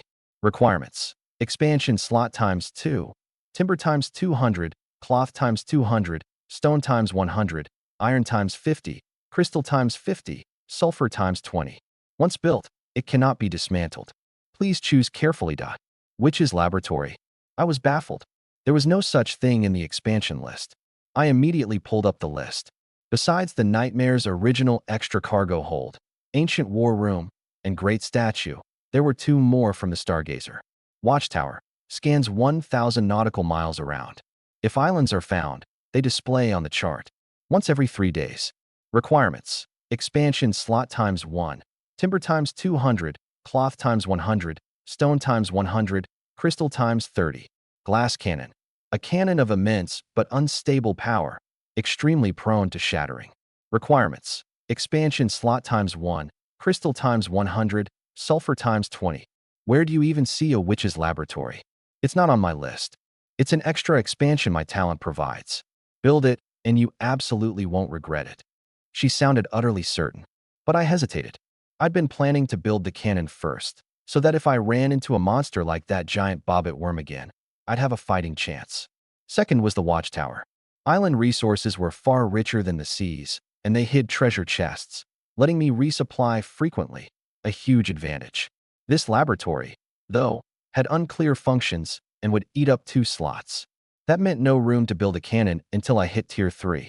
If I ran into an armed ship, all I could do was take the beating. No, I refused flatly. The cannon comes first. Everything else is fluff. Come on, build it. She wouldn't let it go, reaching over to tug my sleeve. Just this one request. After this, I won't ask about anything you build. Deal. Say what you want to say, but no grabbing and pulling. I cut her off sternly. This woman was no simpleton. The coquettishness was just an act, and it was in that moment that I woke up. Crew relations had to be sorted out. On the same ship, if we planted a rift, a knife in the back later would be truly impossible to guard against. So I softened my tone and asked, "This laboratory of yours, what exactly is it for?" Her red eyes lit up, a chance. She'd nearly given up a moment ago, but now the floodgates opened. It provides all kinds of research tools, so I can dissect the anatomy of demons and develop new recipes. You can develop your own recipes? My interest was piqued. She struck while the iron was hot and pulled out a bottle of liquid. Take this Vitality coconut cooler. Is its formula really the optimal one? What if I added something else? She handed me a reagent vial. The system showed only a single line. Name, unknown potion/type. Consumable, potion, unique/quality, /description. Drink it to find out. Give it a taste. With a lab, I can make even better ones. You sure you didn't poison it? This one definitely isn't poisoned. So the others are then? All medicine's a little toxic. Just drink it, she snapped, grabbing the bottle back and downing half of it on the spot. With her doing that, I couldn't keep dithering. Gritting my teeth, I drained it in one gulp. Smooth and thick going down, with a familiar fishy stench shooting straight to the top of my skull. Before the curse could leave my mouth, I froze. The potion had a name. Energy Recovery 10, Recovery Speed plus 50%, only drank half. Name, Vitality Siren Juice/type. Consumable, potion, unique/quality, fine/description. An original creation by the witch Suna, mixed from siren surface mucus, salt, and Vitality coconut. Restores 15 energy after drinking. Recovery speed plus 75%. Lasts 8 hours. Overconsumption may cause poisoning. This you made this. I was stunned. Yep. With a lab, I can make something even better. My mind was churning like a stormy sea. She could develop formulas herself. The value of that didn't need much thought. Suna was practically a walking goldmine. With her around. So what if the vitality coconuts ran dry? Just swap in a new recipe. I was the captain. Making demands of my crew was my God-given right. Then build the lab. I tapped approve on my log. Only, back then, I didn't yet know. One day I might regret it. Regret ever drinking the sweet poison this woman had handed me. The Nightmare Star welcomed its first expansion structure, the Witch's Laboratory. Blue light seeped through the hull as the system's chime rang out. Witch's Laboratory construction complete. Please head inside the hull to inspect. Suna and I crawled into the cabin from the stern, and sure enough, there was a new room. It was big, took up half the cabin. The floor wasn't that rotting, moldy wood, but dark, smooth stone slabs, solid underfoot. The room was empty, holding only 2 large metal tables, their surfaces glowing though I couldn't see any light source. Rows of cold metal shelves lined the walls, all lined with empty glass vessels. There's nothing in here, I muttered, curling my lip. I felt like all those materials had been wasted. But Suna's eyes were shining with excitement. Only she knew how to use this room. Her log had 1 more page than an ordinary player's, an occult interface. She could use conch coins to buy equipment and conduct research inside. Witch's Laboratory can only be built by a witch who covets forbidden knowledge. Research energy consumption reduced by 50%, sanity loss reduced by 25%, aberration samples will not decay. Displaying aberration samples increases inspiration. Current samples, 0, inspiration occurrence rate plus 0%. Warning, occult research carries risks, including but not limited to sanity declined. Without a word, Suna pulled the aberration corpse chunks out of her treasure bag and stuffed them into the glass vessels. Those organs, which should have been rotting, suddenly regained their vitality once inside the vessels, as fresh as if they'd just been cut. My scalp went numb. Your sanity drops by 2. This lab, best to steer clear of it. She took out the corpse of the hammerhead devil shark too, cutting it into 3 big chunks, ready for dissection. There was also a dried little merman specimen, only 30 centimeters long. I'd never seen this monster before, but it wasn't unfamiliar. Before she met me, she'd probably killed mermen too. 3 samples went onto the shelves. Inspiration occurrence rate plus 3%. I need a lot of conch coins. I'm broke, Suna said, holding out her hand like a researcher begging for funding. And I was the sucker footing the bill. What do you need that much money for? Experiment equipment has to be bought with conch coins. Huh? The equipment costs extra too. I suddenly realized this lab was probably a bottomless pit. But the materials were already invested, too much of a loss to abandon it now. Gritting my teeth, I transferred over 1,000 conch coins. That was already a fortune. After the transfer, I had only 1,050 left. Suna seemed to think it wasn't enough, but she said nothing, bowing her head to start the dissection, a handy scalpel materializing in her grip out of thin air. I slipped up onto the deck. If I stayed any longer, I was afraid I'd end up a specimen on the shelf too. Prioritize researching the energy potion and healing potion. And try not to use vitality coconuts as ingredients. Those are hard to find. After sending the message, I started planning my own affairs. To brave the deep winter waters, cold weather supplies were the key to survival. Beyond winter clothing, fire was essential for boiling water, cooking food, and providing warmth and light through the freezing nights. In a frozen wasteland, that was a lifesaver. Next, I needed to stock up on plenty of long-lasting rations and fresh water. On the ice, everything would be scarce. Finally, it'd be best to upgrade the ship to level 3 and build cannons. But a level 3 ship devoured too many resources, so that had to be last on the list. I got a read on the market from the World Channel. To upgrade an ordinary ship to level 3, 500 wood, 300 cloth, 100 stone, 20 steel. But the Nightmare Star required 1,200 wood, 500 cloth, 300 stone, 50 steel, 100 crystal, plus 10 aberration corpses. 10 aberration corpses. Just that one requirement was enough to give me a headache. One step at a time. I opened the chat channels, looking for fire-starting items. And sure enough, there they were. Selling a lighter. DM for price. Longevity brand lighter, tool, fine quality. Ultra durable, you'll never have to worry about it running out of fuel in your lifetime. I immediately sent a DM. How much for the lighter? Too late, they're all sold out. This last one I'm keeping for myself. I deflated. At the same time, it hit me, whatever I could think of, others had already thought of long ago. Everyone was scrambling for fire-starting tools. Demand far outstripped supply. Just as I was fretting, the World Channel suddenly blew up. Someone was recruiting. I'm Shin Guanchuan, captain of the Hope, leader of the New World Fleet. We already have over a dozen captains on board, including special ships like the Farmer and the Ironhead. We set no barriers. Anyone can join. But those who join must open their boarding permissions, disarm, submit to reassignment, and hand over all equipment and supplies to be distributed uniformly by the fleet. In return, we guarantee your safety. Some handle combat, some handle fishing, some handle farming. Together, we'll rebuild human civilization. I, Shun Guanchuan, promise. As long as I have a bite to eat, none of you will ever starve or freeze to death. Those willing to come, coordinates X, 38201, Y, 53182. Remember to disarm and open your permissions, or you'll face a lethal strike. We'll be staying here for half a month. This spiel was clearly prepared in advance, unleashed all in one breath. The World Channel instantly erupted, drowning in curses. Disarm and hand over supplies? Aren't we just fish on the chopping block then? Why should we trust you? Only an idiot would go. Shin Guanchuan didn't respond to any of it. He knew full well that with such a massive player base, even if only 100 showed up, his fleet would grow to unprecedented size. The Hope, an intimidating name. I just didn't know whether it was a special ship, but I had a way to find out. I ran to the ship's atrium and grabbed the small crystal ball. After the merger, the small ball had split into two, set beside the large ball, so Suna and I could check the sea chart anytime. Activating peering, searching. Hope, Shin Guanchuanda.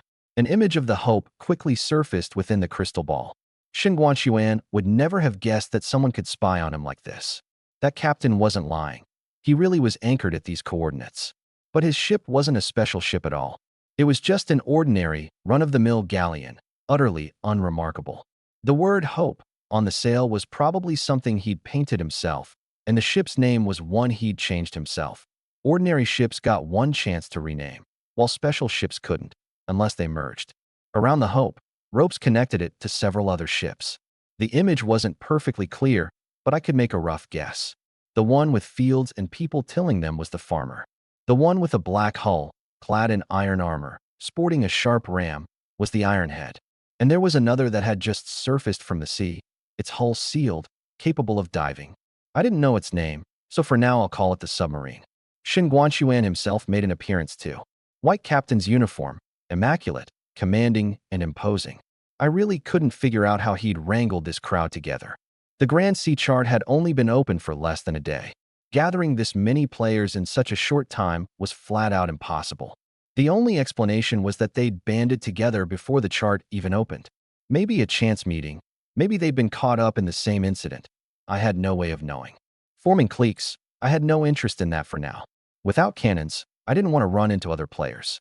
Too passive. And besides, having to hand over equipment and supplies was like handing my life and livelihood to someone else. I had a detailed sea chart. I could cleverly avoid everyone. That was one of the reasons I'd felt confident building the lab first. But in the World Channel, organizations of all stripes kept popping up, all scrambling for people. The pressure on lone wolves was mounting. For now, it was fine. But once an organization grew powerful, my living space and resources would eventually be squeezed out. Either be strong enough that no one dares mess with me, or join a fleet, but keep absolute freedom. Fate. I was used to holding it in my own hands. I pulled up Shin Guanchuan's message and sent him a DM. He had abundant resources, a good buyer, and I happened to have a blueprint to sell. Your ship's an ordinary one, right? I've got a special ship blueprint. Want it? I attached the info for the pirate ship blueprint. Who are you? How do you know so much? That's none of your concern. I just want to make a deal. I replied anonymously. Silence on the other end for a few minutes. Since you have a blueprint, you should know that ordinary ships upgrade faster than special ships. I'm in no rush to use one. Besides, the pirate ship isn't what I'm after. One line, hiding several layers. First, this wasn't his first time seeing a ship blueprint. That meant he'd killed people, and the victims had owned special ships. A chill ran down my spine. Those special ships around the Hope. Their original owners might no longer be among the living. Second, he was looking down on the pirate ship, meaning he wanted to lowball me. Blueprints were something the World Channel had never openly sold, so there was no price to reference. I gritted my teeth and threw out a steep price. He had the farmer. His coffers were deep. 2 months of preserved rations, 200 liters of fresh water, 1,200 wood, 800 cloth, 400 stone, 100 crystal, 100 steel, 5,000 conch coins, plus any fire-starting tools on your ship, like a lighter. 1 minute later. That's outrageous. Forget it. This blueprint isn't worth as much as you think. Fine then, farewell. I was crisp and decisive. The blueprint's not worth much? Who are you kidding? Special ships were limited, and the higher the level, the bigger the gap with ordinary ships. The further along, the more precious the blueprints. No shortage of takers. Sure enough, before long, Captain Shun Guanshuan of the Hope requests to add you as a friend. I flatly rejected it. Adding a friend would expose my name and ship name. You're awfully cautious. Any interest in joining the fleet? I can give you an extremely high starting position. Trying to freeload my blueprint? No way. He sent a smiley face. Your price is too high. I can't gather it all at once. How about this? I've been stockpiling preserved rations too, so I can only give you 1 month's worth. The other month I'll swap for fresh vegetables, fruit, fish, and meat. Supplies, I can give you half of what you asked at most. I've got plenty of ships here in a hurry to upgrade. 5,000 conch coins is no problem. But I can't make fire-starting tools, and their numbers are limited. I have to answer for my crew's lives, so they're not for sale. I'll throw in a rare space item to make up for it. Its value is more than enough, I guarantee it. He attached the info. Greedy stomach sack, relic, treasure grade. The stomach sack of an unknown beast, still active after being detached. Contains 10 cubic meters of space for storage. Each time it's opened, it must be fed food, or it bites. Note: cannot store food. Aberration corpses will have their flesh and blood eaten clean, leaving only bone and shell, without affecting Gotchet. I sucked in a cold breath. This guy was seriously loaded. That stomach sack especially, an unexpected windfall. I wanted it badly, but there had to be a catch with this thing. It couldn't be as simple as just biting. Using it probably drained sanity, or he wouldn't be trading it away. I feigned hesitation. This stomach sack is a relic. Does opening it once drain sanity? I won't lie to you, it drains 20 points. If that's too much, I've got others, but they're not this high quality. Never mind. I cut in quickly. I'll take this one, the high quality one. Worst case, I'll just open it fewer times. Deal. Pleasure doing business. Next time I've got goods, look for me first. I'll never shortchange you on price. If I do, I'll contact you. I exited the channel. The blueprint was finally off my hands. By potential value, I might have lost a little, but being able to sell at this price right now was already pretty good. I tossed the blueprint into the octopus head gotcha machine. Supplies flooded in.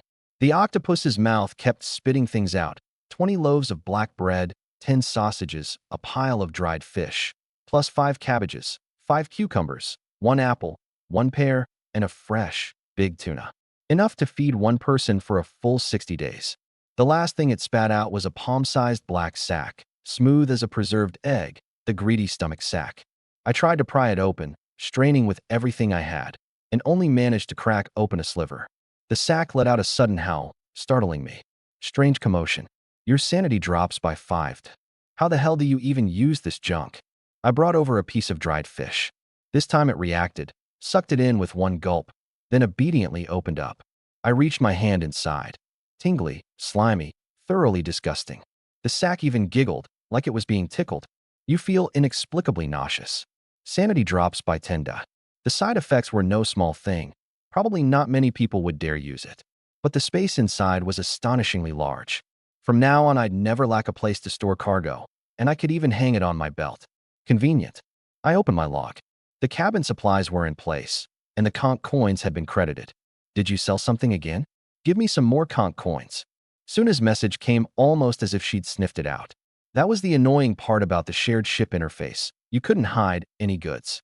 I replied helplessly, 1,000 more tops. No more than that. After transferring, I secretly prayed. She'd better produce results fast, or I really couldn't afford to keep this researcher. I hauled all the food into the cabin, then mounted the bobbit worm's head. Once installed, the head swelled up, its jaw blades spreading a full 10 meters wide. Lifelike, controllable while steering, the edges terrifyingly sharp. A shame there was nothing to test them on right now. I also cast the red glowing fishing net into the sea. I'd had this net for a while, but couldn't use it in stormy weather. Now it finally came in handy. Every so often, it would automatically haul up a batch of supplies. Everything set, I grabbed my fishing rod. For hours until nightfall. Catch what I can. I was idle anyway, and idle time is wasted time. People always say fate is fickle, but what I believe is, the tighter you grip it, the harder it is for it to slip through your fingers. Aboard the Hope, Shin Guanxuan had traded a large batch of supplies and food, plus a treasure-grade relic, for a single pirate ship blueprint. Boss, why not arrange to meet that kid and just take it by force? The one asking was a bald, burly man with a scar-covered face, Zhao Tai, captain of the Ironhead, nicknamed Ironhead Zhao. As his name suggested, he was single-minded. Take, take, take. That's the only word in your head. Shin Guanxuan slapped him across his bald scalp. If I hear take one more time, I'll throw you in the sea to feed the fish. You're right, boss. I'll never say the word take again. There, didn't you just say it? Someone, throw him overboard. No one needed to lift a finger. Zhao Tai jumped into the sea himself. Come back to your Ironhead once you've cooled off. Shin Guanxuan couldn't be bothered to look at him again. Truthfully, he wanted to meet this Yangyi too. But the guy was cautious as an old fox, wouldn't even add a friend, let alone meet in person. He looked down at the pirate ship blueprint in his hand, tapping his knuckle against it. A maritime empire was taking shape in his mind. And the first step was to plant a righteous and glorious banner to recruit followers. A pirate captain didn't fit the face of a leader. An ordinary ship, ironically, came across as more approachable. The blueprint, he'd hold on to it for now. Aboard the Nightmare Star. A day later, I was fishing on deck. You caught a long-legged sardine. You caught a long-legged sardine. You caught rottenwood. You caught an eyeball fruit. I flung my rod down and flopped flat on my back. Beside me was a row of long-legged sardines and a few eyeball fruits. All junk. My existential crisis lasted only 3 seconds before I crawled back up. I'd fished long enough to have the pattern down cold. In these waters, most likely long-legged sardines, less likely eyeball fruits and cyst pufferfish, and very rarely red-lipped eels. Then let's switch to deep water. Said and done. I hooked on a sardine as bait, removed the float, and let the line sink into the abyss. I'd hooked a hammerhead devil shark in deep water before. That thing was all gotcha, head to tail. Now that my ship was upgraded and soon as archery was steady, another one would be just as profitable. While waiting for a bite, I scrolled the World Channel, hunting for fire-starting tools. They were the hottest item. I'd watched for them twice and failed to snag any both times. In the channel, organizations of all kinds were recruiting. The Sakura had raised a new humanity, recruiting only people from the Sakura Nation. There was also New Rome and Eden, clearly foreigners' turf by the sound of them. I'd glanced at the coordinates Eden had made public, impossibly far away. Looked like spawn points were divided by region, separated by more than half the sea. It'd be ages before anyone crossed paths. Unable to snag one, I just posted a buy request, buying fire-starting tools at high prices, also buying down jackets and other warm clothing. DMs poured in immediately, but they were all people selling clothes. Down jackets went for a minimum of 120 cloth each, 4 for 480. Cotton coats were cheaper, but if I was buying, I'd buy the good stuff. The prices could still be pushed down. No rush. The reel suddenly spun fast, a bite. I yanked the line back and gave the rod a hard flick. Not a huge one, not much force. In under 8 minutes, I'd hauled it aboard. A human head. To be precise, a head octopus. A mass of tentacles below, that face on top just a mimicry. Sir, could I trouble you for a few minutes? Before it finished, I stomped it dead. Bad luck. Rebaited, kept going. Bites were slow in deep water. By sunset, I'd pulled up 3 things total: a head octopus, a red-lipped eel, and a bronze treasure chest. Anyone else would cheer at fishing up a treasure chest. But I braced myself as if facing a great enemy. Dead things, once hooked, don't struggle or pull the line. But this chest was different. It pulled, and with considerable force. I mistook it for a big fish and hauled hard for nearly half an hour. half a meter wide, covered in thick copper rust. Its surface a crisscross of grooves eroded by seawater, with red coral growing on one corner. Name: waterlogged bronze chest. Type: treasure chest. Description: there may be treasure inside, but there may also be. Same routine as that waterlogged rotten wood chest before. Last time a head octopus had leapt out of it and nearly scared me to death. I didn't reach in. The fishing line was connected into the chest. The bait had been swallowed by it. I stepped back. Flintlock pistol in my left hand, wooden spear in my right to pry it open. So tight. The spear tip snapped clean off. I lashed the sea serpent's fong onto the spear and thrust it through the crack. Suddenly, as if I'd struck something, the chest let out a strange cry and burst open. A jet of black water shot out. I'd been prepared, dodging aside. Startled, sanity -5. Inside the chest was a lump of tender white flesh. My thrust had severed something vital.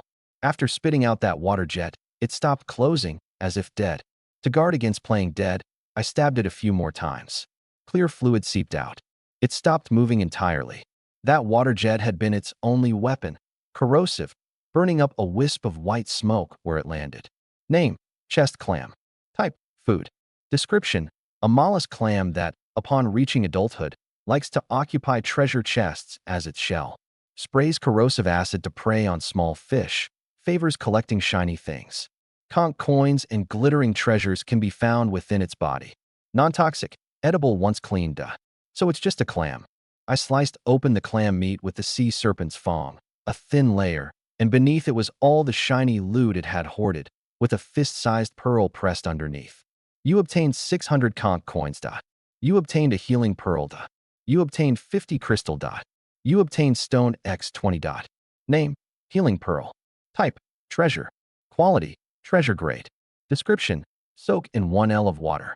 After 12 hours, imbues the water with healing properties, accelerating wound recovery. My eyes lit up. A big find. Looks like this chest clam was a rare creature, specifically producing good loot. It was getting late, so I pulled in the fishing net. 2 hauls today. Name: one-armed crab. Type: food. Description: right-handed since birth. Its right claw makes up half its body weight. Non-toxic, edible, with thick, meaty claws. The other ugly thing drains sanity right off the bat. A strange starfish. Your sanity drops by 3. At a glance it looked like a human hand. 5 fingers of uneven length, crawling along the ground like a spider. Cute little thing. Ugly as sin, though. I stomped it dead, picked it up, and read its info. And suddenly it didn't seem so revolting anymore. Name: palm star. Type: food. Description: a starfish twisted by abyssal corruption. Mildly toxic. When consumed, agility +1, sanity -20, lasting 1 minute. Same deal as the head octopus. Eat it for a stat boost, and maybe it can be refined into a witch potion. Carrying this pile of bizarre goods, I hurried down to the cabin. Suna, take a look at these. In the lab, she was still dissecting that hammerhead devil shark. 2 fist-sized eyeballs soaked in a glass tank, glowing faintly red. She looked up and saw the strange fish in my hand, along with that big pearl. You caught all this? Yeah. Her gaze darted back and forth between the strange fish and the shark eyeball, and suddenly lit up. 2 kinds, no 3. Give me 3 days, and I'll have a few prototypes for you. She got excited. No rush. It's late already. Go back to your room and sleep. We'll talk tomorrow. She hesitated for a couple seconds, then obediently went back to her room, right next to the captain's quarters.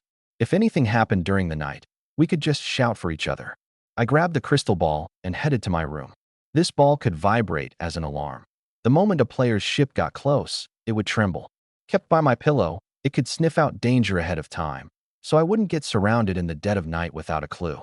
Everything set. I took off my coat, chugged a bottle of coconut cooler, and lay down. Before sleep, I did my usual scroll through the channels, keeping an eye on prices for warm clothing and hunting for fire-starting tools on the side. Scrolling and scrolling, I drifted off, brows furrowed, tumbling into a nightmare. Late at night, the door next door creaked open again. A furtive figure slipped toward the stern. Suna, off to pull an all-nighter. 3 days. Smooth sailing. I kept up my routine. Fishing, hauling nets, practicing with the gun. The grappling hook brought steady hauls, but it wasn't as fun as fishing, so I couldn't be bothered to use it. Every fish I pulled up went straight to Suna to sort through. Food was plentiful anyway. Eat the short shelf life stuff first. No need to gnaw raw on these freaky fish. The haul over these days was middling. Aside from the strange fish, I'd stocked up 28 wood, 25 cloth, 650 conch coins, and 9L of fresh water. I'd figured out the trick. Nets caught more shrimp, crab, and shellfish. Rods caught more fish. Along the way, I also reeled in 2 resource chests. The wooden one was stingy, 20 wood, 20 cloth. The bronze one was generous, 100 wood, 100 cloth, 20 steel. 2 new species turned up among the fish. Name: eyeball octopus. Description: an octopus corrupted by the abyss, with eyes growing at the tips of its tentacles. Mildly toxic. Eating it grants +1 perception for 1 minute. Name: six-pack lobster. Description: a lobster corrupted by the abyss, sporting a full 6-pack. Mildly toxic. Eating it grants +1 constitution for 1 minute.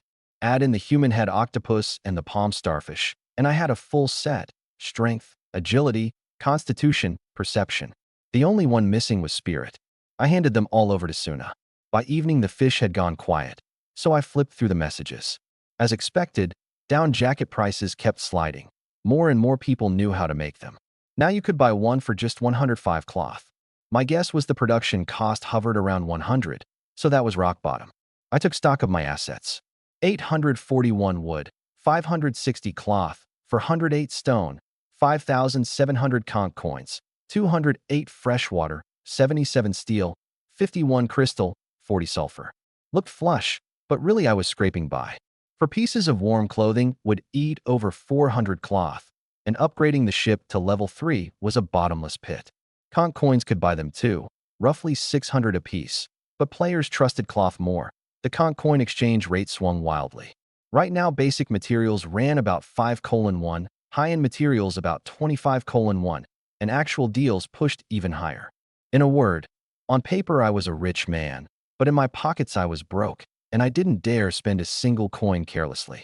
As usual, I cast my net in the world channel, buying fire-starting tools at high prices, warm clothing selling cheap. PM me now. Right after I posted, I saw a private message Suna had sent a few minutes ago. Potions are done, sitting on the lab table. Come get them yourself. 3 kinds. The red one boosts attributes. Might have minor side effects. The colorless one restores energy. Test it yourself. The pink one heals wounds. I immediately rushed into the witch's laboratory. After such a big investment, I was finally seeing a return. Inside, Suna was slumped over the table, seemingly asleep. The table was piled with instruments: a microscope, test tube racks, conical flasks, and an alcohol lamp. Can this thing start a fire? I picked up the alcohol lamp, surprisingly light. One look and I realized it was empty. Lab-exclusive instrument. Vanishes upon removal. Fuel must be supplied separately to me. I really had no idea why she'd bought this. I set the lamp down, and my eyes were drawn to the 3 vials of potion. They were all named unknown potion. But the moment you drank one, the effect would reveal itself. I already knew that from experience. The red and pink ones were both clear liquids. Only the colorless one had a few long-legged sardine legs soaking inside, thick and chewy. Suna, what did you make these potions out of? No answer. Suna? Still nothing. Something was off. I reached out to check. She was faintly hot to the touch. This woman. I opened the ship's log and checked the crew page. It only showed health status, no attributes or talents. Suna. Status: injured/fever/collapsed from exhaustion. Sanity: 35/80. Madness, obsession. HP: 82/100. Energy: 12/100. Sanity cap is only 80? I frowned. This was the first time I deliberately checked her info. The cause wasn't hard to guess. She hadn't slept at all these past few days, holed up in the lab, skipping meals and rest, until she'd worn herself out. With energy below 30, she could faint at any moment.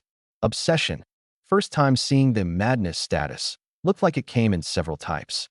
My talent was strange. Even if my sanity dropped to 1, I wouldn't go mad, and I wouldn't even get a warning. Troublesome woman. Can't even take care of herself. I was the captain, top authority.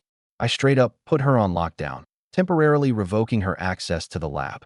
I fetched salt and a vitality coconut, mixed up a bottle of coconut cooler on the spot, tilted her chin up, and fed it to her. Spilled most of it, but whatever. I'd thought about feeding her the colorless potion, but it was so thick you had to chew it, and its effects were unclear, too risky for a sick person. I gave up on it. She's really heavy. My strength was only 4, below average, and carrying her wore me out. After struggling forever, my strength gained 1 point of experience before I finally lugged her back to her room, panting like an ox. Is this woman made of poured concrete? She doesn't look chubby, so why is she such a dead weight? Luckily, the nightmare star wasn't big. If it had been a massive vessel like the Iron Ambition, I'd probably have had to drag her with a rope. Her room was next to the captain's quarters. It was my first time inside, completely different from my own mold-reeking room. Solid floors, a few glowing crystal balls embedded in the ceiling for light. It looked like it had been transplanted straight from the captain's quarters of the original astrolabe, utterly out of place on this ghost ship. I laid her on the bed, tucked her in, and left a message in the log. I've locked your lab access. Check the activity log when you wake up. You went mad without even knowing it. Just as I was about to leave, I spotted a little booklet on the desk. A few words on the cover, Yang E Observation Diary. What the hell is this? I opened it. A few pages in, my scalp went numb. It recorded everything about me. What I ate, when I slept, how long I slept, when I emptied my bowels, how long it took. Every last detail. One line read, "He doesn't go mad even below 50 sanity. Could he have a unique talent? I'd love to see the structure of his brain." Reading that, a chill ran down my spine. My gaze turned cold as I looked over at her, unconscious on the bed. This woman, had she been treating me as a lab animal this whole time? A trace of killing intent quietly crept up. Thankfully, the tone shifted further down. Turns out he can be at a loss too. The look on his face when I pointed the gun at him. Hilarious. I snapped a secret shot with the log.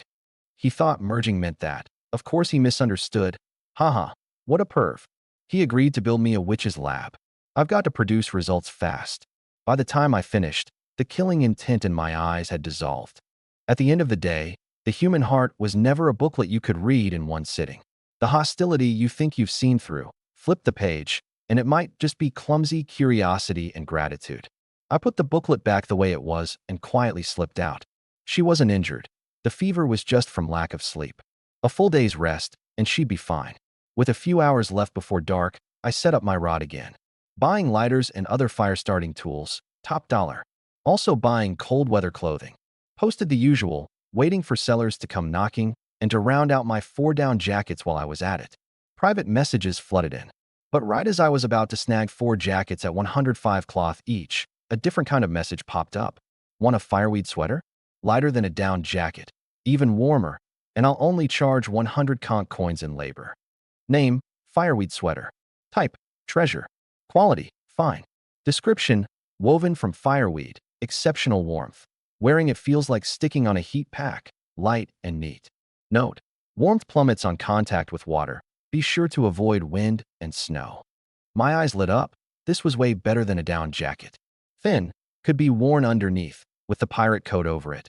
So melted snow wouldn't soak through. But I'd still have to dodge freezing rain. I immediately PM'd back. What do you mean by labor charge? The reply came quick. Literal meaning. This sweater needs a special material, fireweed. I'm out of my supply, so you provide the material. 10 units of fireweed per sweater. If you want, I can throw in matching leggings too. I only charge 100 conch coins. You cover the materials. The price wasn't bad, but where was I supposed to get fireweed? Just as I was puzzling over it, they sent a string of coordinates. There's an island here with a plant called fireweed grass. Harvest 10 stalks and you've got enough for 1 sweater. Then why don't you harvest it and sell finished goods yourself? Sold out. I've only got 2 left, keeping them as backup. Besides, I left that stretch of sea a while ago. If you want it, bring me the materials. Take it or leave it. I'll mold it over. I genuinely wanted this sweater. But having me go fetch the materials myself was too fishy. As if sensing my suspicion, he added, believe it or not. Besides me, you're the 3rd person to know these coordinates. The previous ones all traded smoothly. Hard to say how much fireweed grass is left on the island, so grab it while you can. I didn't believe a single word. I shot back, how much for those 2 you've got? Sorry, not for sale. Personal use. I frowned and glanced at the coordinates. Not far. 2 days at full speed. Then add me as a friend. Sure. Galleon captain who Waitian requests to add you as a friend. I hit accept. Nightmare Star, you've got a special ship? That's right. Just PM me once you've got the materials. I'm far off, probably 5 days out. I'll reach out then. Got it. He hung up. This guy definitely had something shady going on. But the fireweed sweater was the best cold weather gear I'd ever seen, and I really wanted it. If I was going to get gear, I'd get the best. I pulled out the crystal ball and activated the Nightmare Star skill, Peek. Searching. Galleon. Hooey. 3 results popped up. I was dumbfounded on the spot.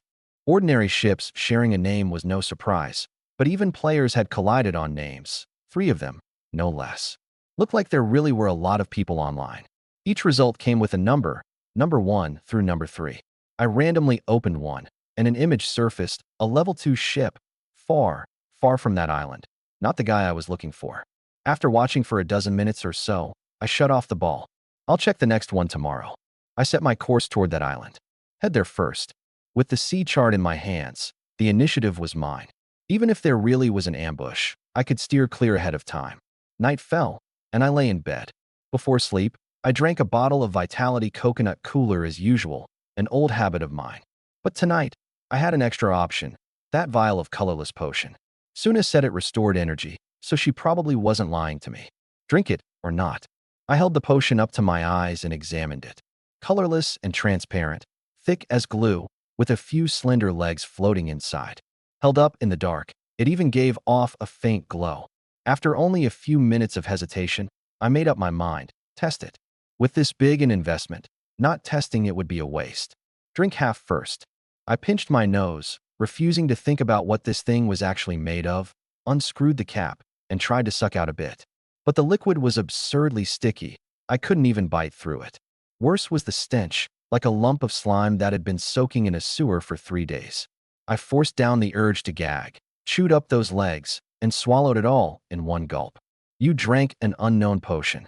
The moment the liquid slid down my throat, a warmth exploded from my stomach and instantly spread through my whole body. My exhaustion was swept away. That's strong. The log popped up right after. Energy restored by 30. Energy recovery rate increased by 125% for 8 hours. Nice. But the next second, I noticed something was wrong. Several parts of my body started to swell with blood, my eyes, and, also, UVE entered an aroused state, lasting 1 hour. Damn it. I knew this thing was trouble. My eyes flushed red, and I bolted upright. The potion's details finally unfolded. Name, Arousal Potion. Type, Consumable/Potion/Unique. Quality, Fine. Description, an original potion by the witch Suna. Ingredients include siren pituitary secretions, siren saliva, siren gland mucus, and long-legged sardine legs.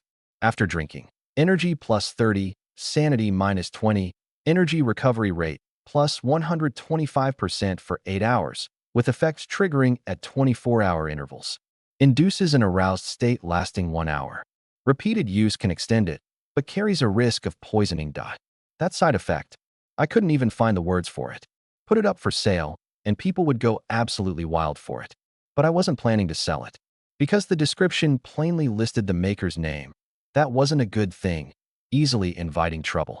An hour later, I finally lay back down and left Suna a message on the way. Your potion side effects are way too harsh, needs fixing. Next time, drink it yourself first, get a clear read on the effects, then give it to me. Message left, I fell asleep. The nightmares persisted. I slept terribly, but thanks to the potion's boost, I didn't have to worry about recovering energy. At most, I'd end up with a pair of dark circles. Early the next morning, a knock at the door jolted me awake. I'd been trapped in a nightmare at the time, and I startled upright, raising my gun toward the door. Who is it? Me, came Suna's voice. Only then did I let out a breath. In the dream, countless spiders had crawled out from inside me, devouring my flesh completely. When I woke, my clothes were soaked through with cold sweat. Once I'd collected myself, I said irritably, "Knocking this early? What's the deal?" Suna got worked up too. "Why'd you lock my lab access? Didn't you read the message I left you?" Only then did she lower her head to check the log. I took the chance to glance at her sanity value. Sanity, 76 of 80. Basically back to full. Recovering that fast, her spirit attribute wasn't low, plus the boost from her clothes. You already entered a madness state yesterday. You know that? That finally snapped Suna out of it, like waking from a dream. Looked like people caught in madness had no awareness they'd gone mad, and certainly wouldn't think to check their sanity. Just like a person, the more they lose their reason, the more firmly they believe they're clear-headed. So how'd the potion work? Suna reined in her anger, her attention instantly shifting to business. The effect's decent. The side effects, never mind. See for yourself. I sent her the attributes. I see. Well, potions always come with a few side effects. She said it like it was the most natural thing in the world. These side effects won't do. Fix them. Then I can't guarantee the effect. No problem. What about the other 2 vials? Did you drink them? At that, my temper flared. Why don't you drink them yourself? Why's it gotta be me? I'm not your lab rat. The potions might dock sanity. It's not safe for me to drink them, she answered, righteous as ever. Besides, they don't taste good. So she knew perfectly well the stuff tasted awful. Your sanity dropping doesn't make you go mad, so you're the best fit to drink them. She twisted the knife. I had nothing to say and resigned myself to it. 1 vial of arousal potion docked 20 sanity. Swap in something stronger, and if she drank it by mistake, she'd go mad on the spot. How many of these potions can you make? I suddenly asked. After all, the ingredients came from otherworldly demons and some unspeakable creatures. I can make 3 more arousal potions. If you don't like it, I'll switch up the recipe and try other combinations. The red potion needs a devil shark's eyeball, 2 vials at most. The pink one's main ingredient is water steeped with healing pearls, so I can make plenty. For the energy restoring one, switch to a recipe that can be mass-produced with easy-to-find materials. Weaker effects are fine. Sirens aren't exactly something you run into every day. Suna nodded in agreement. Also, your time in the lab needs limits. 8 hours a day max. Go over, and I'll cut your access straight away. She wasn't happy about it, but she didn't argue, because I was right. The moment I restored her access, she got a notification too, and immediately darted off to the lab. This woman really does love tinkering with these abnormal contraptions. I stepped out of the captain's quarters and grabbed my rod to go fishing. Just as I was about to cast, something occurred to me. The fireweed sweater. I hadn't brought it up with Suna yet. I planned to get close to that supposedly existing island and take a look. Right then, I activated the Nightmare Star's Peak skill to find Huwei's true self. Searching. Galleon. Huwei. This time I picked a different target. The crystal ball quickly conjured an image. A massive galleon, already upgraded to level 3, with 2 cannons mounted on each side. The captain was an extremely pale-skinned young man, holding up a telescope and gazing at something. His position was very close to the island's coordinates, less than 10 nautical miles. His identity was all but confirmed. This was the Huwei I was after. What's he looking at? I cross-checked against the map, and what he was staring at was the direction of that island. To be safe, I sent another private message over. A set, sweater and leggings. How many stalks of fireweed grass does it take? The figure in the image reacted immediately. It was definitely him. The leggings are the same as the sweater, also 10 stalks. 20 stalks is enough for a set. Labor charge is 200 conch coins. Deal. I gave a little smile and kept watching the image. This guy was strange. He stood at the ship's edge watching for a while, then sailed off, but not far, always keeping 100 nautical mile distance from the island. Every 3 or 4 hours, he'd sail over for a peek. So this is... My eyes narrowed slightly. I told Suna about the fireweed sweater and the island. She was also in favor of checking it out. Islands were richer in resources. If you came across one, don't pass it up, unless it was too dangerous. Danger meant both the unknown creatures on the island and players with ulterior motives. If there's any peculiar life form on the island, catch me a few for samples, Suna requested. That was probably the real reason she supported landing on the island. 2 days later, I arrived near the island. The island did exist, roughly 5 kilometers in diameter, clearly marked on the sea chart. I could go whenever I wanted. But before that, I had to clear out the potential threat. 2 days of observation had let me see completely through Huwei's scheme. He was fishing, using bait to lure other players onto the island. And on the island lurked some extremely dangerous creature or trap that could swiftly kill any player who landed. The moment a player died, he'd move in, seize and dismantle the ownerless ships, and squeeze out a mountain of supplies. Scummy, but hugely profitable. Of course, it wasn't without risk. No one knew what kind of person might show up. If he ran into a tough nut, say, someone like me with the peak skill, then it'd be a case of losing the bait and the bird, maybe even his life. Hu Wei would never dream that a pair of eyes could ignore distance and the fog of war, watching his every move crystal clear. With those eyes, I'd figured out his entire playbook. Before approaching a target ship, he'd first observe with his telescope, confirm no one was aboard, then slowly close in, fire a cannon shot for form's sake as a further probe, and only then board. He never shelled the hull itself, probably because damage would hurt the dismantling yield. Over 3 days, he'd dismantled 2 ships this way. All of it I watched with my own eyes. I'm telling you, there's definitely some dangerous creature on this island, Suno asserted. Is that what I'm talking about? Are you even listening to me? I scratched my head. What I mean is, turn his trick against him and ambush him instead. He'd never guess someone was specifically lying in wait for him. We'll lift the boarding restriction. The moment he sees he can get on the ship, he'll assume we're dead. Then we hide in the hold, wait for him to come in, and take him out in one strike. And if he doesn't come in? Not gonna happen. If it were me, I'd go in too. Besides, once he's aboard, can he outrun a bullet? I was brimming with confidence. Having dismantled a ship before, I knew the process clearly. Not only did the ship's owner have to die, you also had to occupy the ship for a stretch of time, about 10 minutes, before the system would prompt that it could be dismantled. And dismantling didn't automatically collect the ship's items. Equipment and gear had to be scavenged by hand. I figured Hu Wei wouldn't leave a single corner unchecked, the hold included. Same as me. I'd search it clean and do it fast. Suna nodded, no objections. The plan was set. To be safe, I had her make 3 more of the healing pink potions, exactly 2 per person, so we'd be prepared for anything. We'd set out tomorrow morning, hide in the hold and play dead, and give Hu Wei a big surprise. The next day, I took the helm and steered toward the island. Smooth all the way, no trouble encountered. This was my first time seeing the island with my own eyes. Its appearance was utterly ordinary. Dark brown reef rock worn smooth by the sea, barnacles plastered in the crevices, countless crabs hiding within. The island's heart was dense forest, and what it concealed was anyone's guess. The shore bore no signs of struggle, not even a single drop of blood. The victims hadn't died at the shore. Either they'd gone deeper in, or their bodies had been dragged into the woods by something. Either way, I had no intention of going ashore. I checked the crystal ball. In the image, that big galleon was heading this way, still a few dozen nautical miles from the island. Though still far off, I called Suna, and we hid in the hold, then opened up the boarding permission. The Nightmare Star's hold. Through the door was a corridor turning left. At the corridor's end, a staircase led straight down to the bottom deck. It was dim and dank here, with only faint light filtering through the small windows on either side. The witch's laboratory was a separate room in the bottom deck.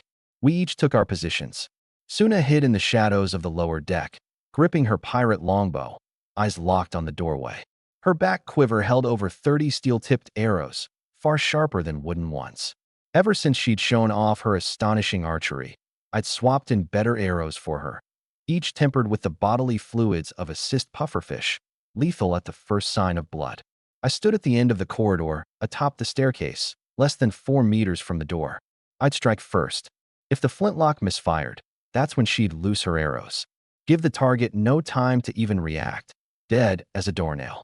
At the other end, Hu Wei finally closed in on the island. He pulled out his spyglass. Just as expected, he'd spotted the Nightmare Star, a special ship. He jumped up, thrilled. Little did he know, all of this was playing out inside the crystal ball in my hand. Hu Wei waited a full hour, and only after confirming no one was around did he slowly approach and fire a token shot. His aim was terrible. The cannonball fell short of the bow, kicking up a huge spray of water. Same old routine. I'd seen this play out before. He waited another 15 minutes. Seeing no movement from the ship, he finally came in at full speed. He's coming. 10 minutes, tops, and he'll be aboard. I warned Suna, tucked the crystal ball back into my greedy stomach pouch, held my breath, and fixed my eyes on the cabin door, waiting for the prey to walk into the trap. It was Suna's first time lying in ambush to kill. She was a little nervous, but her nerves were steady, and she showed no fear. Before long, the sharp clink of a grappling hook striking the hull rang out, followed by the sound of a boarding plank being laid down. The prey had taken the bait. I already had my gun trained on the cabin door. The cabin was dim. By the time he saw me clearly, he'd probably already be shot. The seconds ticked by, one by one. To make the scene convincing, I tossed the fishing rod and net carelessly onto the deck. He was probably out there right now, gleefully picking them up, never realizing that was the looting privilege I'd granted him. That giant worm head I'd stashed inside the cabin, so he wouldn't dawdle on deck. My goal was singular: lure him into the cabin as fast as possible. That was the safest. If it dragged out to the 9th minute, the two of us would have to go on the offensive. Luckily, in less than 5 minutes, there was movement at the cabin door. Click! The door opened. Hui walked in, flush-faced and swaggering, the barnacle rod and red fishing net slung over his back, positively smug.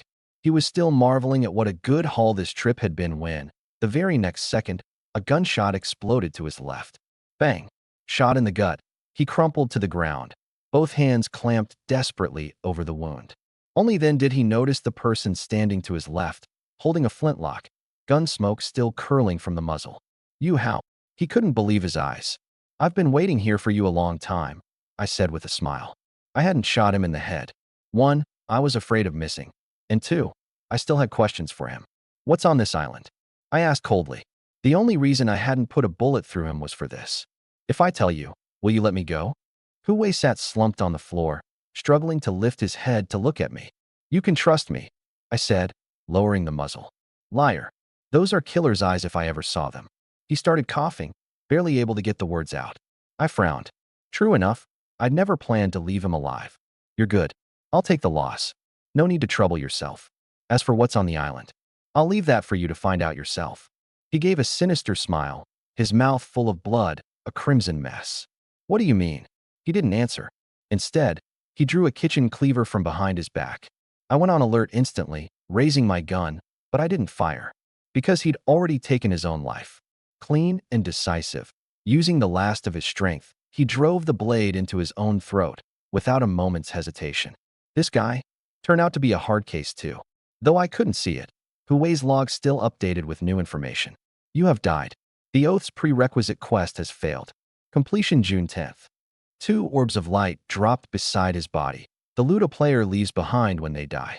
I was about to grab them when something fell off. A rustling, scrabbling sound, like countless things crawling. The source of the sound was Hui's corpse. The next second, the corpse moved, twitching and convulsing. Then, countless spiders the size of fingernails came scrambling out of his wounds and orifices, jostling one another. "What the hell?" UVE been startled. Sanity -5.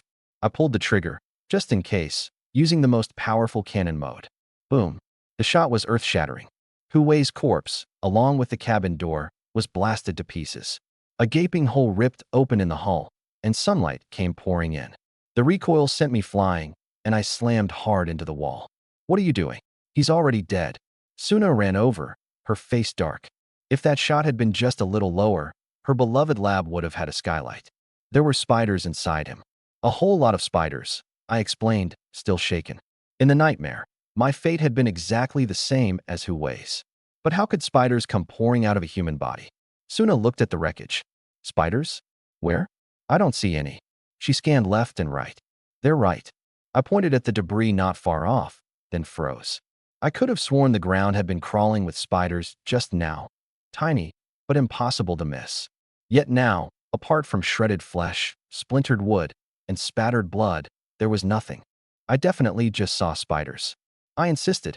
"Enough. Do you even know your arm's dislocated?" My left arm was hanging limp, the shoulder joint out of its socket. Luckily, Suna was a med student, not an orthopedist, but a rare all-rounder. In 3 moves flat, she popped my dislocated left arm back in, and I was still searching for a trace of the spiders. Impossible. I definitely saw them.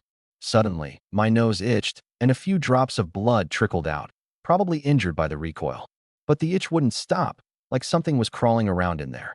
I couldn't help but dig at it, and pulled out a black spider the size of a grain of rice.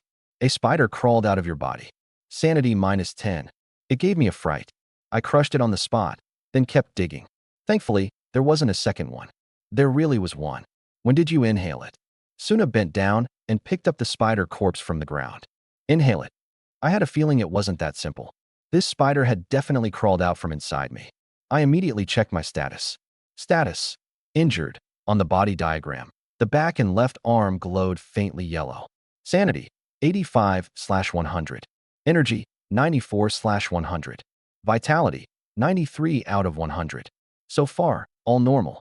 But beneath the talents section, there was a new status. Spider's Kiss, a gift from the Spider Mother Goddess. Spiders will crawl out of your wounds from time to time, but you'll get used to it soon enough. Unlocks the Oath's prerequisite quest. Hostility from spider-type aberrations toward you. -100%. When did this status show up? I pulled up my activity log.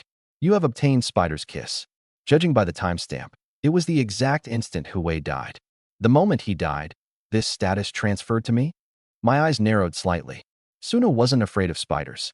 Pinching the corpse, she walked toward the sunlight to get a better look. But the second the spider hit the light, it vaporized with a soft pop and vanished without a trace. I saw it too, and quickly stepped forward to grab her hand. It just disappeared? I couldn't believe it. Let go. You're hurting me.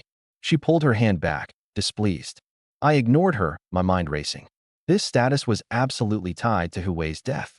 The moment he died, the next inheritor appeared. Suna, check your status panel. See if you've got a negative status called Spider's Kiss, I said. She checked immediately and shook her head. Nope. So the curse only recognized one person. Tying it to Hui's recent behavior, the answer was obvious. Spider's Kiss came from this island.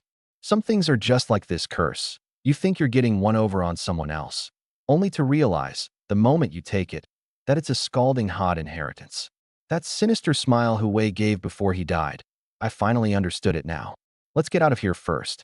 My flintlock used cannon mode, so it needs 12 hours to cool down. And the Nightmare Star has a big hole in it that needs fixing, I said, laying out the plan. Suna nodded and helped me gather up the spoils. The spider matter would have to wait. The battlefield came first. Of the 2 orbs Hui dropped, we picked up one. The other rolled into the sea. What we got? 1,250 conch coins and the recipe for a Firefloss sweater.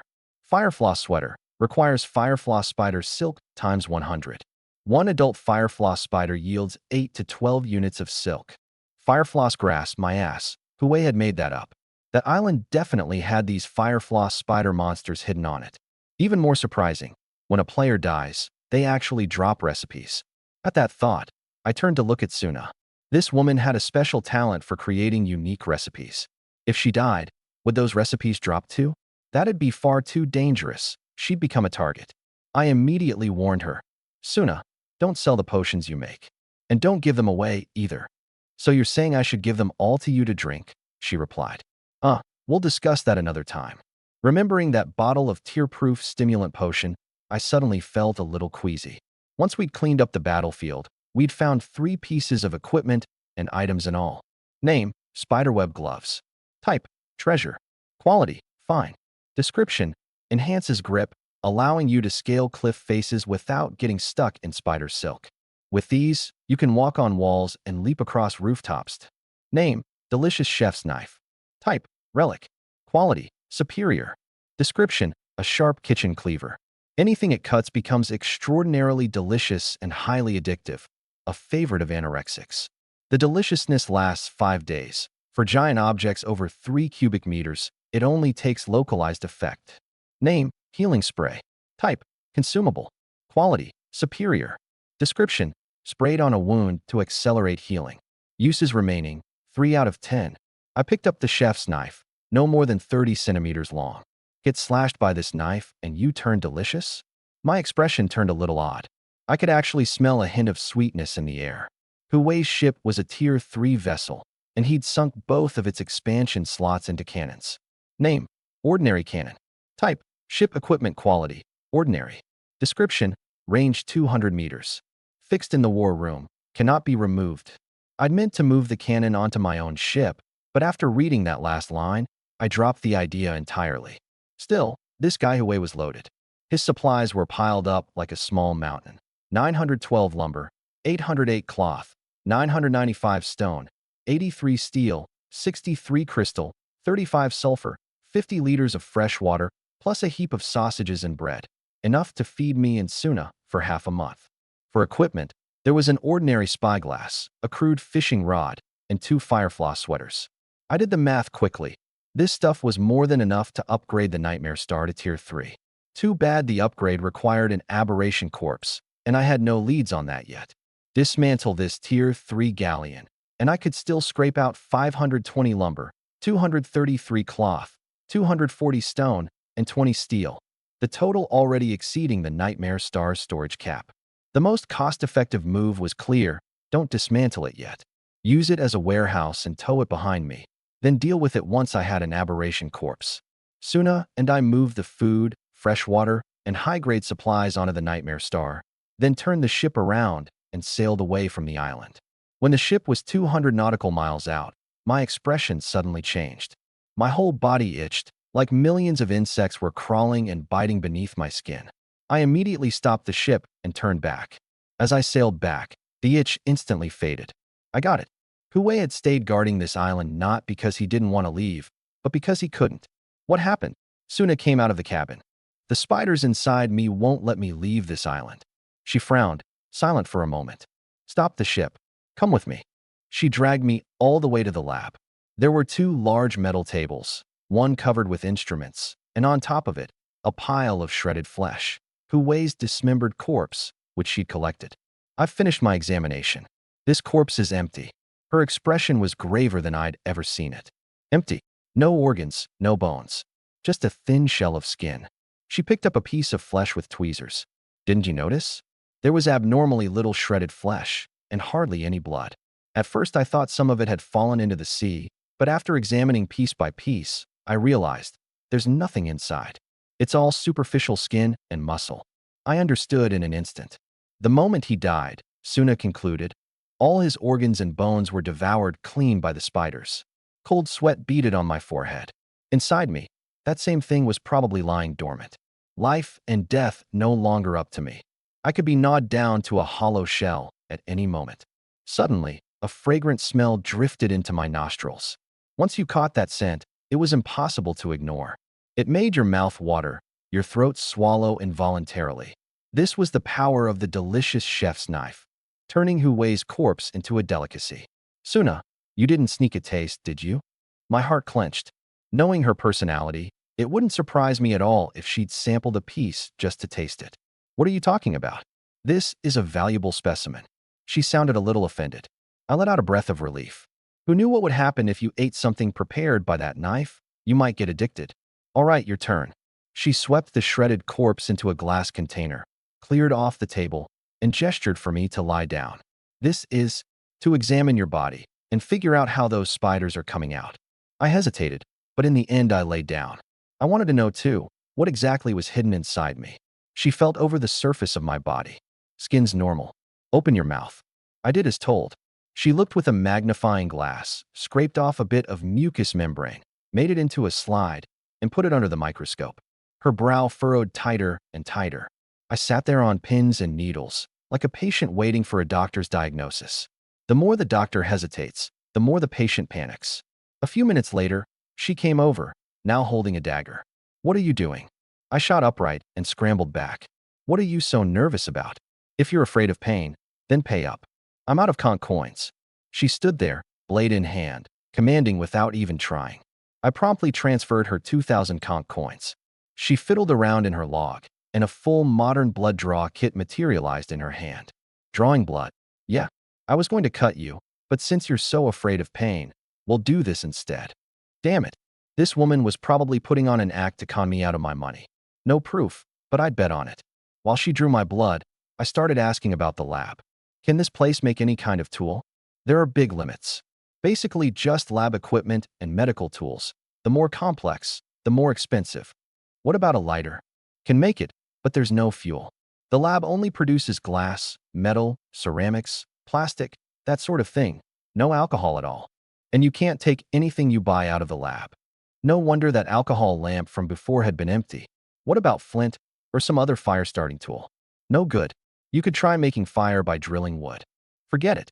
Fire by friction at sea, in all this damp, had slim odds of success. And even if it worked, out in the deep winter waters, you could drill till the end of time and never coax out a flame. She drew 300 milliliters of my blood, made a smear, and continued observing. Just as I thought. Come take a look for yourself. I don't know biology, but I can operate a microscope. In the field of view, besides red blood cells, there were lots of tiny particles floating around. See those black dots? Brace yourself. She changed the magnification and adjusted the focus. I broke out in a cold sweat in an instant. They were miniature spiders, curled up and clustered together, only barely visible in outline at maximum magnification. In theory, spiders smaller than cells shouldn't exist. But there they were. Inside me, there were probably nothing but these things, sleeping. Once awakened, I'd endure unimaginable torment, then be devoured clean and utterly die. It seemed there was no choice but to go to that island. The answer had to be there. Don't panic. Suna leaned in. Give me some time. I might be able to kill the spiders inside you. The gaping hole I'd blasted into the nightmare star got repaired, and the cost was steep. 332 lumber, 125 cloth, 108 stone, 20 steel, and half a day of work. This system understood one truth well. Dismantling a ship gives you pitifully little, while repairing one demands double. But I didn't regret firing that shot. Given a do-over, I'd pull the trigger again without a second's hesitation. Who knew what would have happened if that swarm of spiders had gotten loose, biting people, or maybe massing into a single monster? Better safe than sorry, always. And besides, this trip had been such a big haul that I could easily spare the supplies. 3 days later, the nightmare star was still drifting around the island. I had a sea chart and could monitor movement all around. But for 3 straight days, not a single ship appeared. Probably, with Huey dead, the other players he'd conned had gotten wary when their private messages went unanswered and stopped coming near these coordinates. Or maybe I'd simply been the last fish he ever hooked. For these 3 days, Suna had shut herself in the lab, barely showing her face except to draw a few more vials of my blood. As evening fell and night drew near, I walked into the cabin. Suna, go back to your room and rest. An 8-hour workday was a hard rule I'd set for her. Stay in there too long and her sanity would drop, and she'd go mad. Suna, I called again, my tone impatient. 5 more minutes. Still haggling? Come out now, or I'll kick you out. As captain, I could kick her out of the lab with one tap, literally kick her out. No, no, no. I'm coming out myself. There was a clatter, and she came running out. Any results? Still a ways to go. Her eyes were unfocused, her mind elsewhere. I was used to it, and knew she was still lost in her own world. Fine, go to your room. We'll talk tomorrow. She walked back to her room like a zombie. I returned to the deck, stopped the ship, keeping a distance of just over 100 nautical miles from the island. The catches these past days were the same old stuff, except for one strange fish, caught in the deep sea using an eyeball fruit. Half a meter long, covered all over in coral. At a glance it looked like a bamboo basket. In fact, the fish's body was only palm-sized, tucked away in the center, with everything else being coral. Name, coral cage fish type, food. Description, an abyssal fish species, its body covered in highly toxic coral that wraps around it like a cage. The flesh is highly poisonous. Consumption not recommended. Seeing the words, highly poisonous, I didn't even want to touch it. I skewered it into a ball with a wooden spear and sent it to the lab. My luck was absurdly bad. Not a single treasure chest in sight. All that fishing had netted me only 12 lumber and 15 cloth. Fishing is a trade where the haul comes down entirely to luck and skill. But no matter how skilled the angler, no one escapes the occasional skunking. I lay on the bed like a dried fish, scrolling through the World Channel. Buying lighters. I dropped the usual line, then waited for someone to come knocking. Scrolling up a few pages, an organization, a ship fleet called the Big Newspaper Office, caught my eye. It had popped up recruiting a few days back. The fleet leader probably had a special ship capable of printing and planned to start a newspaper, collecting maritime intelligence and selling it as a weekly. Now the first issue had finally hit the stands. The first weekly issue is complete, featuring a trade section, maritime affairs, monster intel. 100 conch coins per copy, 300 for a monthly membership. News tips welcome, rewarded with conch coins as appropriate. Fake news means a permanent blacklist. Ad space also available for rent. This fleet leader was a business genius. The prices were low, small margins, high volume. As long as he had tens of thousands of customers, the money would roll in faster than you could imagine. Assuming his reputation held up, my interest was piqued, so I messaged him directly, saying I wanted a copy. Pay first and note the newspaper language. and it'll be delivered via a free trade. Or add me as a friend for a membership, 300 for a month, at least 4 issues. Sign up for 3 months now and get one free. Skip the membership, just give me a copy first. I transferred over 100. Getting a membership meant adding a friend, which I couldn't be bothered to do, and I wasn't short on this little bit of money. I'd see whether the content was worth it first. Within a few minutes, the item arrived via trade. An extremely crude ink print newspaper, exactly like the old-timey ones. Rub it hard and the ink smears. But no one cared about that, as long as the content was worthwhile. The Nightmare Star had no lights, no fire. Only the lab and Suna's room had illumination. I didn't want to drop by under the pretext of reading the paper, so I slipped into the witch's lab. Inside, it was as desolate as another world. The air was thick with an indescribable smell, a fishy stench mixed with the peculiar odor of aberration organs. Glass jars lined the walls, soaking all kinds of organs. I couldn't be bothered to look. Look too long and you'd lose sanity. No point. I spread out the newspaper. The front page was the trade section, with everything from want ads to sales, all clearly priced, complete with ship names, player names, and IDs, so you could message anyone anytime. One scan and I spotted an old acquaintance, Zhou Dai, captain of the Radiant Goddess. She was hawking holy water at 2,000 conch coins a bottle, or trading for equipment. Doing the math, the price she'd given me back then really had been an insider's friend rate. Reading on, a tricky relic jumped into view. Name: Corpse Eater Cult Beginner's Manual Quality, Rare. Description: Records 18 ways to eat a corpse, truly achieving, like nourishes like, you are what you eat, except it can't fix your brain. My vision went black. This newspaper had to be destroyed later. I could not let Suna see it under any circumstances. Otherwise, that crazy woman would buy it no matter the cost, then work through it item by item. Picturing her gnawing on corpses gave me goosebumps all over. I promptly revoked her trading privileges, strangling that possibility in the cradle. The rest of the stuff wasn't nearly as twisted. I gave it a general scan. Either the prices were inflated or the effects were mediocre. Anything genuinely good and cheap would have sold out in the channel long ago. But there was one piece of ship equipment that was somewhat interesting. Name: Savage Catapult Quality, Fine.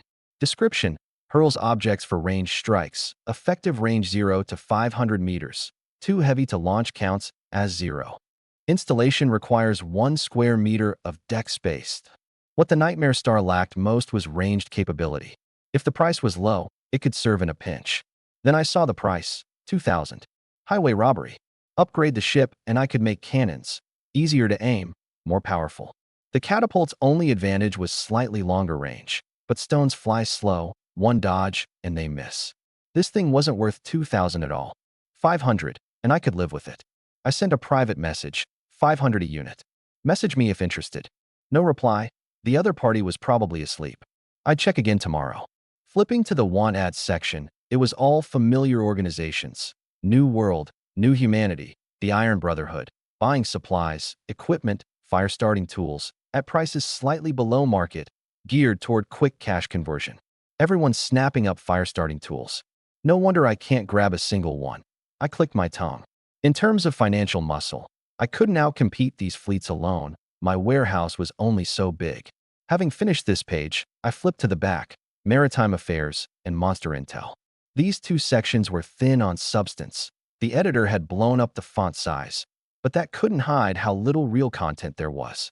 Tales of the Sea recorded some intel and personal takeaways, fleet introductions, coordinates of a few public islands, speculation about the inner conditions of the deep winter sea. Believe it or not, judge for yourself. But one thing was certain. Any island with public coordinates was worthless. Either the trees had all been chopped down, or you'd leave your life behind the moment you set foot on it. I ran into Zhou Dai again. She was recruiting teammates to raid a dangerous island. Rumor had it a fearsome werewolf lurked there, and anyone who passed her screening would get the exact coordinates. A werewolf. I stroked my chin. Fast on its feet, keen of nose, with claws and fangs that could tear through flesh with ease. Against something like that, the more teammates the better. When it's time to run, you only have to outrun the others. I smirked and skipped right past it. What could an ordinary person possibly use to fight a werewolf, unless they had a large caliber machine gun, and hit with every single shot? Further down was a valuable piece of advice from the captain of the fishermen. signed anonymous. But I had him on my friend's list and knew his name was Chi, a veteran angler. On night fishing. First, let me be clear. I don't recommend anyone try night fishing. I'm writing this purely as a warning. Night fishing very easily reels in eerie creatures. I've hooked little merfolk and drowned once. The latter nearly cost me my life. Roughly 30% of what bites is an abyssal species. Four-legged sardines, eels with human lips, octopuses with human faces. For the sake of your sanity, I won't include pictures. Catching them drains sanity. Eating them drains sanity. They're utterly worthless. If you still want to go after reading this, prepare thoroughly first. Risk and opportunity go hand in hand. I once fished up a rare fishing rod, but even after coming to my senses, I broke out in a cold sweat. Back then, I think I'd fished myself mad. In short, don't try it lightly. Chi truly lives up to his reputation as an angler. He casually did what I wouldn't dare. I marveled. But those abyssal species he'd hooked, I recognized every one of them, familiar faces by now. These days I ate them and didn't even lose sanity, except for the ones with special effects. Night fishing, don't touch it unless you're truly desperate, I decided. The nightmare star carried the angler's curse. If I went night fishing again, I might just drag up a giant bobbit worm and get swallowed whole by the sea. I flipped to the monster intel. This part focused on common sea monsters and their weaknesses. I'd seen most of them. Drowned ones, fat and clumsy. Their weakness is that very clumsiness, but they self-detonate, and the blast is devastating. Sirens, extremely dangerous to men. The moment you hear their song, you have 2 seconds to plug your ears, or you'll be charmed for certain. They mostly hunt at night, so wear earplugs to sleep. Sleep with earplugs in. And if a drowned one shows up, isn't that just a death sentence? I shook my head, unconvinced. Skeleton fiends, mediocre across the board. Shatter the skull to kill, blunt weapons recommended. Little merfolk, small in size, travel in swarms, rarely seen alone. Giant bobbit worms, enormous and eyeless, with razor-sharp jaws, can be blasted apart with cannons. There were far more monsters than these. The stronger they were, the fewer survivors, and the harder it was for intel to make it back. After reading, I realized there was no entry for the hammerhead devil shark, so I contacted the big newspaper agency. I've got monster intel. How much do you usually pay? Starts at 200, and the more detailed, the more you get. No upper limit. You'll need to attach trophy or corpse info as proof. No problem. I happen to have its organs in the lab. Hammerhead devil shark can be fished up, lives in groups. Enormous eyes that glow like red lanterns underwater. 2 large hind legs. Incredibly strong jumping ability. Weakness is the eyeballs. Can't climb. Half an hour later, I received 800 conch coins. Someone had definitely encountered this shark before, but of those who'd seen one and lived to come back, probably not many. The next day, before dawn, I bolted upright, my whole body feeling as though 10,000 ants were gnawing at my bones, both painful and itchy. I knew what was happening. I rushed to the helm and steered the Nightmare Star at full speed toward the island. After sailing more than 10 nautical miles, that bone-eating pain slowly faded. The ship had lurched forward so hard it woke Suna. She stepped out of her room just in time to catch me clutching the helm, barely able to stand, veins bulging, eyes bloodshot red. What happened? The words had barely left my mouth when I coughed up a huge mouthful of blood, with spiders crawling in it. Then I collapsed into the pool of blood and blacked out. I had a nightmare.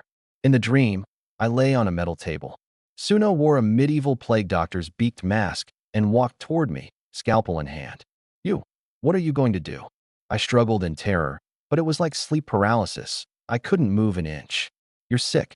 I'm treating you, she said flatly. The blade sliced open my skin, cutting through blood vessels and muscle, digging out the spiders inside, plucking them out one by one, blood everywhere. There are still plenty inside you. I'll take them all out for you. The blade kept falling. No, you're going to kill me. I warred, because her red eyes were growing more and more dangerous. With a jolt, I woke from the nightmare, only to see a scalpel stopped right in front of my eyes. I frantically shoved it away. You're awake. Suna, just like in the dream, wore the beaked mask and goggles, in the middle of operating on me. What are you doing? Just awake. The lingering terror of the nightmare still clung to me. I curled up, my urge to attack surging. Calm down. I'm saving you. She pointed to a graduated cylinder on the table.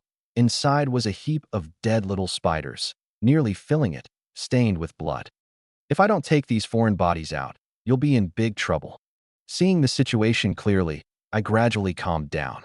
I glanced at my stats. HP below 50, sanity down to just 37. My left eyelid had been cut open, blood running into my eye and staining most of my vision red.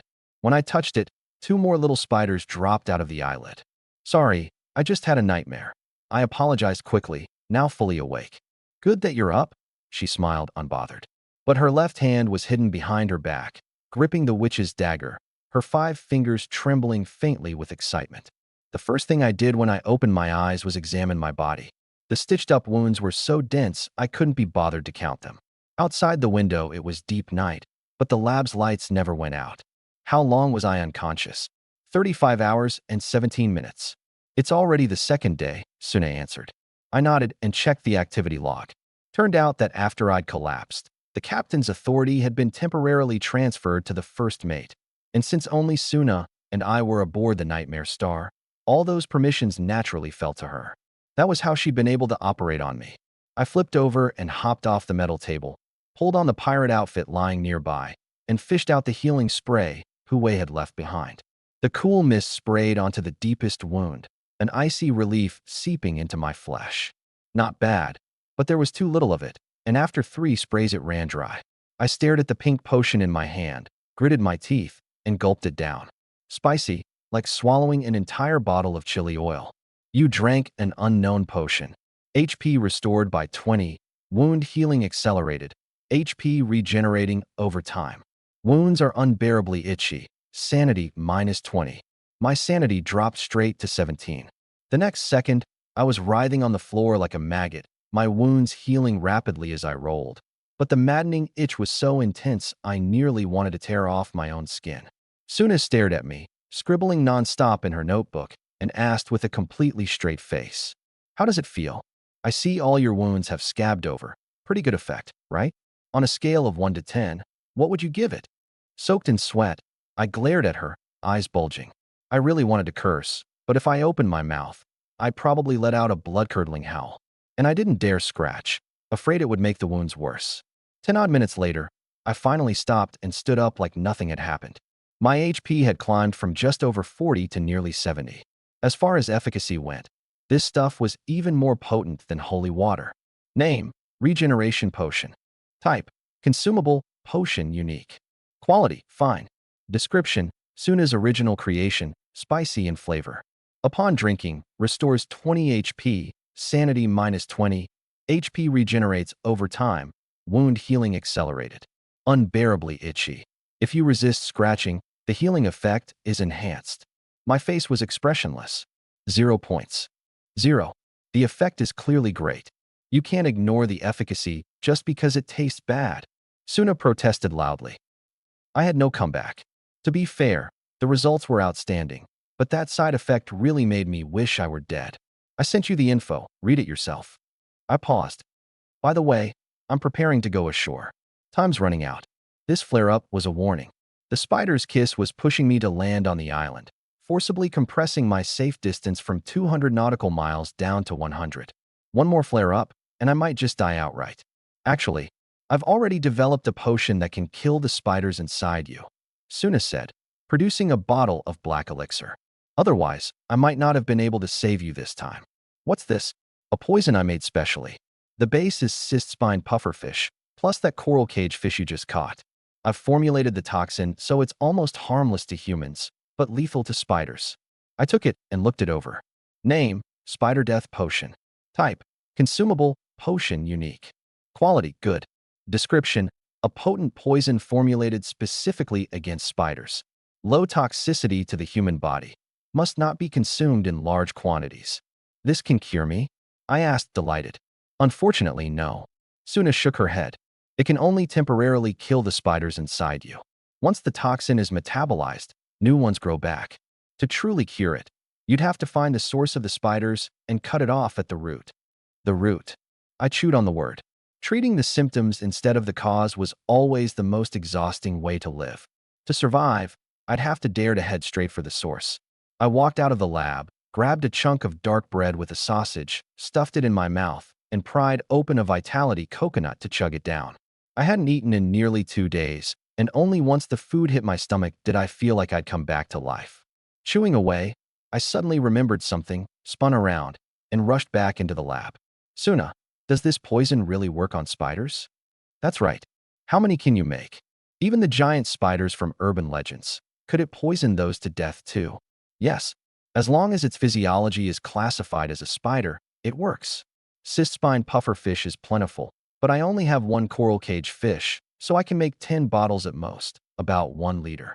So as long as we have coral cage fish, we can mass produce it. The gears in my head started clicking away. The Tinderwool sweater's description had told me long ago, an island was bound to harbor something called a tinder spider. In that case, poison first, land second. I woke the next day fully rested, HP surging to 90. I glanced at the weather forecast. Bright sunshine, a gentle sea breeze, 9 hours of daylight left, wind force 3. What a perfect day for fishing. Without a word, I grabbed my rod and headed out. First I set up the fishing net, then dug out several dozen eyeball fruits I'd been hoarding from the ship's hold. This stuff tasted terrible, perfect to use as bait for coral cage fish. Deep-sea fishing technique, eyeball fruit for bait. You caught a red-lipped eel. You caught a human-faced octopus. You caught a long-legged sardine. Holy shit, you can hook long-legged sardines in deep water too? Thankfully, the 4th cast finally paid off. You caught a coral cage fish. My eyes lit up.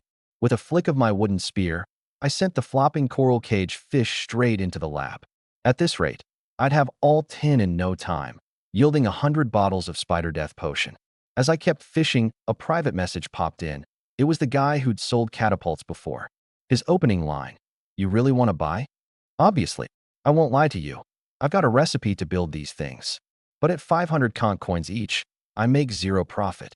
600 each, buying 4 at once. Sell, and we trade. If not, don't bother chatting. I fired back instantly. Earlier, I'd offered 500 and he'd been willing to reply, which meant that price sat right at his cost line. Add 100, and there should be a margin.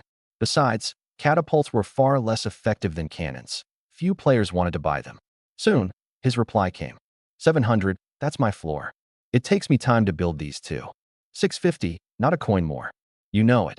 In 2 more weeks, nobody will want these things even at 200. He went silent for a few minutes, then finally agreed.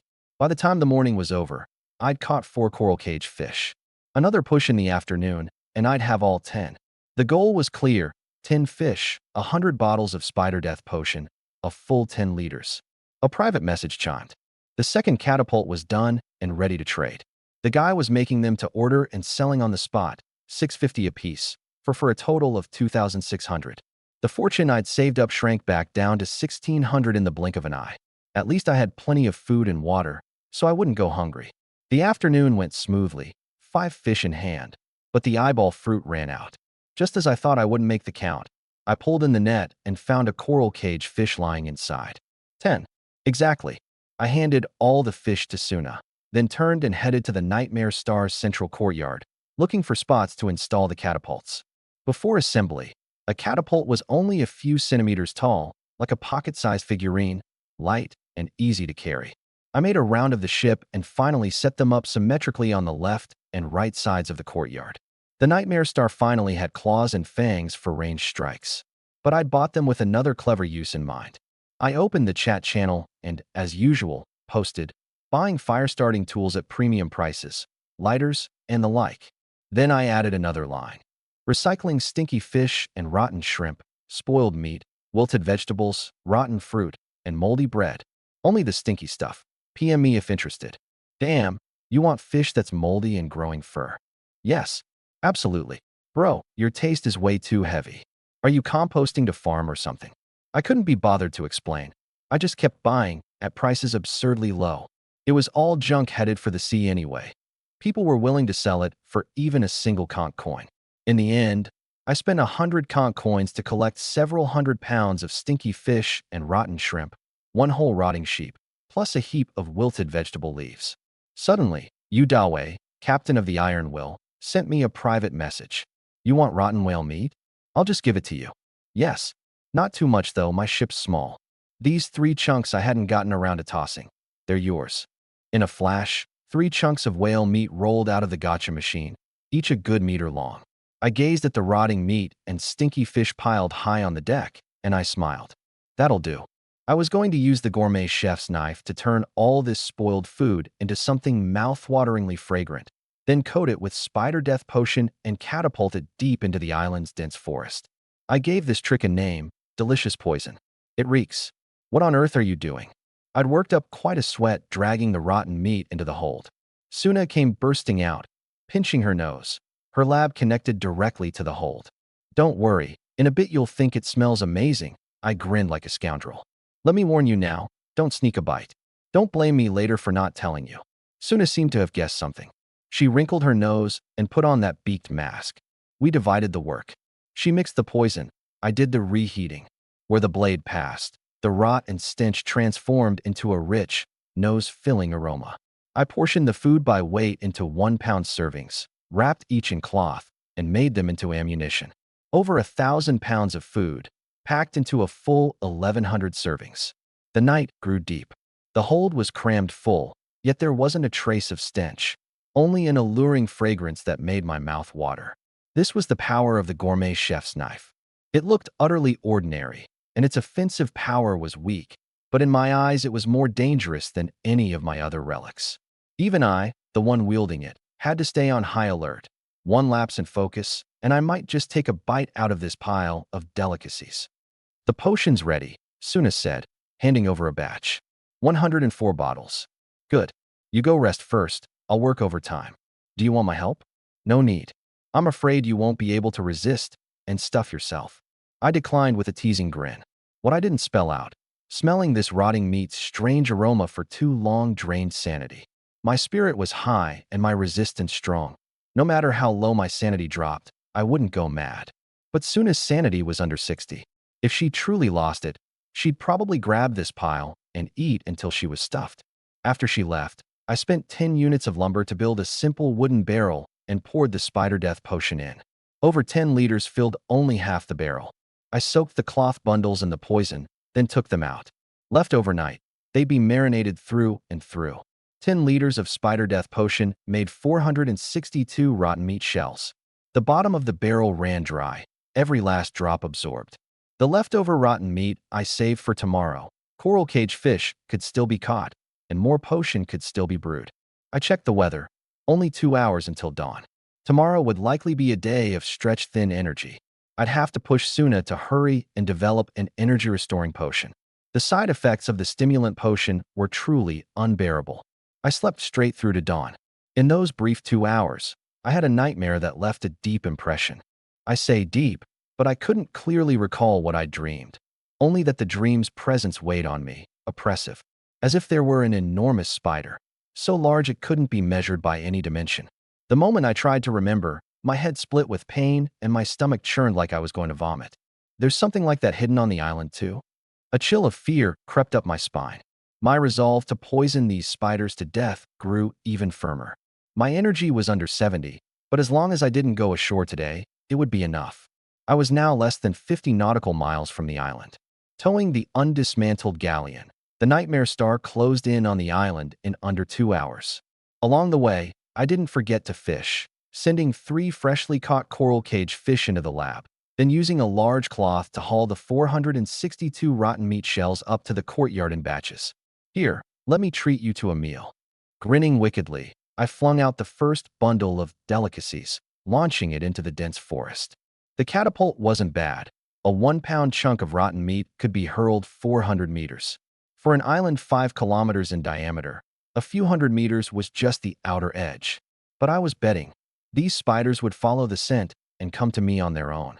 The cloth wrapping wasn't sturdy. It burst on landing, spreading into a splatter of shredded meat and wilted vegetables, perfect for several spiders to share. A dozen bundles in, there was movement in the forest, the sound of large creatures on the move. It's working.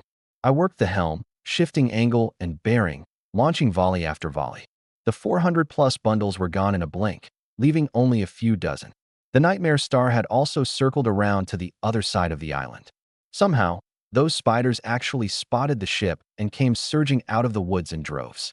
They varied in size, the smallest palm-sized, the largest nearly a meter, with long, slender legs that made my scalp crawl. Among them was one special specimen, a full 3 meters, with half a withered human body atop its head. No limbs, no head, just a torso. Witnessing an anomalous creature, sanity -5. This spider, what the hell is it? Before the swarm could close in, I'd already dashed to the bow, ready to steer away. If this many spiders all leapt aboard, the consequences would be unthinkable. Thankfully, they feared water and all halted at the shoreline, moving no farther. Even stranger, these spiders could actually talk. Spider A, it smells so good. Spider B, the one with the human body atop it, there's something delicious here. Spider C, it smells amazing. I froze for a few seconds, hardly able to believe my own ears. Have I gone mad? Am I hearing things now? I immediately notified Suna. She got the message and came darting out, her gaze instantly pinned on the monster carrying the half-body. Did you hear that? These spiders are speaking human language. Perfect standard Mandarin, even. Suna's brow furrowed. She gave me a slightly odd look and only said she'd heard nothing at all. My heart clenched, and I immediately realized the problem was with me. I checked my sanity. Over 80, no signs of going mad. Then there was only one answer left, the spider's kiss. It had a hidden effect. It let me understand the spider's speech. Perhaps even communicate with them. I tested it right away, plastering an eager smile on my face. Come, come, I've got plenty more delicacies here. When you eat, don't forget to bring some back and share with everyone. As I called out, I flung the last of the rotten meat toward them. Spider A, wonderful. Spider B, I'll bring some back for my mom to taste too. Spider C, thank you. I grinned and tossed a few extra bundles toward Spider B. I could understand them, but that didn't mean I felt sorry for them. These things were cold-blooded, murderous monsters, especially the one wearing a human body. Before I showed up, who knows how many players they'd already devoured. Behind kind words hide the sharpest fangs. I smiled as I handed them poison, precisely because I knew they'd never shown mercy to anyone. I tossed out the last of the delicacies and was met with a wave of gratitude. I waved warmly, watching that giant spider with the human body grafted onto it lumber away. A big bundle of rotting meat dragged behind its rear, its silk carving long trails across the sand. Eat up. I'll be back tomorrow, I shouted, not caring whether they understood a word. Once I dropped this batch of poison bait, I sailed the ship away from the island. While there was still time, I caught 3 more coral cage fish and had Suna whip up more than 60 bottles of Spider's Bane potion. 1 round of poison wouldn't wipe out every spider. A few more passes, then I could land. That would be the safe way. For the next 3 days, I repeated the poisoning. Because I was buying up so much carrion, I picked up a nickname in the chat channel, the Scavenger. Luckily, I always traded anonymously, and only a handful of friends knew the truth. What on earth are you doing? A private message came from Zhou Dai, captain of the Radiant Goddess. She was an old friend, so I didn't hide it. Poisoning. Seeing if I can kill off the monsters. Sounds like you're pretty good at dealing with monsters? Not bad. These monsters take a blade and die just like anything else. On the 4th day, I dropped more poison, but not a single spider came running for a handout. The spiders on the island were just about all dead. Tomorrow, I could finally land. Today, the Nightmare Star could anchor even closer, getting ready for tomorrow. That night, I packed my gear in the cabin, bringing everything I'd need and stuffing the spares into my stomach pouch. Suna came over too. What, you're coming? I frowned. Yeah, I'm coming. If you leave, who watches the Nightmare Star? What if another player runs into it? Just bring the crystal ball. The island's not that big, it won't be out of signal range. I mulled it over for a while and finally nodded.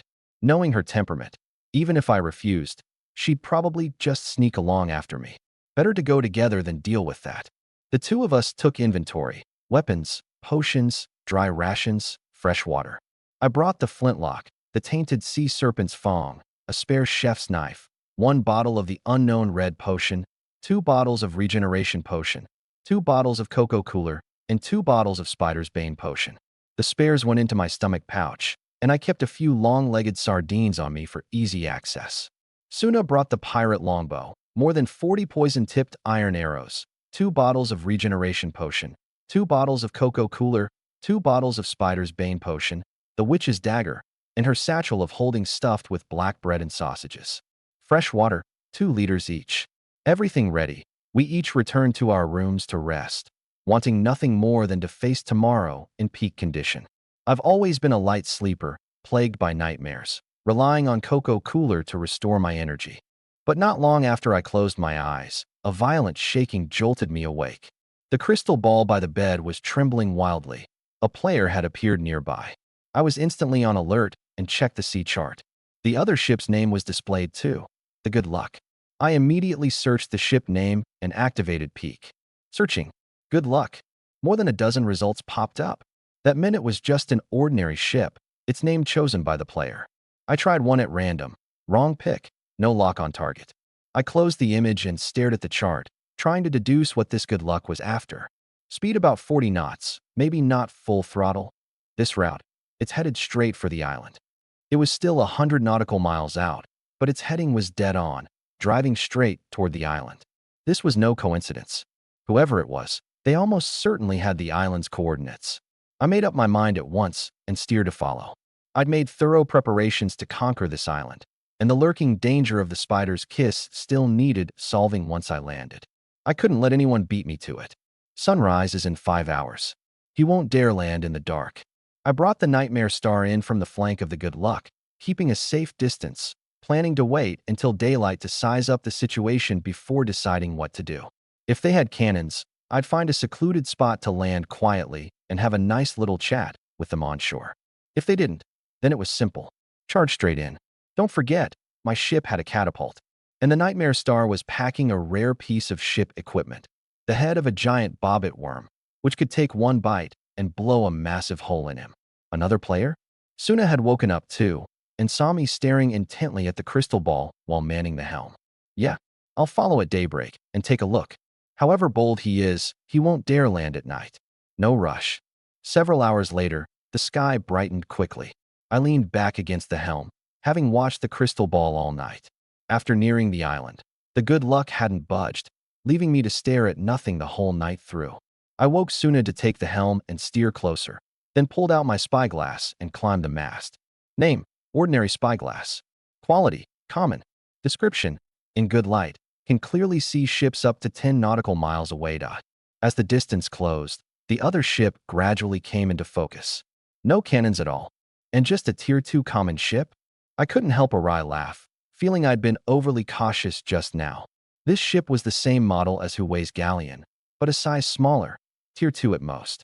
I had Suna gun at full speed. I wanted to see just who this big shot was. The Nightmare Star, towing the galleon behind it, closed in and stopped about 300 meters from the Good Luck. At that range, ordinary bows and arrows couldn't reach. I leapt down from the mast, my brow furrowed. Strange, why wasn't there any movement at all? Had the person gone ashore? Or were they hiding, waiting to ambush me? I studied the Good Luck. A sailing ship under 20 meters long, ordinary at first glance, and even more ordinary on closer inspection. Suna, take the helm. I'll give it a few shots. I pulled several units of stone from the cabin. One unit was about a cubic decimeter, 5 or 6 pounds. Perfect ammo for the catapult. Aim. Fire. I'd been playing with this thing for several days now, and the very first shot slammed dead on into the deck with a thunderous boom, but didn't break through. Pretty sturdy. Another 6 or 7 shots. One punched through the deck, opening a hole, and still, the other side was dead silent. Suna, get closer. Open up the hull for me. I want to see if anyone's hiding in the hold. I'd pulled tricks like this on others before, so I was especially careful. This was the kind of place you couldn't afford to slip up. Too bad. I was overthinking it. The 4 jaw blades of the bobbit worm head were razor sharp, shearing off the Good Luck's stern in a single bite and exposing the inner cabin. It was empty. I froze in place, my face flushing with embarrassment. All that fuss, and I'd been outwitting empty air the whole time. I didn't hesitate any longer. I directed Suna to close in, laid the plank bridge across, gripped my flintlock, and boarded the Good Luck by force. And then, I got aboard without the slightest resistance. 10 minutes later, the system prompted that I could dismantle the Good Luck. That meant the ship's owner was completely done for. But how the hell did he die? I came over right at dawn, and it's been less than an hour. Even if you dropped a pig on this island, it wouldn't die that fast. I've poisoned nearly every spider here. How should I know? Suna shrugged. Want to drop some more poison? No. It definitely wasn't the spiders. We'll just be careful when the time comes. I dismantled the good luck and decided to head ashore to avenge this poor bastard. Supplies recovered. Black bread times 2, fresh water times 2 liters, wood times 23, cloth times 15, 1 fishing rod. Dismantled the good luck. You obtained wood times 143, cloth times 95. The hull damage had, as expected, reduced the dismantling yield. Rewind a few hours. Before dawn, the good luck had just reached shore. Captain Li Rong tossed aside his fishing rod and waded onto the beach. I never would have guessed he'd be so brave, daring to land on the island in the dark. Haha, land in the dark, catch him off guard. There's no way there's an ambush. Li Rong was quite pleased with himself, his eyes rimmed red. If only he'd taken one look at his own status. Li Rong. Energy, 67/100. Sanity, 42/100. Insane, arrogant.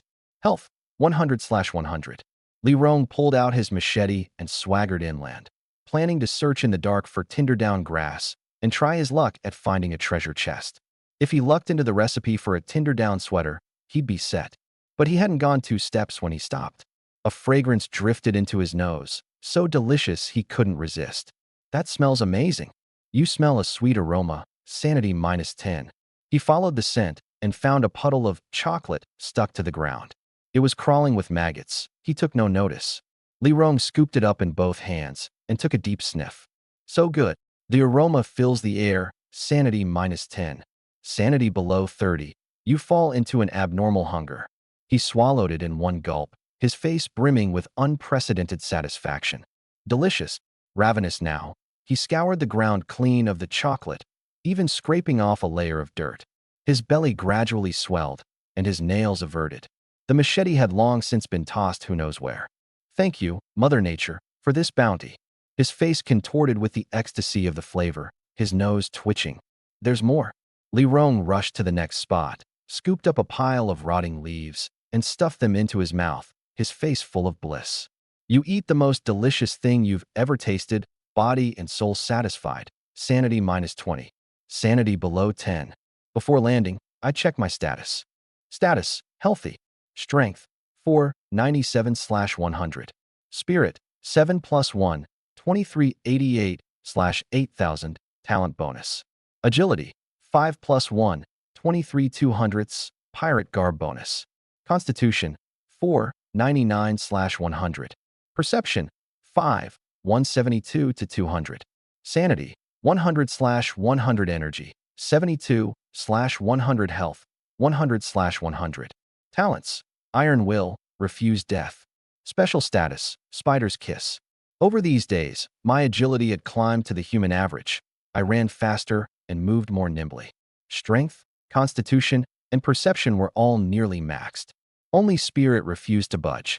The higher the attribute, the harder it grew. That principle held true anywhere.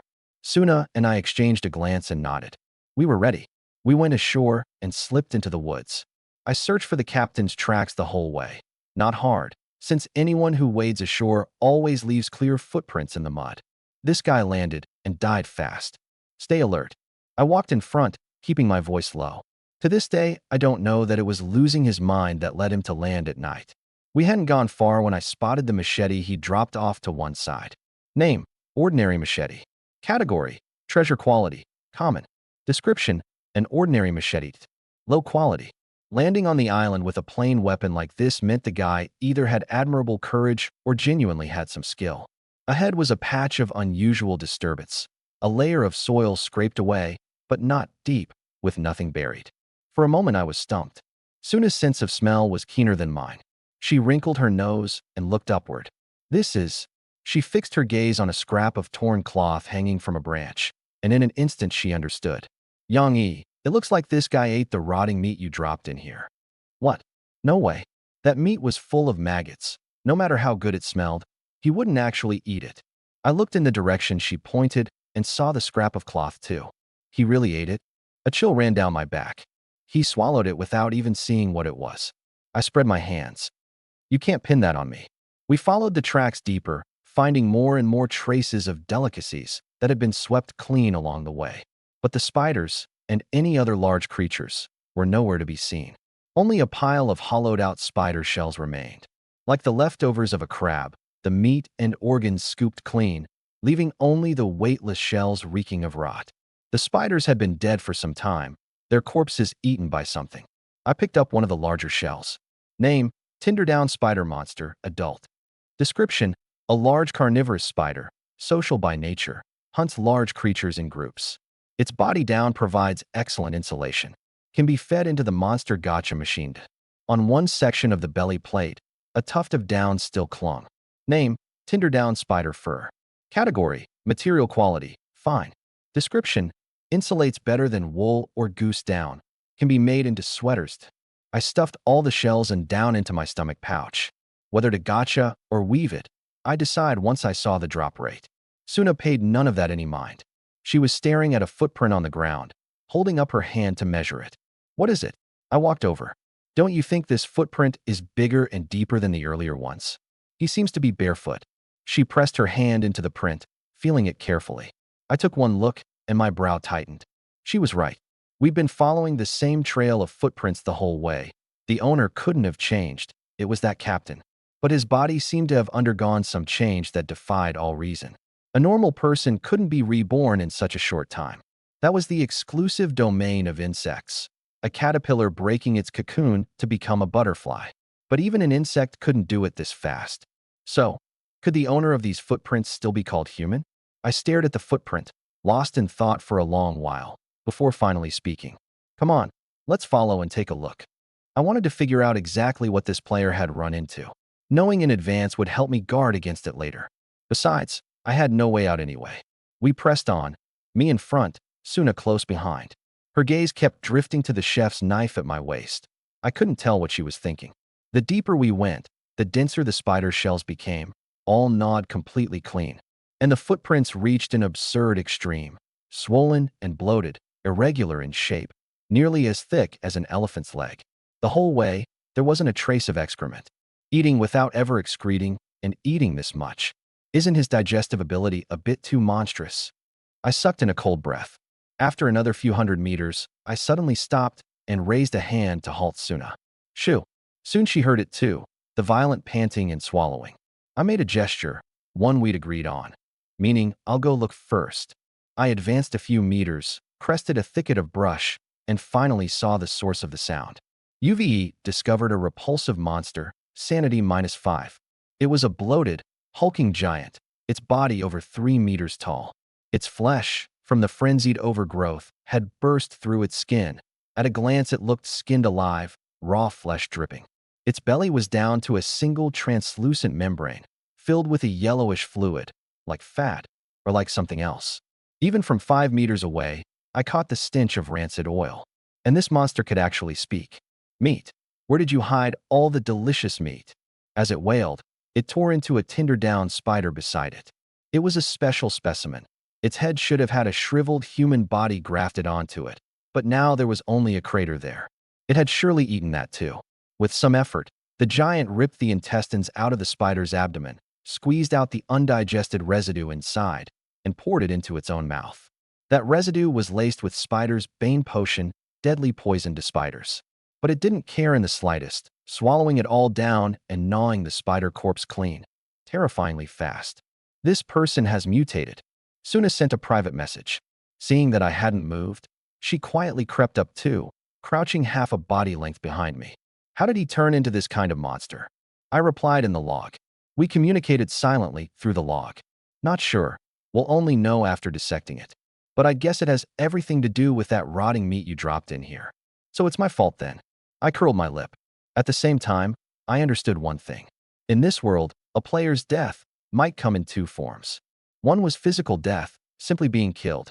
The other was mental death, mutating into a monster for some reason. Once you reached that point, the system counted you out too. This giant's too big, probably hard to kill. Let me hit it with something big and blow it apart. I was already getting ready to act. Don't. Try to leave me an intact one. I want to figure out the cause of its mutation.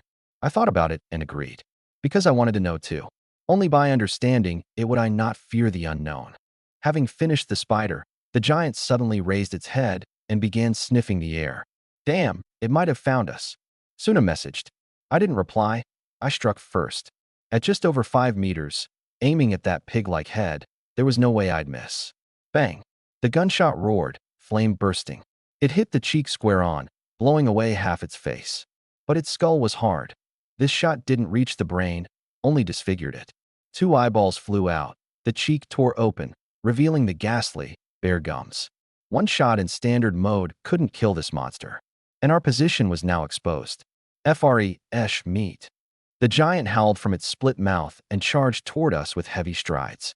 Losing both eyes seemed to affect it hardly at all.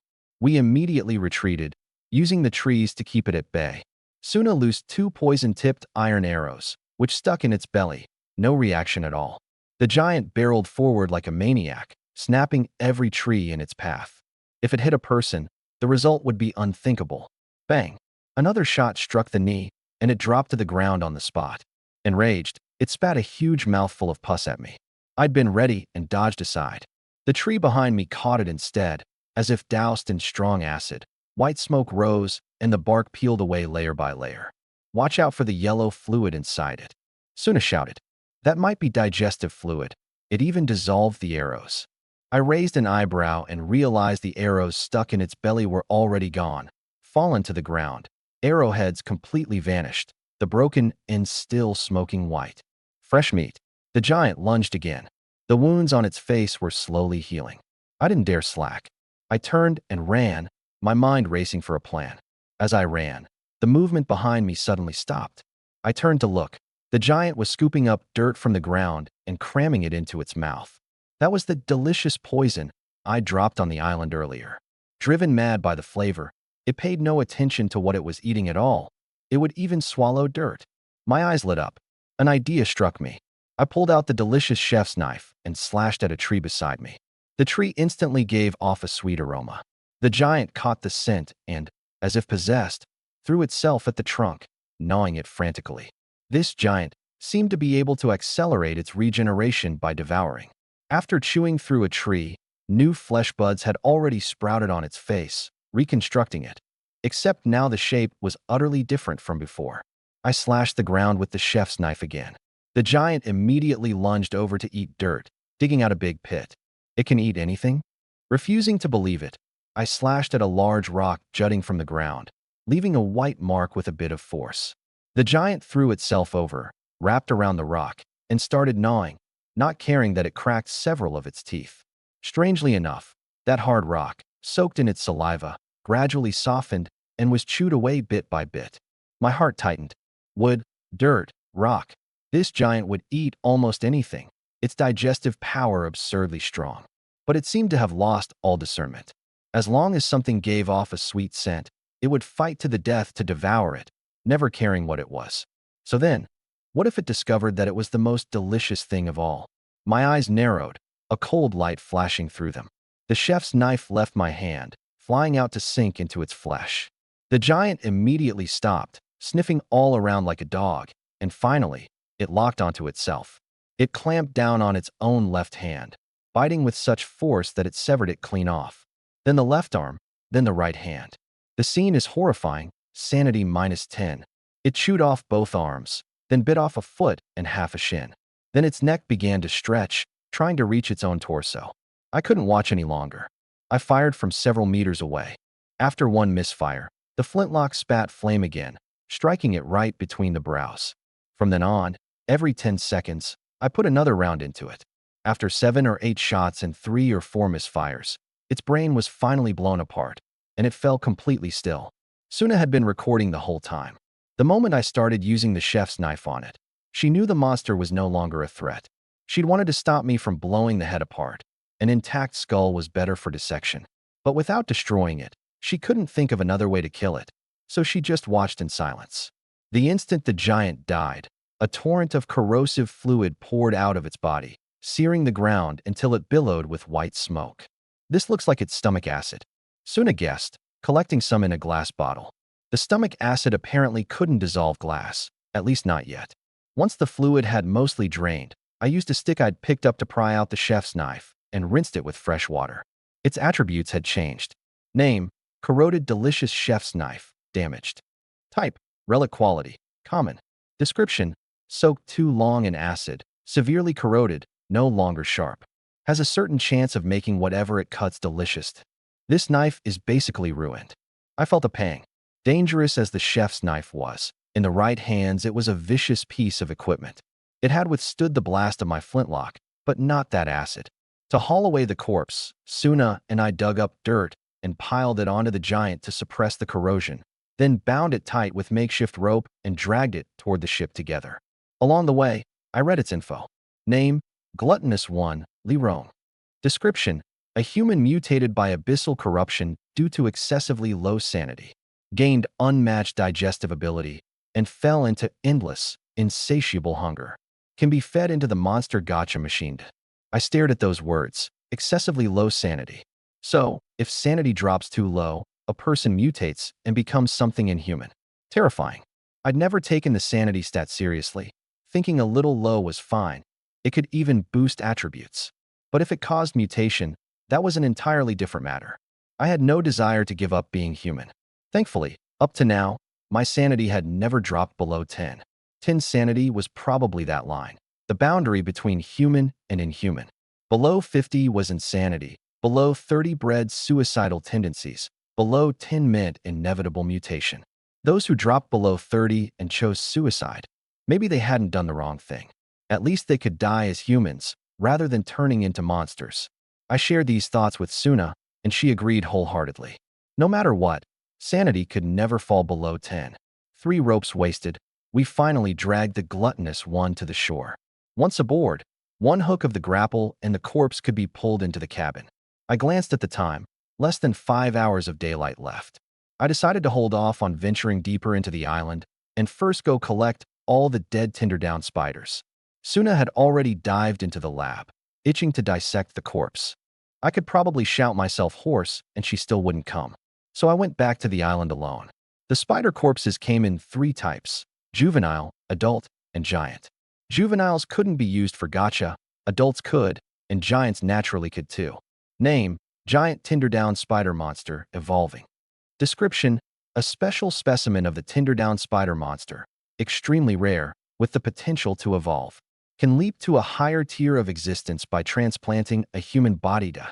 Of the giant kind, I found only 20 adults. The rest were all juveniles, in enormous numbers. Luckily, they all carried at least some Tinderdown, so collecting them could still yield material for weaving. In total, I gathered 327 units of Tinderdown spider fur, not counting the adults. By the time I finished, evening was near. I returned to the Nightmare Star. First, I tried upgrading the Nightmare Star with an adult spider corpse. Prompt said failure. This is a beast and cannot be used for upgrades. It seemed the monsters in this world were sorted into categories too. You needed something more sinister to qualify as a demon. A big spider like this only counted as a beast. Only the giant Tinderdown spider, able to graft a human body, was classified as a demon. In that case, gacha first, respect later. I rubbed my hands together, ready to run gacha with the 20 adult spiders, and messaged Suna on the side. Suna, you sure you won't gacha? Your luck seems better than mine. Stop bothering me. She was buried in her dissection and didn't want to be disturbed.